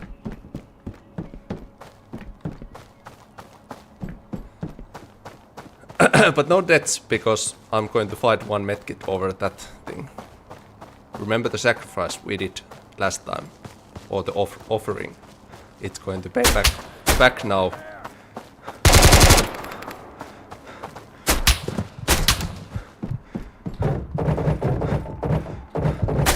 The offering didn't help.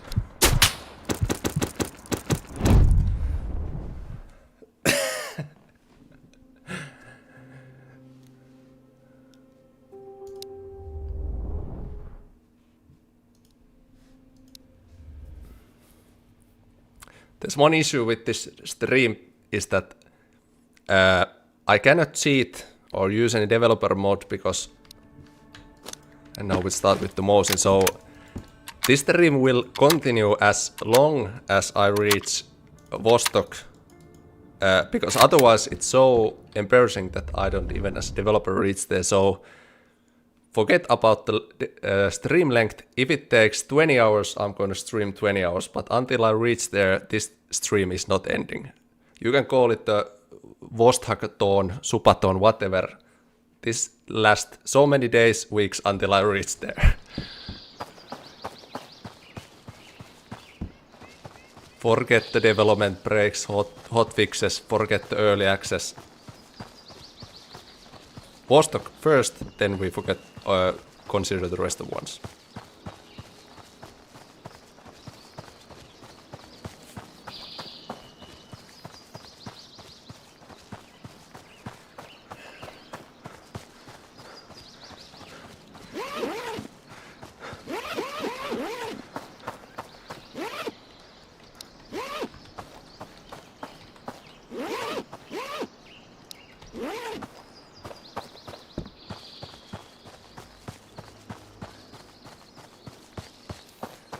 Yeah.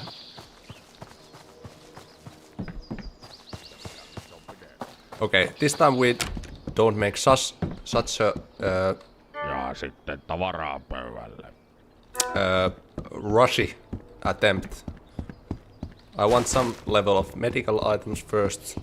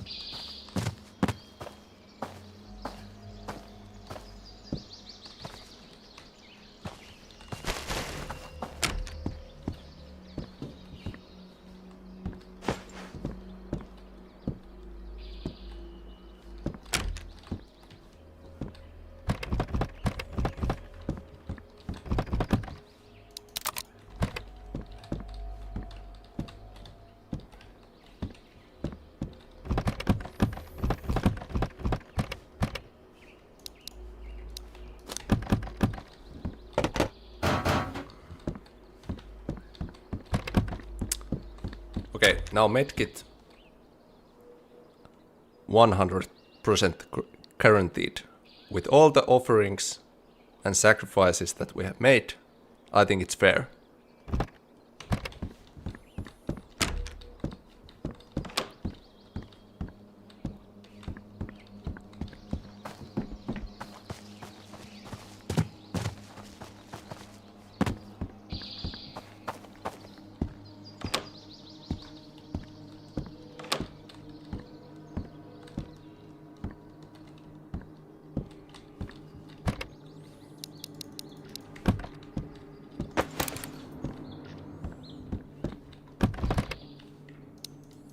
Okay, we have money, but no meds.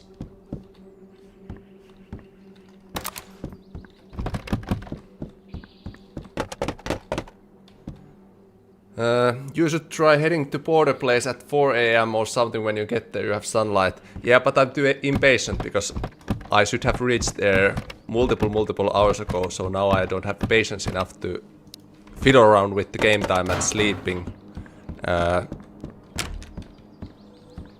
So now we just have to brute force it. But not until we found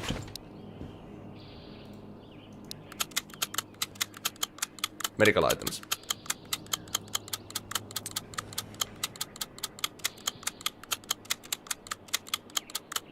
By the way, thanks for all who have joined today's stream. I don't know how good an idea was to go over all those old games and how enjoying this is, but glad to see that many people have joined today and in general been interested about this October events.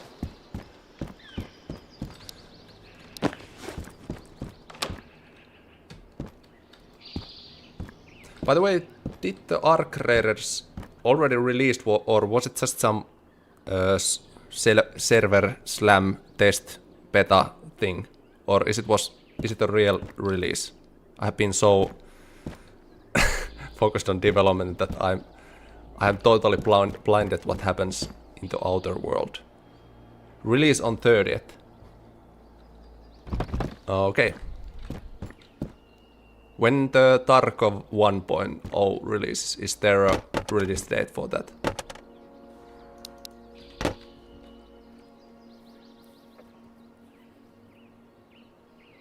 '15th November.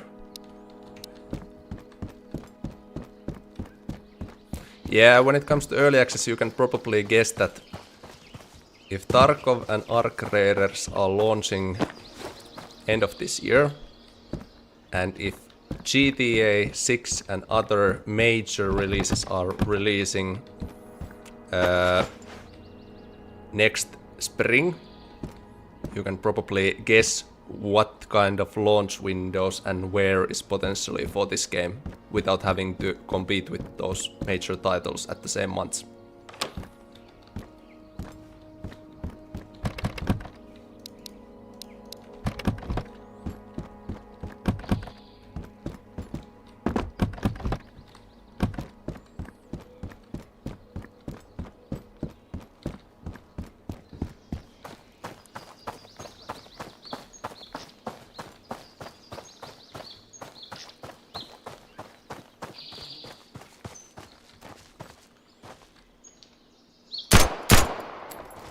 What a bad shot.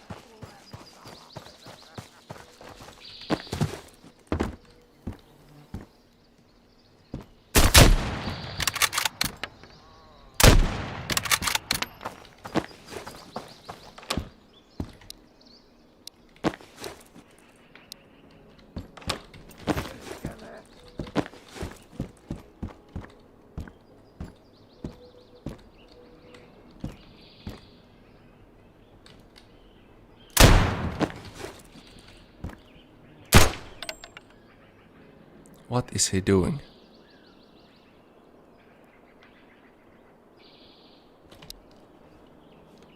Rauha.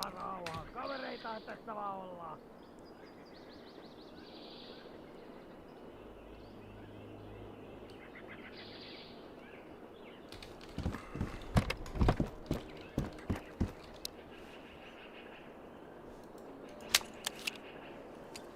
Oh, I actually have Max.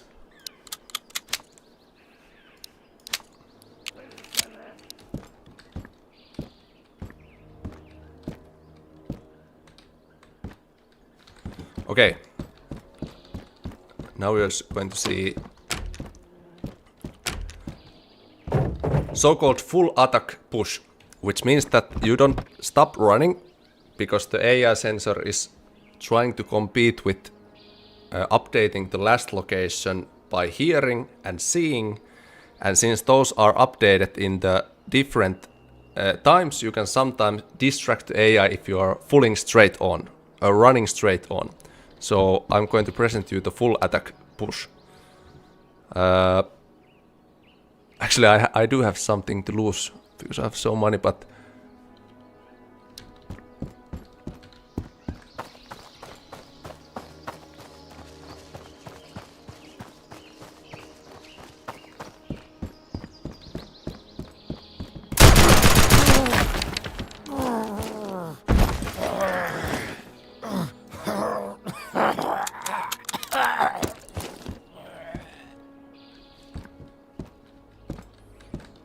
works like clockwork. Full attack push. Every time when you start... I don't know why I'm trying to be giving advices. I have died 5 times in this stream. But full attack push works. Only with the bandits.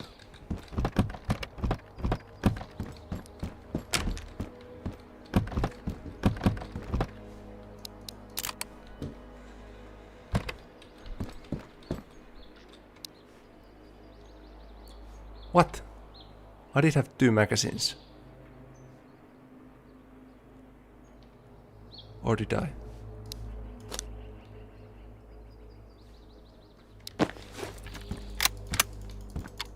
Okay, next objective. I'm going to go buy and PU scope from the trader to Mosin.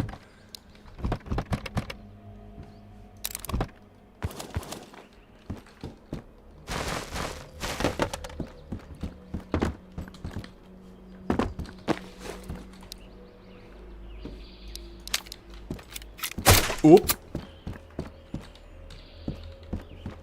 Before we do another full attack, we have to charge our attack.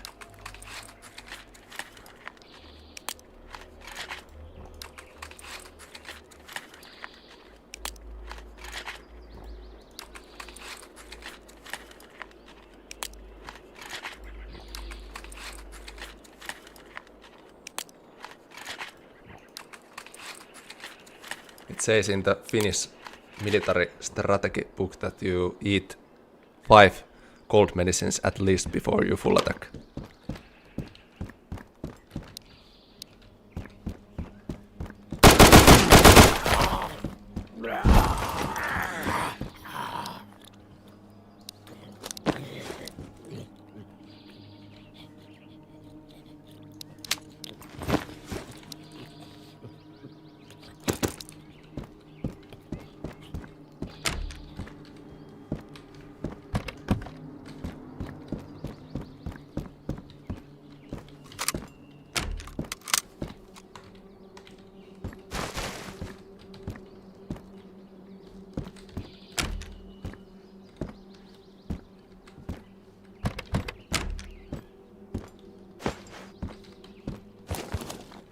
Okay, now to the trader, hopefully PU-scope some meds.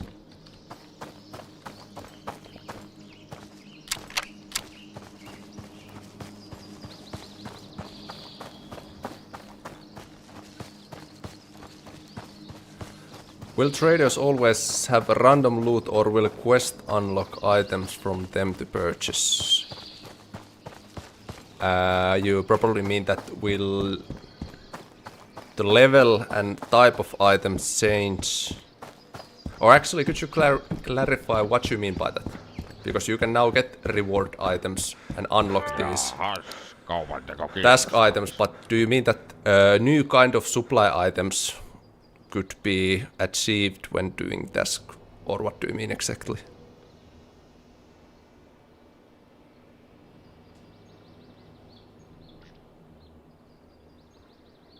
Peuskope, no, but bandages, yes. Another magazine, yes.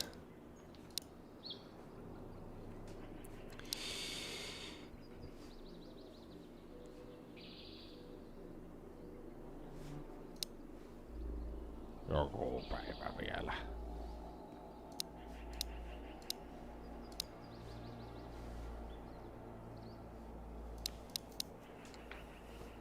Ja talous nousuun.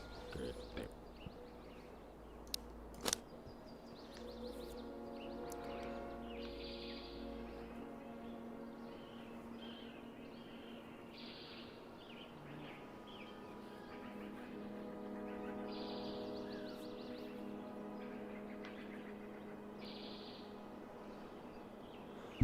So quest will unlock items that will always be in the shop. Not probably, because Mitäs sais I kind of like the randomness for these. So for example, when I'm needing now that Peuskope, it's not there. So I like the random things that you cannot get a guaranteed stuff. Only guaranteed thing that I like, game design wise, is those special crates in Vostok, which guarantee you a higher rarity loot if you find those. But in terms of traders, I'm not sure if I want to have any guaranteed stuff, even by.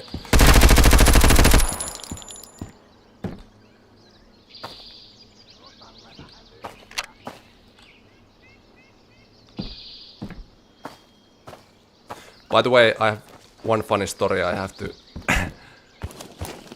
go hide somewhere.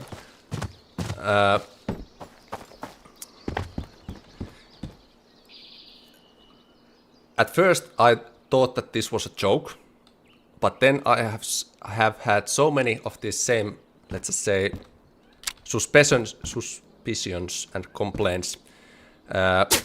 It started 1 week ago when I released the final demo video and I did those hipfire shots. Some people were kind of like accusing me that I'm using display crosshairs, which means that I have some crosshair. I don't even know if I have that feature in my display. I know what that is. I've never used those.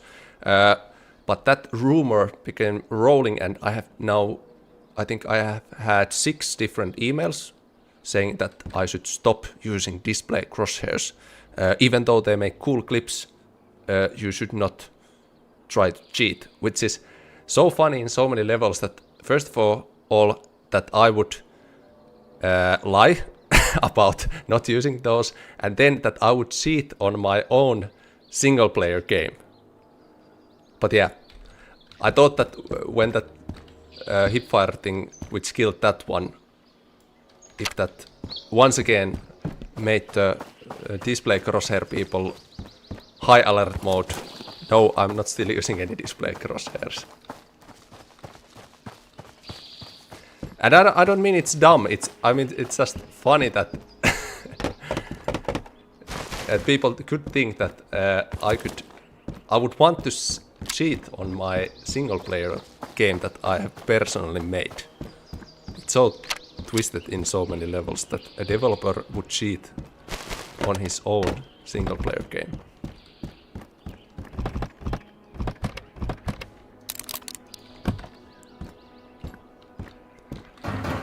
RTV merge when? After the early access, because I think it's ethically more right to release a game, and hopefully a good game, first before you start selling any other things.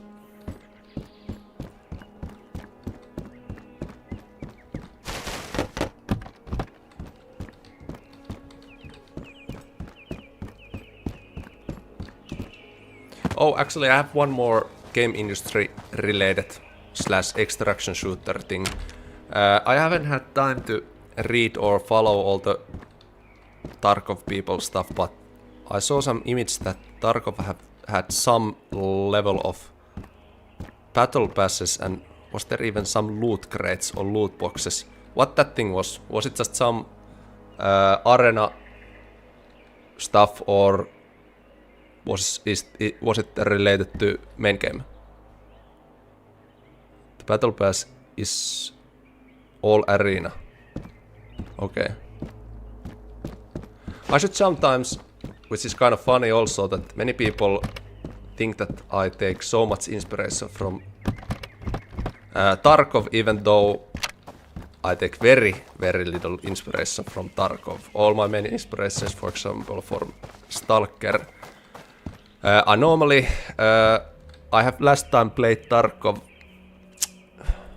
I don't know which was the year, but the flea market in Tarkov came just when I dropped playing it, and I played maybe 150 hours of it. And I haven't played since, so it would be cool sometimes to play, because I have only memories from Tarkov before the flea market, and I haven't played ever since. So I don't even know what's going on, how the gameplay will feel or anything, so it would be quite fun to make some sort of peek what Tarkov is like today.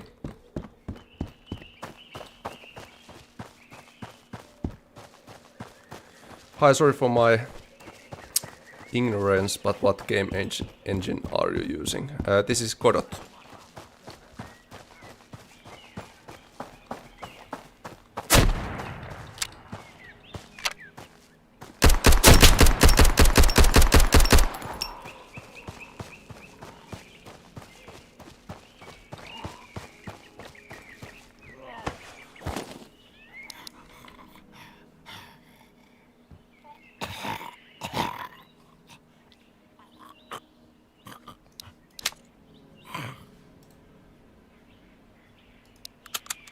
Okay, even though it's close, we don't yet go there. I want the Peuskope and then we are done.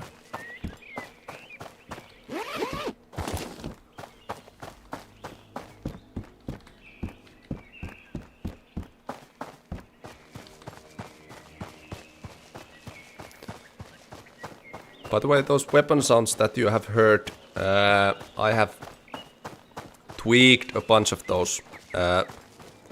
Because even though I can recognize the directional audio pretty well, there's few design issues where the bullet flyby sounds are overlapping so much with the actual weapon gunshot, which is directional, so I can make it definitely more better. So even though my ear has kind of getting used to that. Oh no, I don't have. Oh shit, this went totally wrong.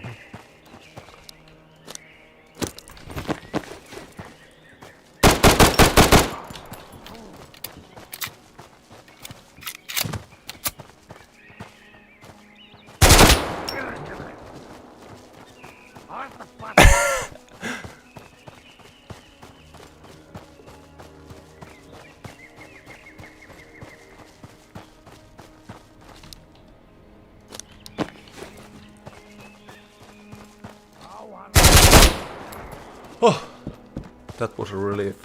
Only bullet that I had. I don't know. Okay, I had the motion. I didn't somehow see that. So, the weapon audio. I have tweaked the fire sounds to kind of like reveal themselves a bit better from the overlapping sound. So it should be much better now.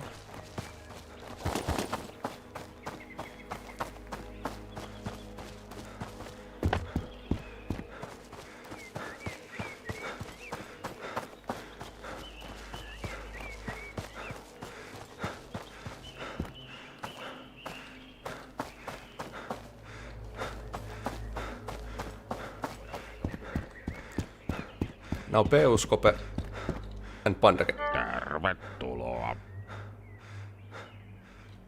What?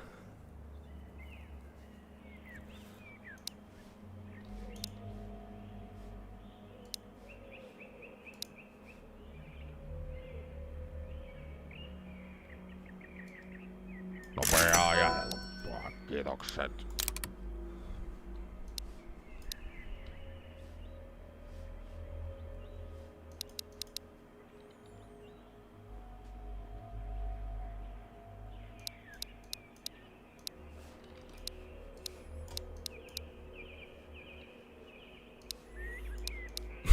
sometimes when people ask that sort button, so some sort of auto sort, when I'm watching those streams and videos, I'm like, nah, you don't need that. But now when I am playing myself, that sort button idea becomes more lucrative. But I'm not yet sure if I want to like chuk, and now all the items are sorted, because there's some level of you should need to spend time organizing your grid, so I don't know if I want to have one button that does it for you.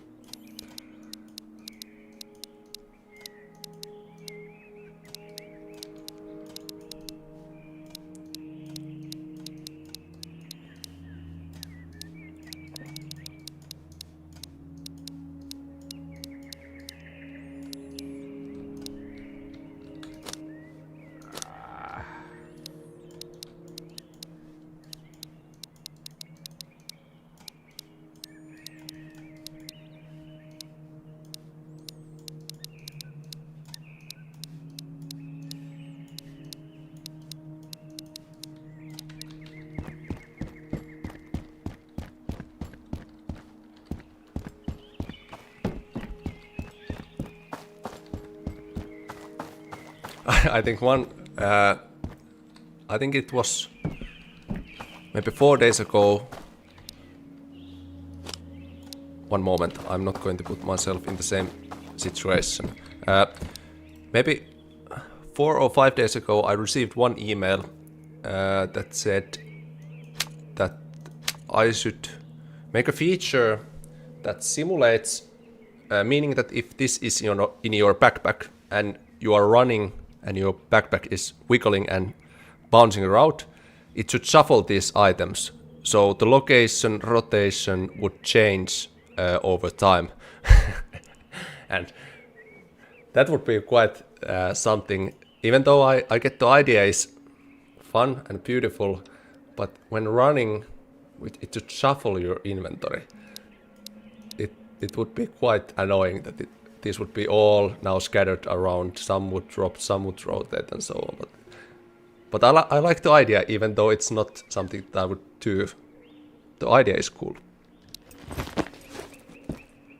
Yeah, oh god, please no, but cool in a idea level.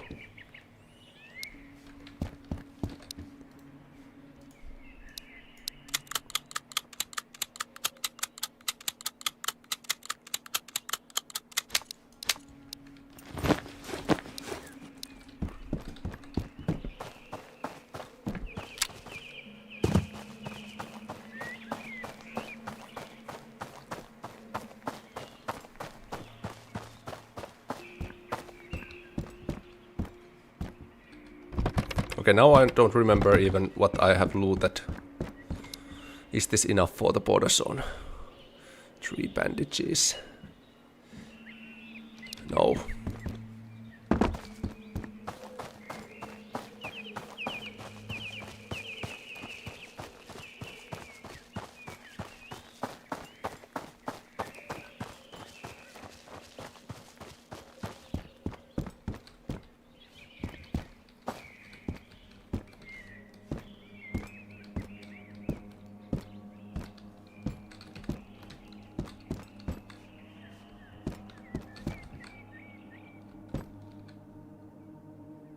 Okay, so I have been all these houses from now, I think.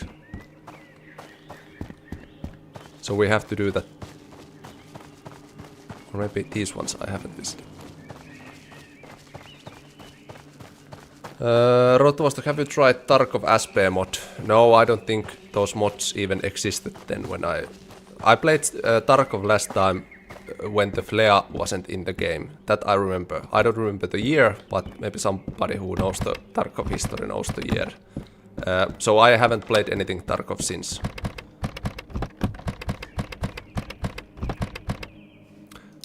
Which is kind of funny in a way that I often get accused of stealing some Tarkov features, even though I don't have even watched Tarkov for so many years, so I don't even know what their current features are. For example, somebody, I think yesterday, said that you also copied, the message was it was phrased like, the Teemu Tarkov once again copied something, now it even tries to add the shelter cat or something like that. And I didn't even know that Tarkov had a shelter cat. I had never seen images or videos any Tarkov shelter cat, but apparently there is.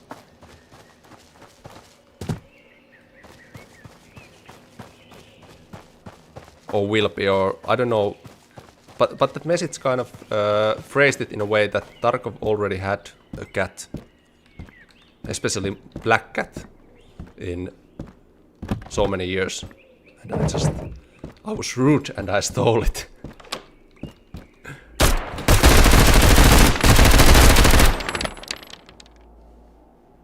Jesus Christ.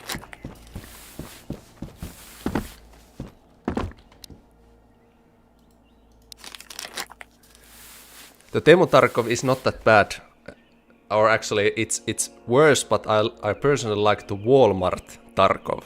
I think that has a cool flair. Teemu Tarkov sounds more cheap, but Walmart Tarkov seems casual.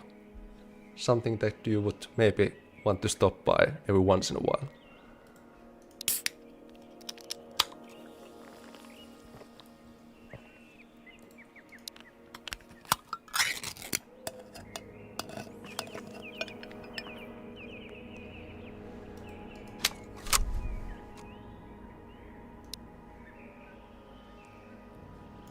Thanks for the stream, but I'm heading back into the Vostok. Got 6 AKMs I need to burn through. Okay, thanks for watching. I'm heading there now myself, and this time I don't fail. But I don't have the meds. And I don't have the scope.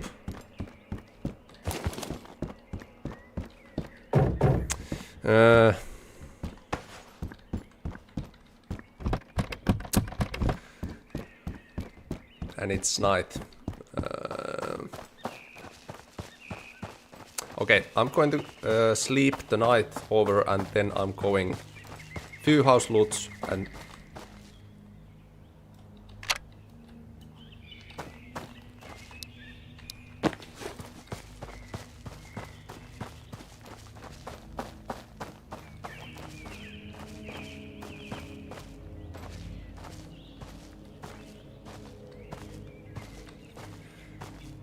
I think it's time to get... Oh no, it's not time.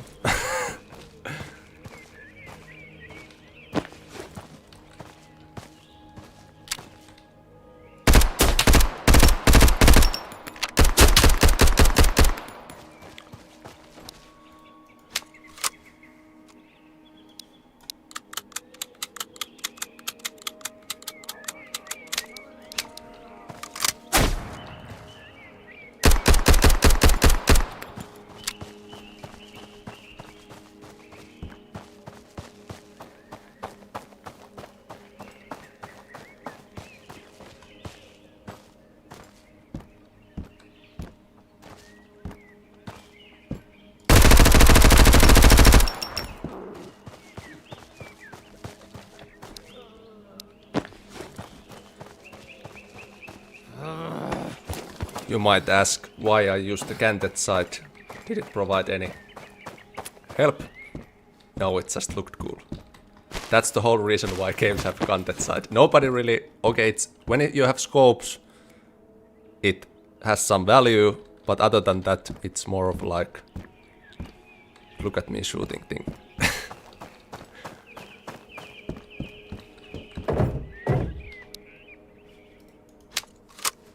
Actually, I have 2 max. Why I've been loading the... Yeah, it's for the swag style. Swaggy points. You mentioned in the previous develop videos that you were inspired part of Neo Scavenger and Project Zomboid. Are there any other dark survival games that you like to play? Yes! Have you heard a game called Cataclysm Dark Days Ahead?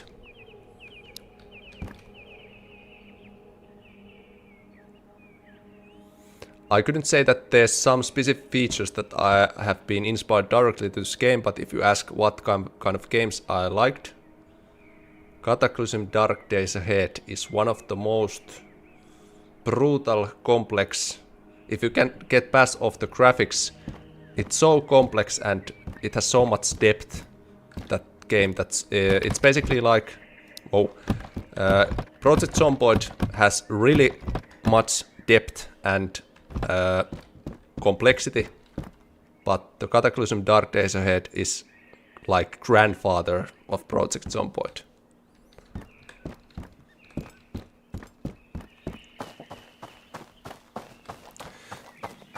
But there's some things about that game that unfortunately I have grown out of these zombie mutant things, and that game has so much stuff that goes into that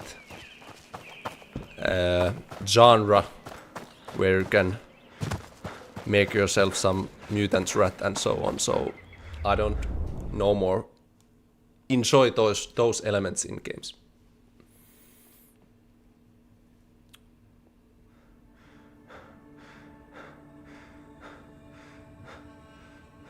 Do you like Zomboid?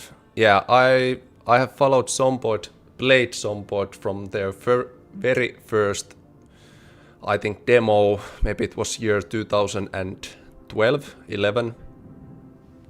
So when I started the game development myself, or learning game development, I have followed Project Zomboid, or actually I don't remember the year. Maybe it was 2014.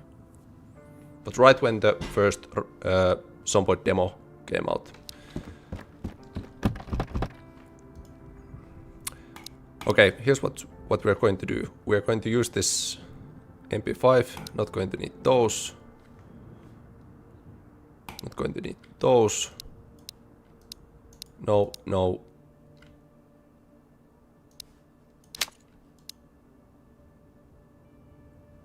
No. No, no. No, no.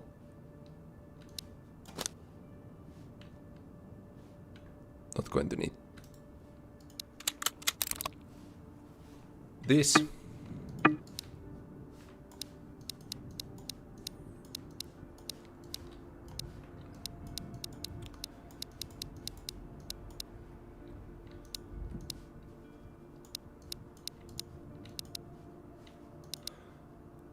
Okay. Now trader few houses and straight to the minefield, and this time I'm going to take it super slow, the entire minefield, and I'm not going to get greedy with the looting, so when I have chance to go to apartments, I will do that.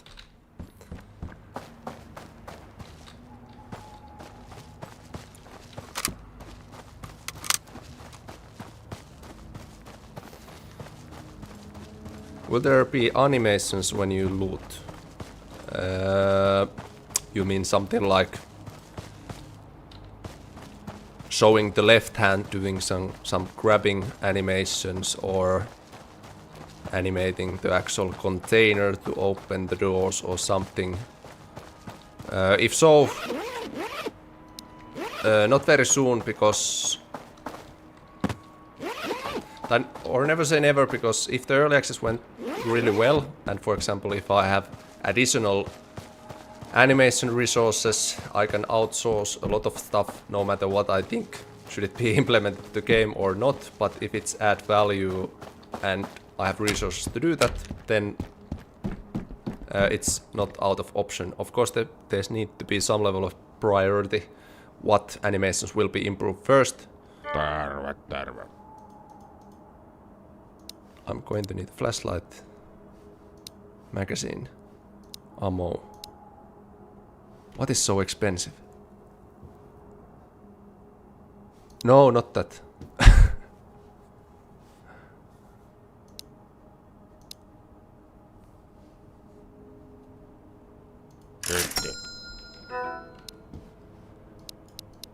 Yeah, so even though currently I am not a big fan of putting all that work in, but after the early access, with proper resources, it doesn't really matter if I can just outsource some of those things, so maybe, but not the priority at the moment.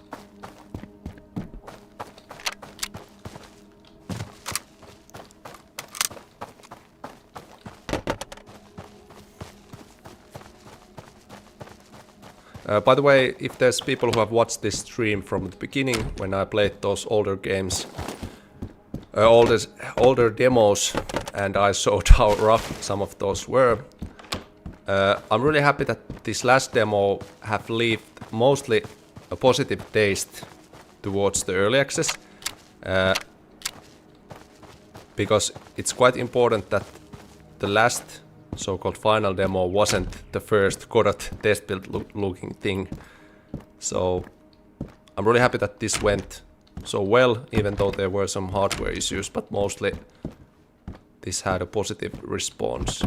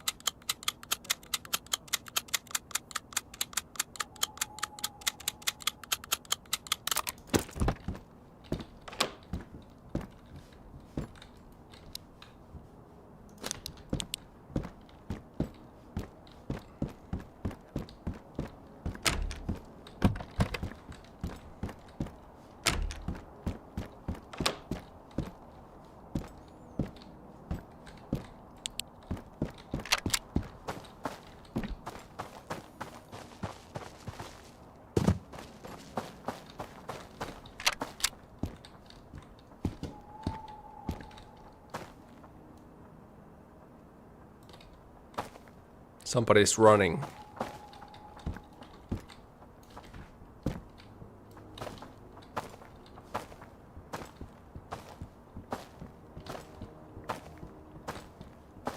What on earth?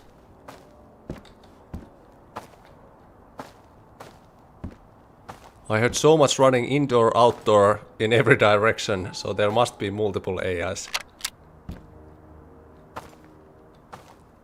I wish I had those grenades now. It would be a perfect spot to...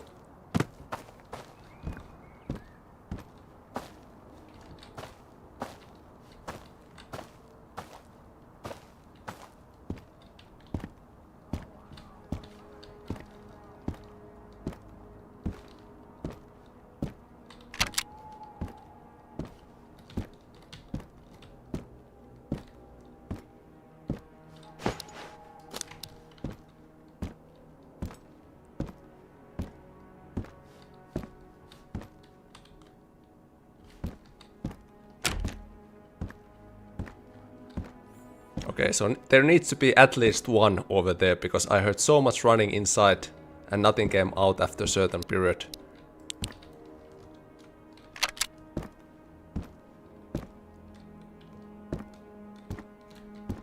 What?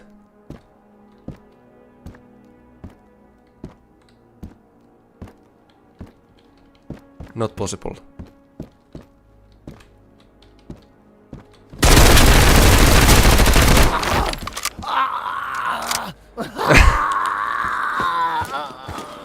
I didn't even know that it could stay so tucked in here.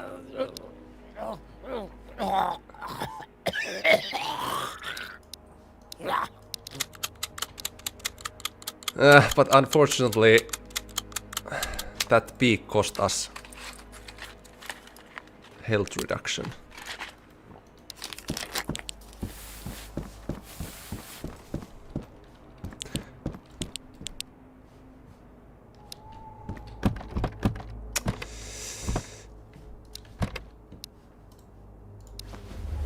Okay, so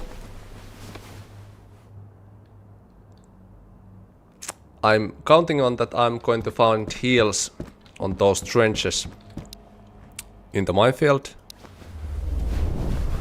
because this is otherwise taking forever. And I'm going so slow, that minefield thing. I'm looking every inch where I step, so we should be alright.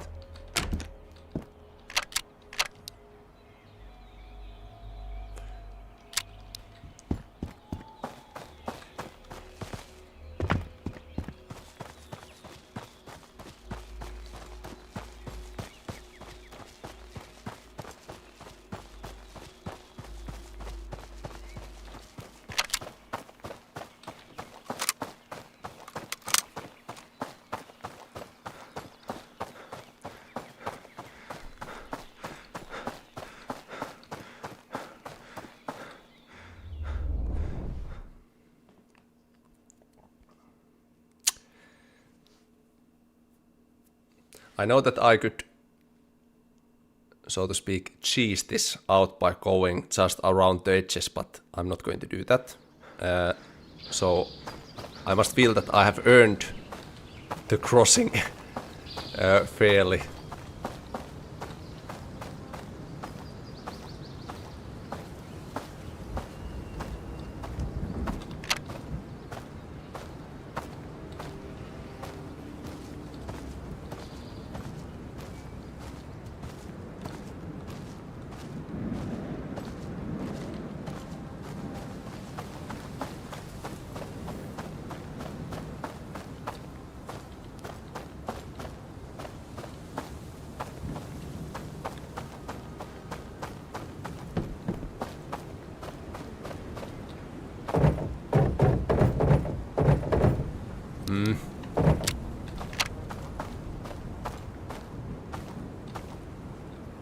No mines.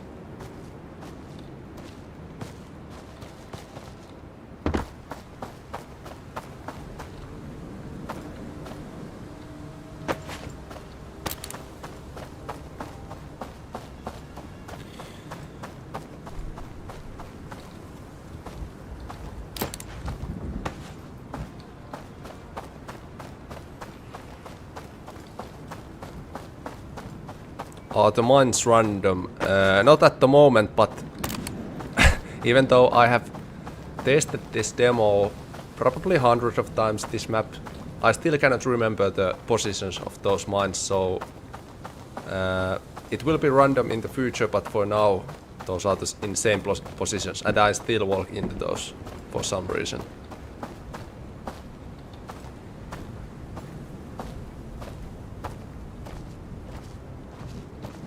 This is probably the only one that I remember that you have to sweep around this.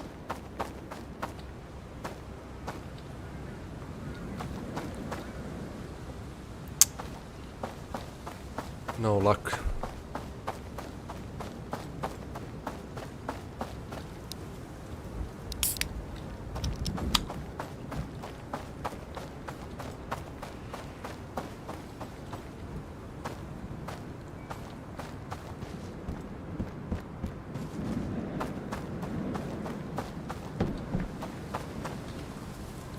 Fingers crossed.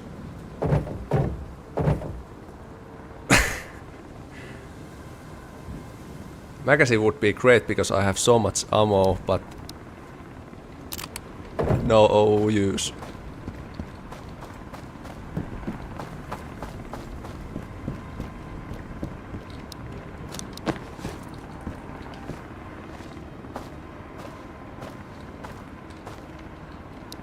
Yeah, totally useless. Okay, now the slow part.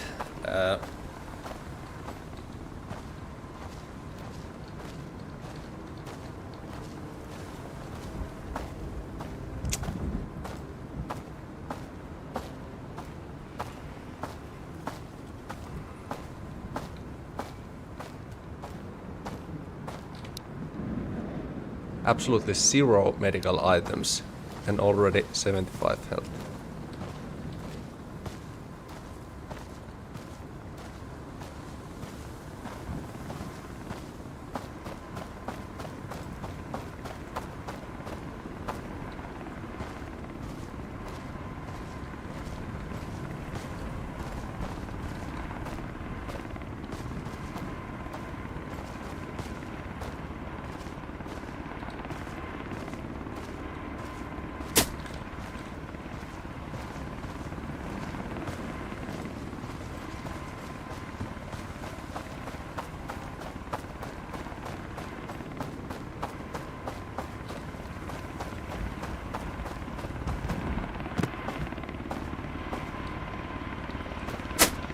One is there.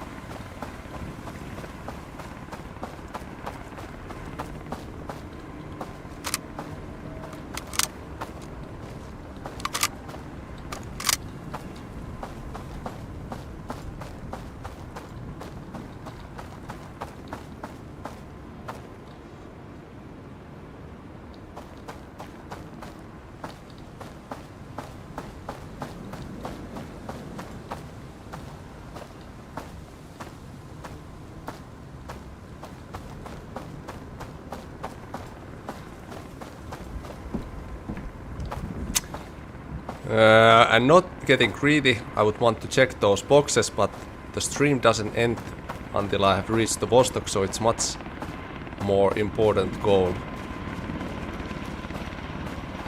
to reach that actual map yet.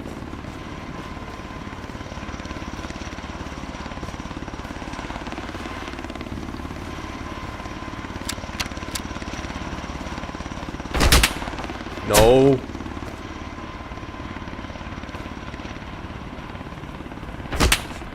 What?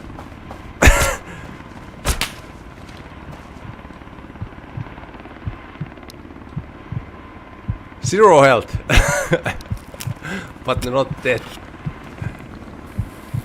It's still possible.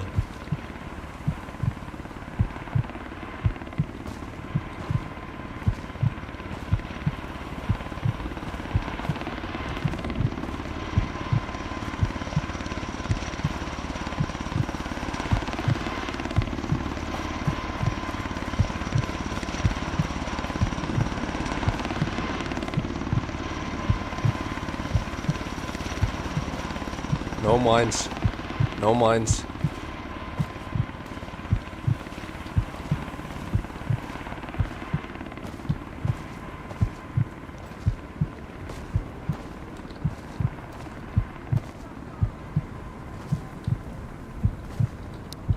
Absolutely zero medical items. And I hear constant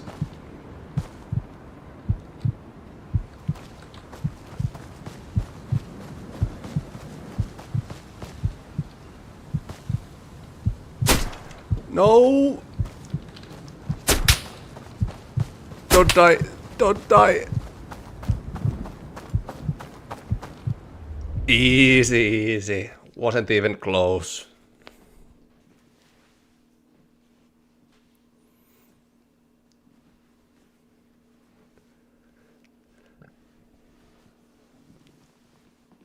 Easy game.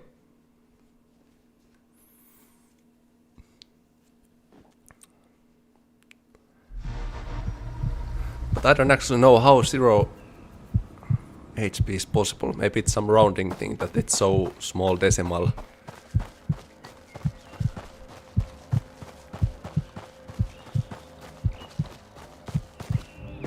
I'm so happy that I made that in a sense that if I would have to try to loot up once again, I would have less and less patience, and this could easily move into 24-hour stream. But now we enjoy the special grades, because I'm sure few of ones will be here.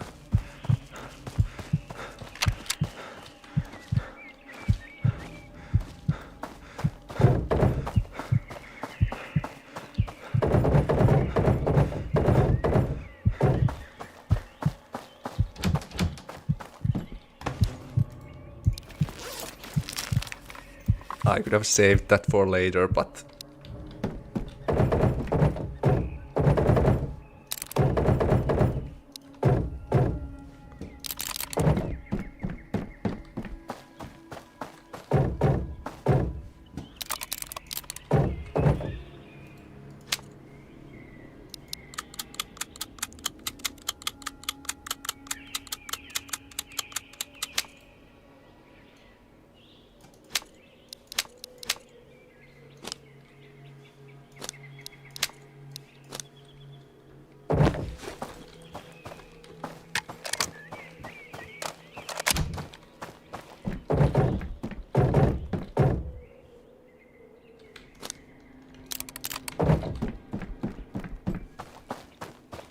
okay, next objective.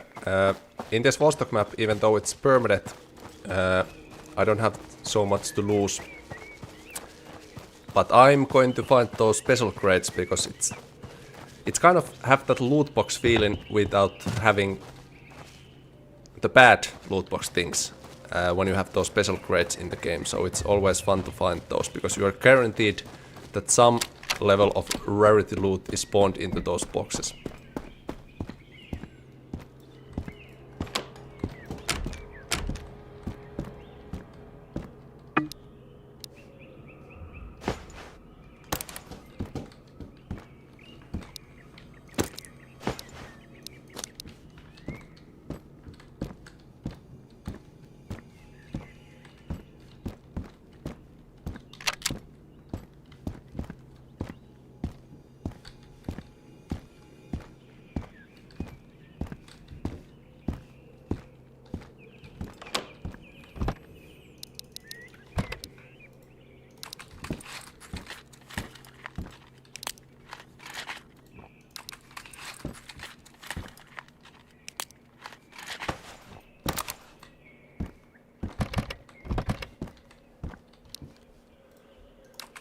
If you die, is your loot gone or does your body lie?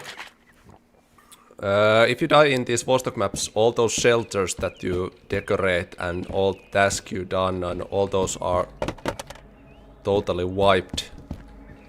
So in early access it's going to be really punishing because you can have those multiple shelters, you spend so much time decorating and doing those tasks. So going into these maps should feel like you are really... Well, hello there.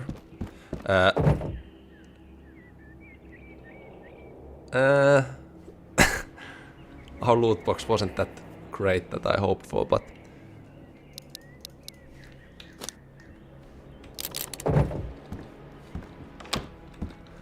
Wait a minute, I was guaranteed... Oh, those Grama knives were rare.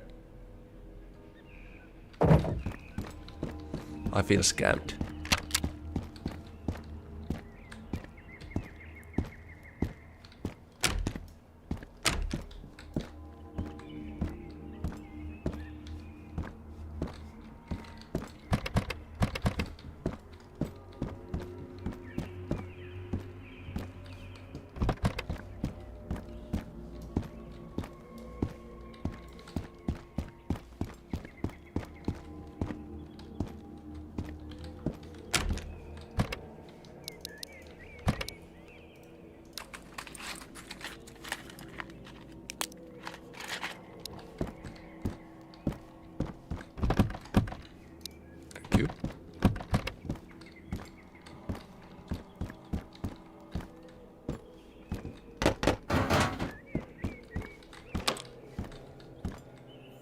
I remember in one of those early Godot demos there was this thing called Carpet of Sacrifice in your attic.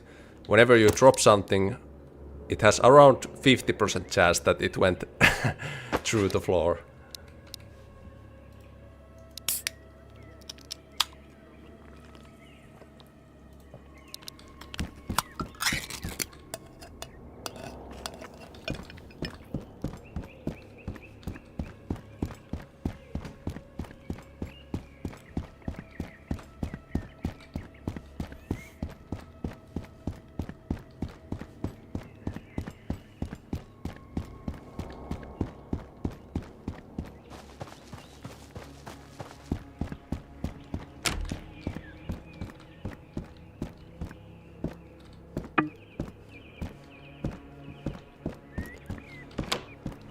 I want to find one more special crate and then one combat in this area and then I'm returning home and I could show some engine things from the editor.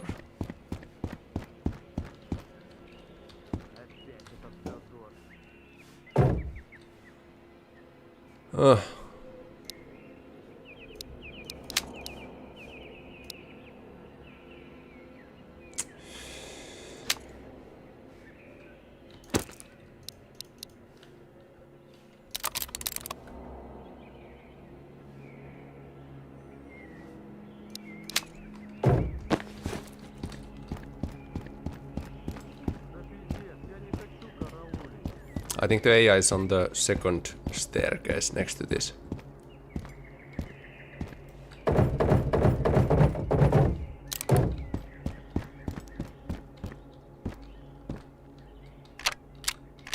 And I'm going to do a full attack. Jump from this to that apartment, straight to the stairways, full auto, hip fire, developer action.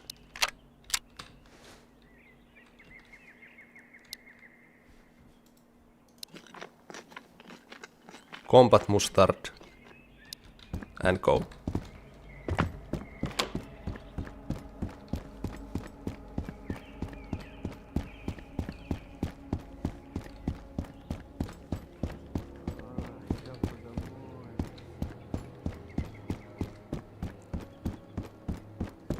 Are they on the roof?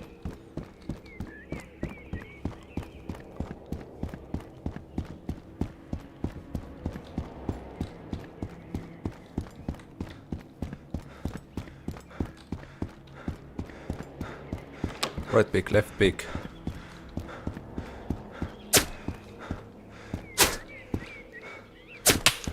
Okay, who's talking? I was so sure that they were on this staircase.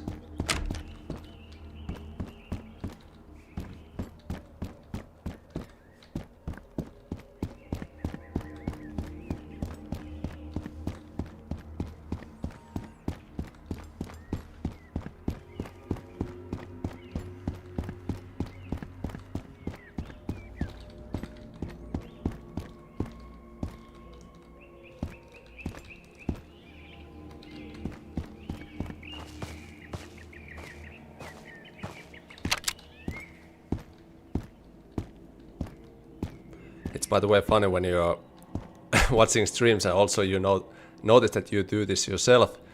You're tilting your head in IRL when you're going through this test, so sometimes when you're going up and down, your head is tilting left and right constantly, and it looks quite funny when some streamers do it, but I actually noticed that I do it myself now.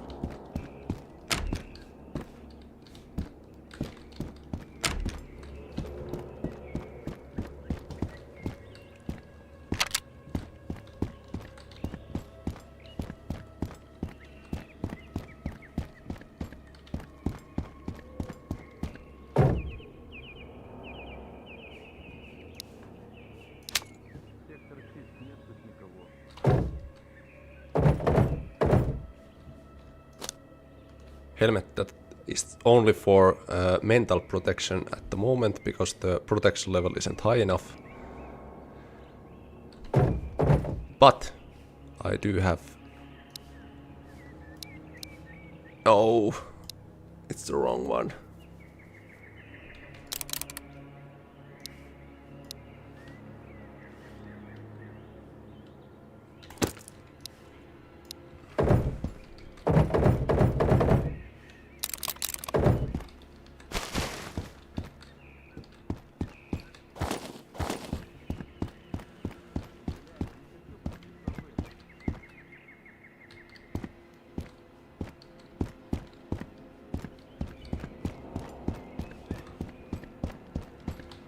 There's now a little mystery because I constantly hear AI voices somewhere there, but I'm pretty sure I went all the staircases and they should not be in the...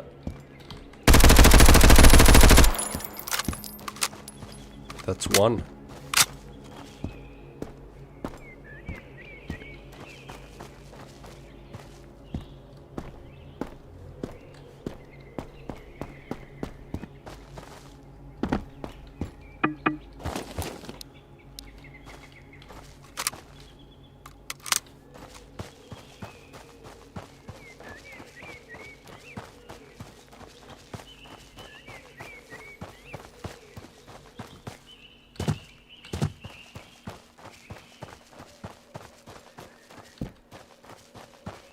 Okay, I'm going to check a few more places for the special crates. Hoping to get some magazine to these.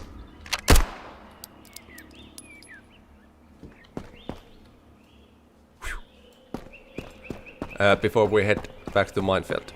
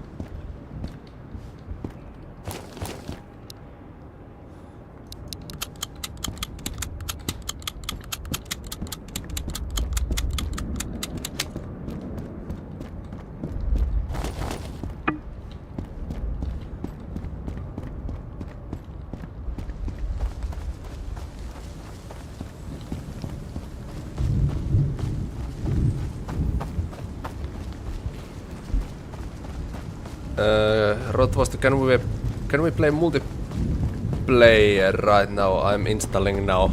Yeah, just hop onto my apartment server. No, there is no multiplayer. This is a single player game. Or actually one little fact. Back in 2023, while I was still developing the game on Unity, we did one test with my game dev teacher colleague and inserted a online kind of like block to the game where you could use the bandit models as a player, and there were matchmaking where you could fight 1 versus 1. This was made purely for entertainment and seeing how long it would take to create something really rudimentary multiplayer-wise, and we did that in one afternoon.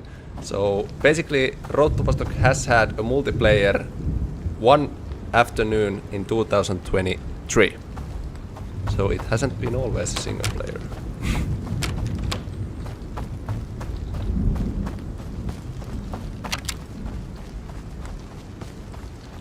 Counter-Strike Vostok offensive. Yeah.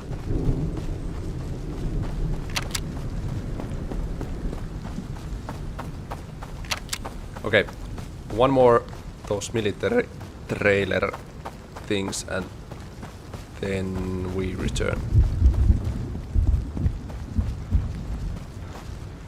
This, by the way, this map, for example, when the PTR comes and those dynamic events, you don't want to run like this in the open, because the PTR is... Actually, did I watch this already? Yes, I did. The PTR is absolutely brutal. I'm sure many will get angry and mad how brutal it is, but it should be, because it has so high caliber round and it's quite accurate. It's faster than you. It has multiple detectors. So in the early access, I highly recommend avoiding the PTR at all cost.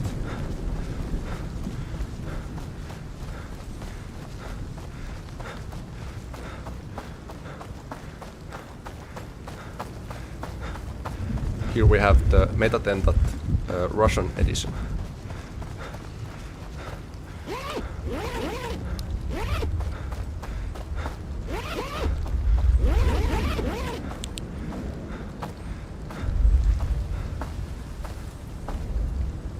Well.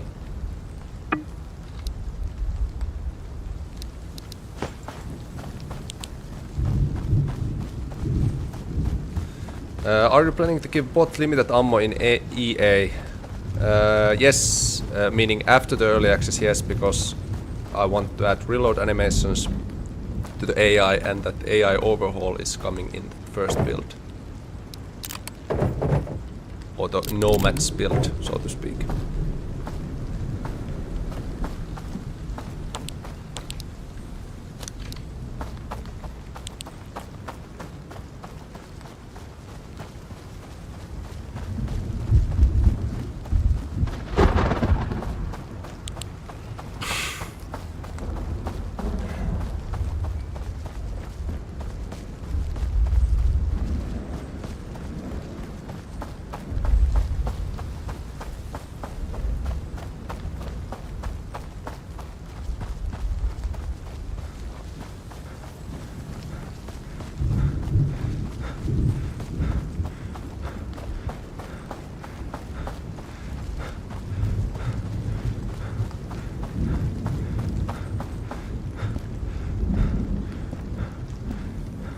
Getting some scared by a thunderstorm. I was just practicing my flick shots. How the esports people call those? Flicks, maybe.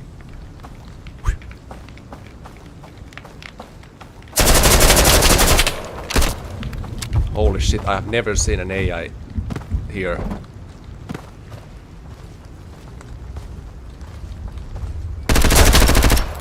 No!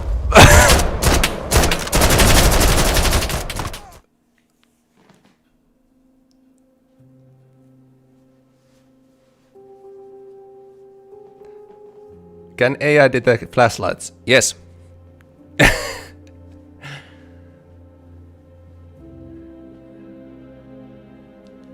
I've never seen AI in that location, but it's actually quite cool that I got surprised, because I was totally not alerted to have any combat anymore. And I kind of chose a wrong position to try to fire him, but... Okay, so that was the final demo. Like mentioned, that build has improved quite a bit already. I already saw those improvements when we started this stream, and when it comes to what is coming into early access, meaning when I saved some of the stuff for the early access and some features were added to the final demo, what was left in the early access is dynamic events. This includes so-called positive events and negative events and kind of passive or miscellaneous events. For example, all the air-based events or aerial events include jet flybys, helicopter flybys, helicopter patrol, airdrops, airstrikes. Is there something else? No, I think the artillery strikes can also be counted as aerial events. Then there's faction-based events. The bandits have that bandit van, which has that cool music, and it drives to the some map on the area of 5. It can spawn the bandit boss, the Punisher there, and multiple minions, and it will then drive away with some disco music. Then there's ground stashes, there's helicopter crash sites, and all those are already done. So the content is ready in terms of dynamic events. The BTR is the military faction event, and for the cards I haven't really decided what should the faction event be. But at least the helicopter will shoot you in early access. The Punisher, meaning the faction bosses for the bandits, is done. I'm not sure if I have time to make or outsource other faction bosses in terms of those models. All characters are custom made, those character models, so it's quite expensive. So maybe I just go with one faction boss at the launch and add the rest of those when I have resources to get those models. Shelter customization is ready, but the multi-shelter support is the big thing that hopefully drives people for completing the tasks, doing certain things, because when you acquire those keys to unlock those shelters, it's designed on purpose that you start in that cramped small cabin, but then you can unlock those. You can unlock the attic, you can unlock the bunker, you can unlock the lookout tower thing in the island. Then you have the tent that might be opened by default, but at least there will be 4 to 5 different shelters in early access that you can utilize. 3 traders will be added on top of the new one, meaning the doctor will return with voice acting and new tasks. Gunsmith is a new one, Grandma is a new one. Grandma is the key character related to all lore-related content. Shelter Cat will be linked to the Grandma. Fishing is already done, boats is already done. Boats are not in the final demo.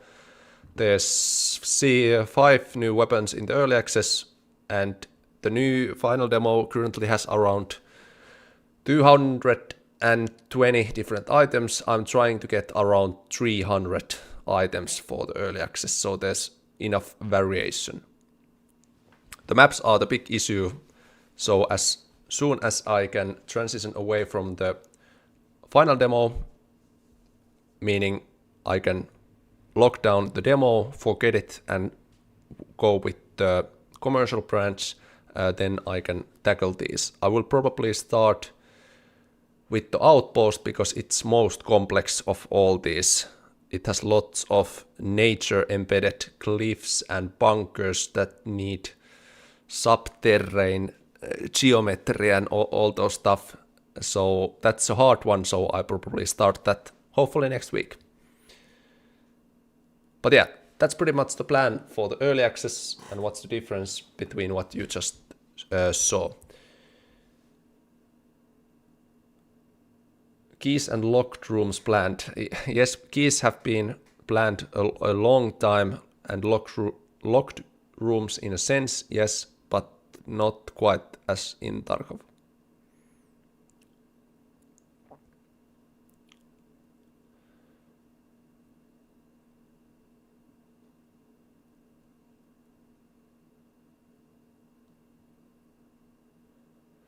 So if the demo is playable yet, chat, final demo has been playable, part of the next fest, starting early October, and I will leave that what you just watched, that demo until the early access releases.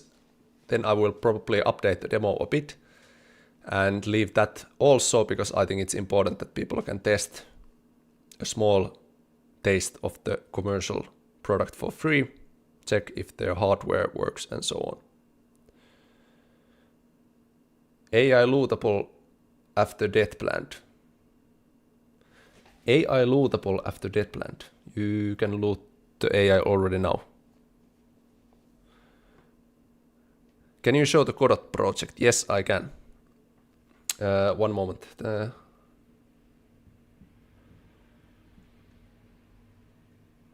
Will there be animations for eating, drinking, smoking?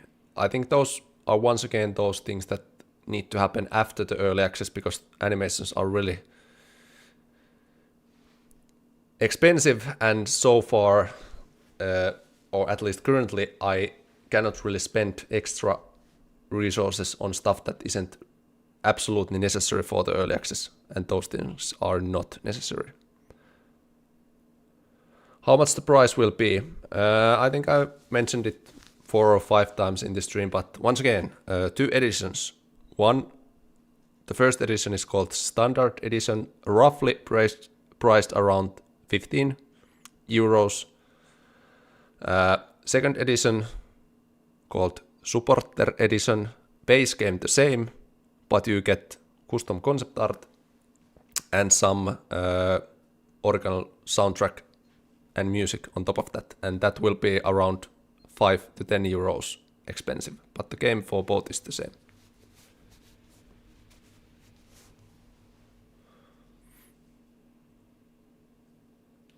What about optimization and more graphic settings? I think the game is pretty optimized by now. I would say after watching hundreds of streams, I would say the optimization isn't the main issue at the moment.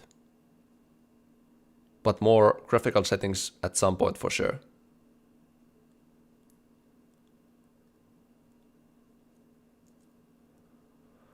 Will there be a way to disable permadeath in Vostok for casuals like me? Not in the vanilla game, but of course there's already demos that will do that. So I don't anything against those demos, but I want to keep the permadeath there because it's so rooted to the ideology and vision that I want to achieve with this game.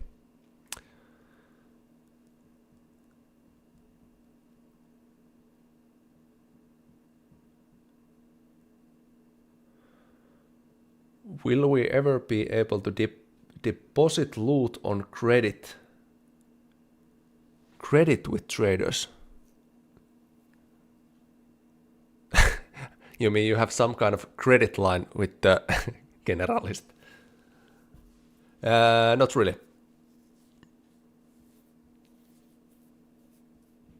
Even though I started thinking about ideas which could be fun, like if you would take some credit with the traders, and if you not pay that back in a certain time frame, there would be some really harsh penalty or punishment or something. Funny ideas, but not practical and not adding to the game yet. Big fan, keep up the work. I will be buying when it releases. Thank you. Thank you. It means a lot when people have followed the project and consider to purchase the game when it comes out.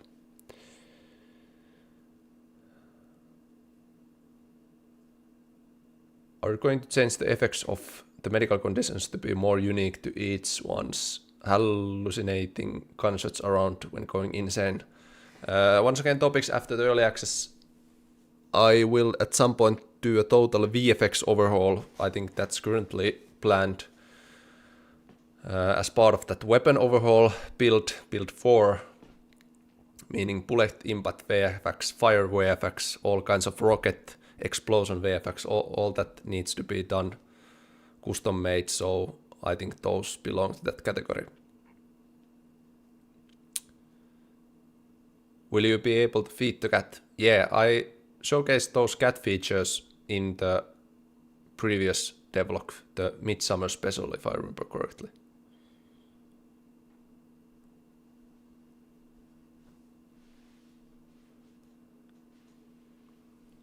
Are you gonna make it where you can look down and see your body like in Tarkov? Yes, but it's...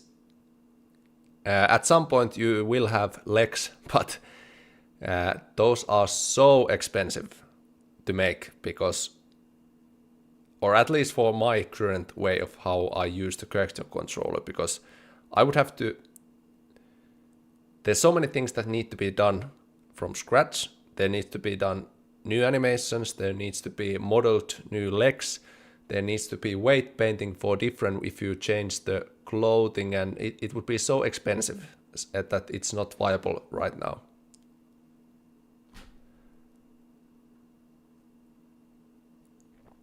I have an AMD GPU, I couldn't get it to run on Windows 11. There's a Discord thread on project Discord server that explains those AMD solutions quite well, so I would definitely recommend checking out that thread. You might not want to say anything on this, but will you be producing everything yourself whilst in EA, or will you be using while you might not want to say anything on this, but will you be producing everything yourself whilst in EA? What's whilst? Is it a typo or does it mean something? Is it mean when I'm in EA? What is whilst? While. During EA. While. Okay. Or will you be using freelancers to produce the game? Hopefully I could use the freelancers more and more, because I have already working contractor pipeline, so I could speed up the development a lot quicker if I would utilize the contractors a lot more. So hopefully I could expand that there's other people than just me making the game, but there will always be me, but hopefully not just me. What's your favorite weapon on the game? At the same time, I will open the Godot project. One moment.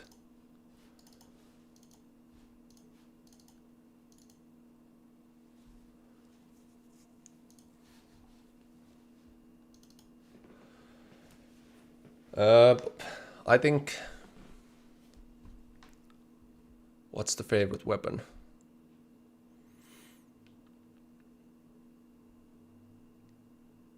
I don't think I have currently a favorite weapon yet. I can show you what kind of favorite weapon would be my preference. But currently I don't have the...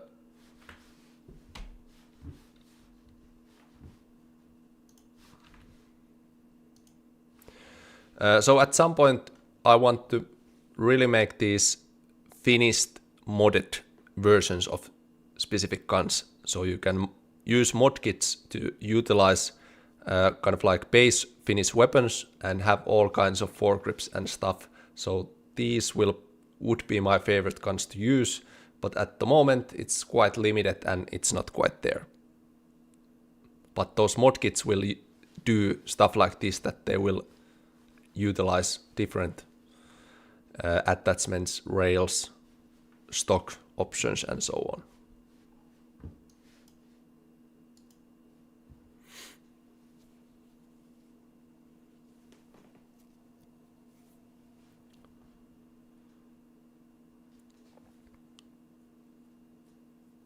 Okay, what I'm now going to do before we end this stream, I'm going to quickly showcase a few things about the Godot.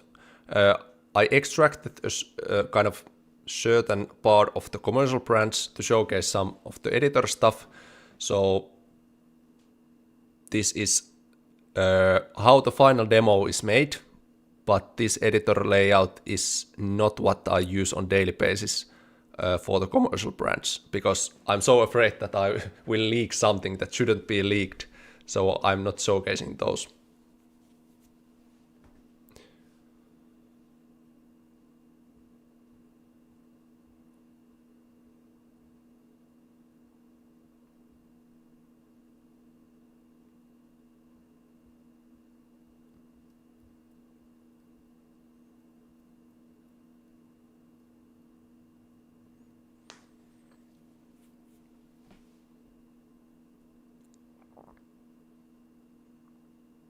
This is taking weirdly long.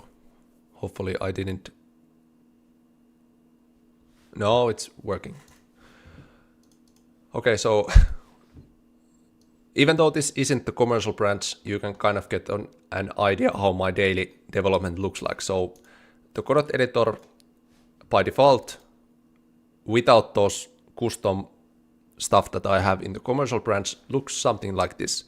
The scene hierarchies are over here. This is, for example, the main menu. Nothing that interesting in the main menu because it's just 2D overlay, but I can, for example, open the village map.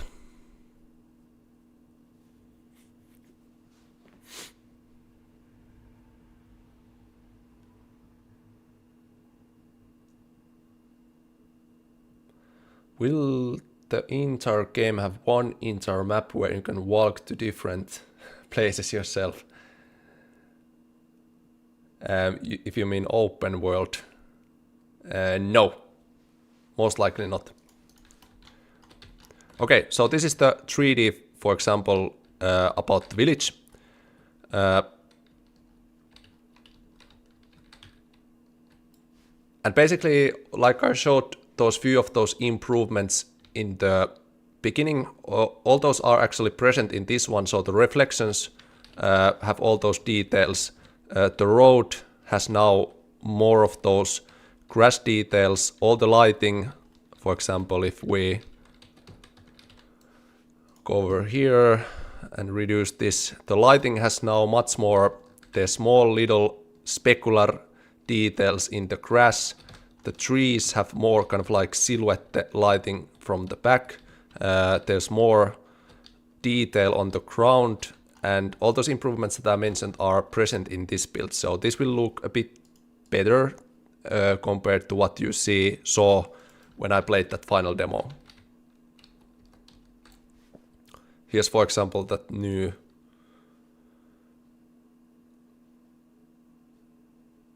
overcast rain. Let's put the audio as well.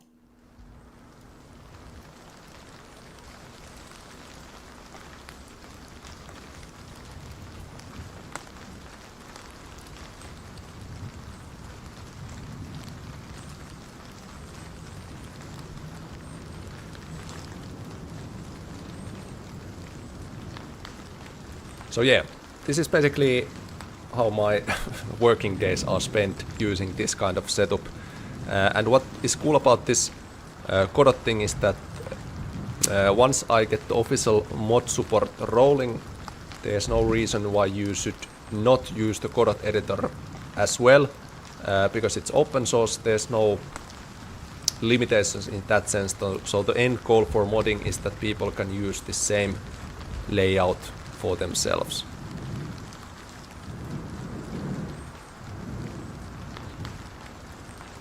Why don't we have flycam in the final demo? I only have bad explanations for that, but I want to do that a bit better, and I wasn't happy with the current solution, so I just didn't add it. And the more stuff your project has, the more possibilities that there are that something will break.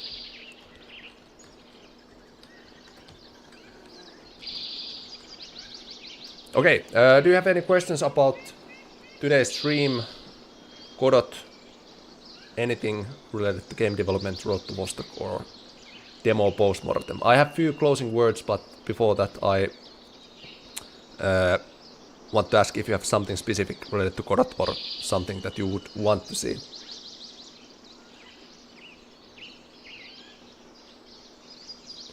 Your dev machine specs.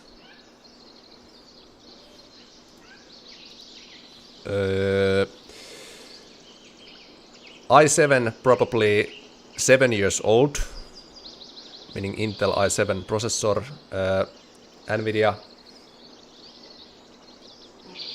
3070 Ti, 16 gigabytes of RAM, and that's pretty much all you need to know.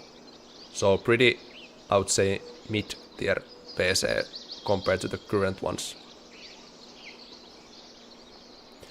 Do you have any plans for integrated mod support? Yes, I do have plans for native modding tools and stuff that could help the modding. Any idea when the next devlog stream will be? I have spent the last month, meaning almost over a month, starting from end of September all the way to current day, working pretty much 12 to 14 hours per day, making all these October events possible. Haven't had a single day break, and today when I had this 8-hour stream and so on. So first I'm going to need a small break before I can even consider making a new video, because I have been living in this Road to Vostok bubble, watching hundreds and hundreds of videos of gameplay, hundreds of hours, thousands of bug reports. So I'm going to need a small battery recharge break before I can even consider making new stuff. But yeah, there will be more videos at some point. At the moment I'm just a bit, how could I say it, overwhelmed with all the how much the RTV has kind of like consumed into my life over 1 month period. Thanks for the donation, Night Quest. Thank you for very informative stream. You have done a great job. Keep up the good work, and remember to rest too.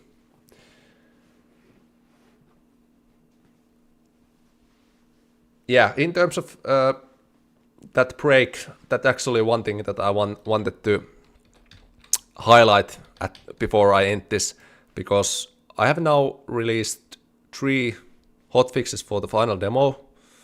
The demo has been really successful. It was one of the most played games on Steam during the Next Fest. Or actually, let me rephrase. It was one of the most played Next Fest demos on Steam. It gathered so many wishlist new demo downloads, and in every possible scenario I could consider that this final demo was a huge success considering for the early access launch. So I'm really happy for that. But when it comes to making additional content to this demo, there's this harsh truth that if I spend more time putting out hotfixes and content to this demo, all that time is away from the commercial branch, meaning each day that I spend on the demo is a 1 day missing from the early access, and currently I need all the days for the early access. Plus, if I keep making hotfixes for the demo, I don't have any time to take any breaks, because usually when you release a hotfix, something break as well, because you are bringing new code to the build. So you are getting yourself into the loop of making more and more hotfixes. And currently the game is somewhat stable. Of course, there's a lot of small bugs, but nothing game breaking like you saw when I played the final demo. I didn't have any bugs probably in few hours. And that's pretty much what I want for the demo, that you can get around 2 hours of gameplay, a taste of that early access. So what I'm probably going to do, which is probably the most wise thing, is that after this stream ends, I'm going to start my break immediately, which means that I take 1 weekend totally off from development. I don't open the Discord, I don't watch any Road to Vostok related videos, and I sure not do not open this editor view. And beginning next week, I feel rested, recharged, and ready to use that same full attack mentality to the commercial branch, and I will start making those maps as soon as possible. Which means that I would not be able to provide any more hotfixes to the final demo, which is kind of sad because I already had lots of improvements and stuff online for the next hotfix. But I think that's the most reasonable and best for the commercial version, that I don't attach myself to the demo anymore. Maybe I will add that hotfix at some point, but since I already have so many early access deadlines coming really soon, I really can't spend any more time on the demo. Which means that if you want to mod the demo, now it's probably a good time to start trying different things if you want, because if the demo is going to stay like it is now, and I transition starting next week working only on the commercial branch, then it means that there will be no changes to the demo before the early access. I think that's the current plan. That's mentally the most wise method. It would allow me to have that small break, and I could start building those new maps first thing next week. Full attack.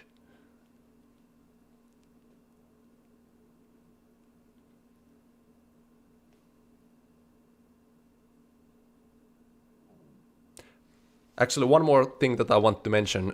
Even though this looks, after all these iterations with Godot and all these lighting improvements, there's one thing that, or actually there's two things if we go back at how the first Unity build looked. First is that what I'm now going to explain is that how I'm going to make this look much better than the actual first Unity build, because this looks consistent, but there's few things that are missing, and I'm going to showcase what those few things are and how easy those are to fix. Thing number one, Unity build had tall trees, more dense, and the clipping amounts were different. How I can achieve that?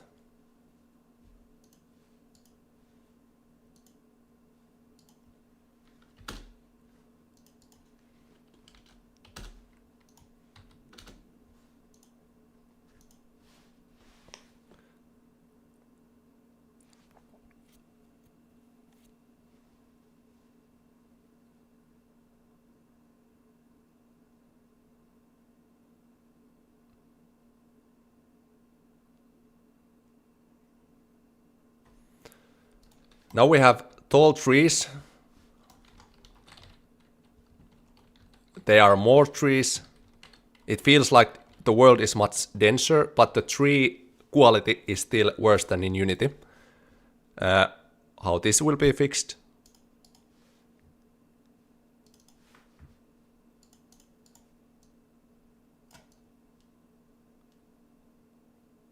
This is how the current trees look like.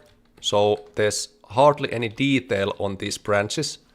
That detail can be increased just by clipping the trees more, and same applies to the billboards. So now the trees are becoming more, I think the word is scarce, or there's more detail when there's more clipping. And then the last thing is that the Unity used certain anti-aliasing method that allowed the trees to look smooth, since now they look really sharp. And when I apply few anti-aliasing techniques, the trees will look roughly the same. And then the final thing is that I just add the tree variation, meaning all those things that I already shown. For example, the tree variations, birches, pines, and those. So the game is not that far from the actual how it looked in Unity with just those few tweaks. So after the early access, I'm going to kind of like close this gap between the Unity and the Godot, and those were tree related topics. Then another topic that I want to mention is that these roads now are quite flat. There's hardly any depth, there's no displacement. So once the trees topics are done, I'm going to tackle visually the roads, which is one of the visual pain points. And once I lower these down, so there's clear bumps and depths in the road, I think then we are much closer for game becoming more visually attractive, even with just these few tweaks. So when you just watched that final demo gameplay, it still looked a bit bland at some points, but it isn't that hard to fix because just with few tweaks related to trees, related to roads, and more props in general, the game can look quite good relatively fast. I don't know if this was the best example to showcase, but yeah. Okay, so to recap the plan, Antti takes a break starting tomorrow. Antti returns on Monday, works on the commercial branch, full attack on the maps. Huge thank you to everyone who's watched or played the final demo. I know that many people have ridiculous hours in that demo already. That is highly appreciated, but even if you just check it 30 minutes, 15 minutes, that's really cool also. I'm sorry that I haven't responded to most of the emails. I get so much of those, but I have read every single feedback, every single bug report, and even if I don't continue with the demo development anymore, those demo bug reports are still really useful because those directly help the commercial branch. Since I read those, I can fix the bugs and so on. And thanks for taking this journey today to where we looked at those old demos all the way to the current final demo. It's been quite a ride, and I was quite shocked how bad those old demos looked, but thanks to you that you haven't lost faith even during those dark times. How long the stream was? Can I see it somewhere? 6 hours, 30 minutes. Okay, I think that's not near 8 hours, but I think that's good for me. Thanks everyone for checking out the stream, and I will share a link for the stream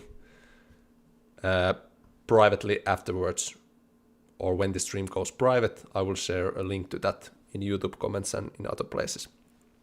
But huge thank you for tuning in today, and we will see in the next video. Bye bye.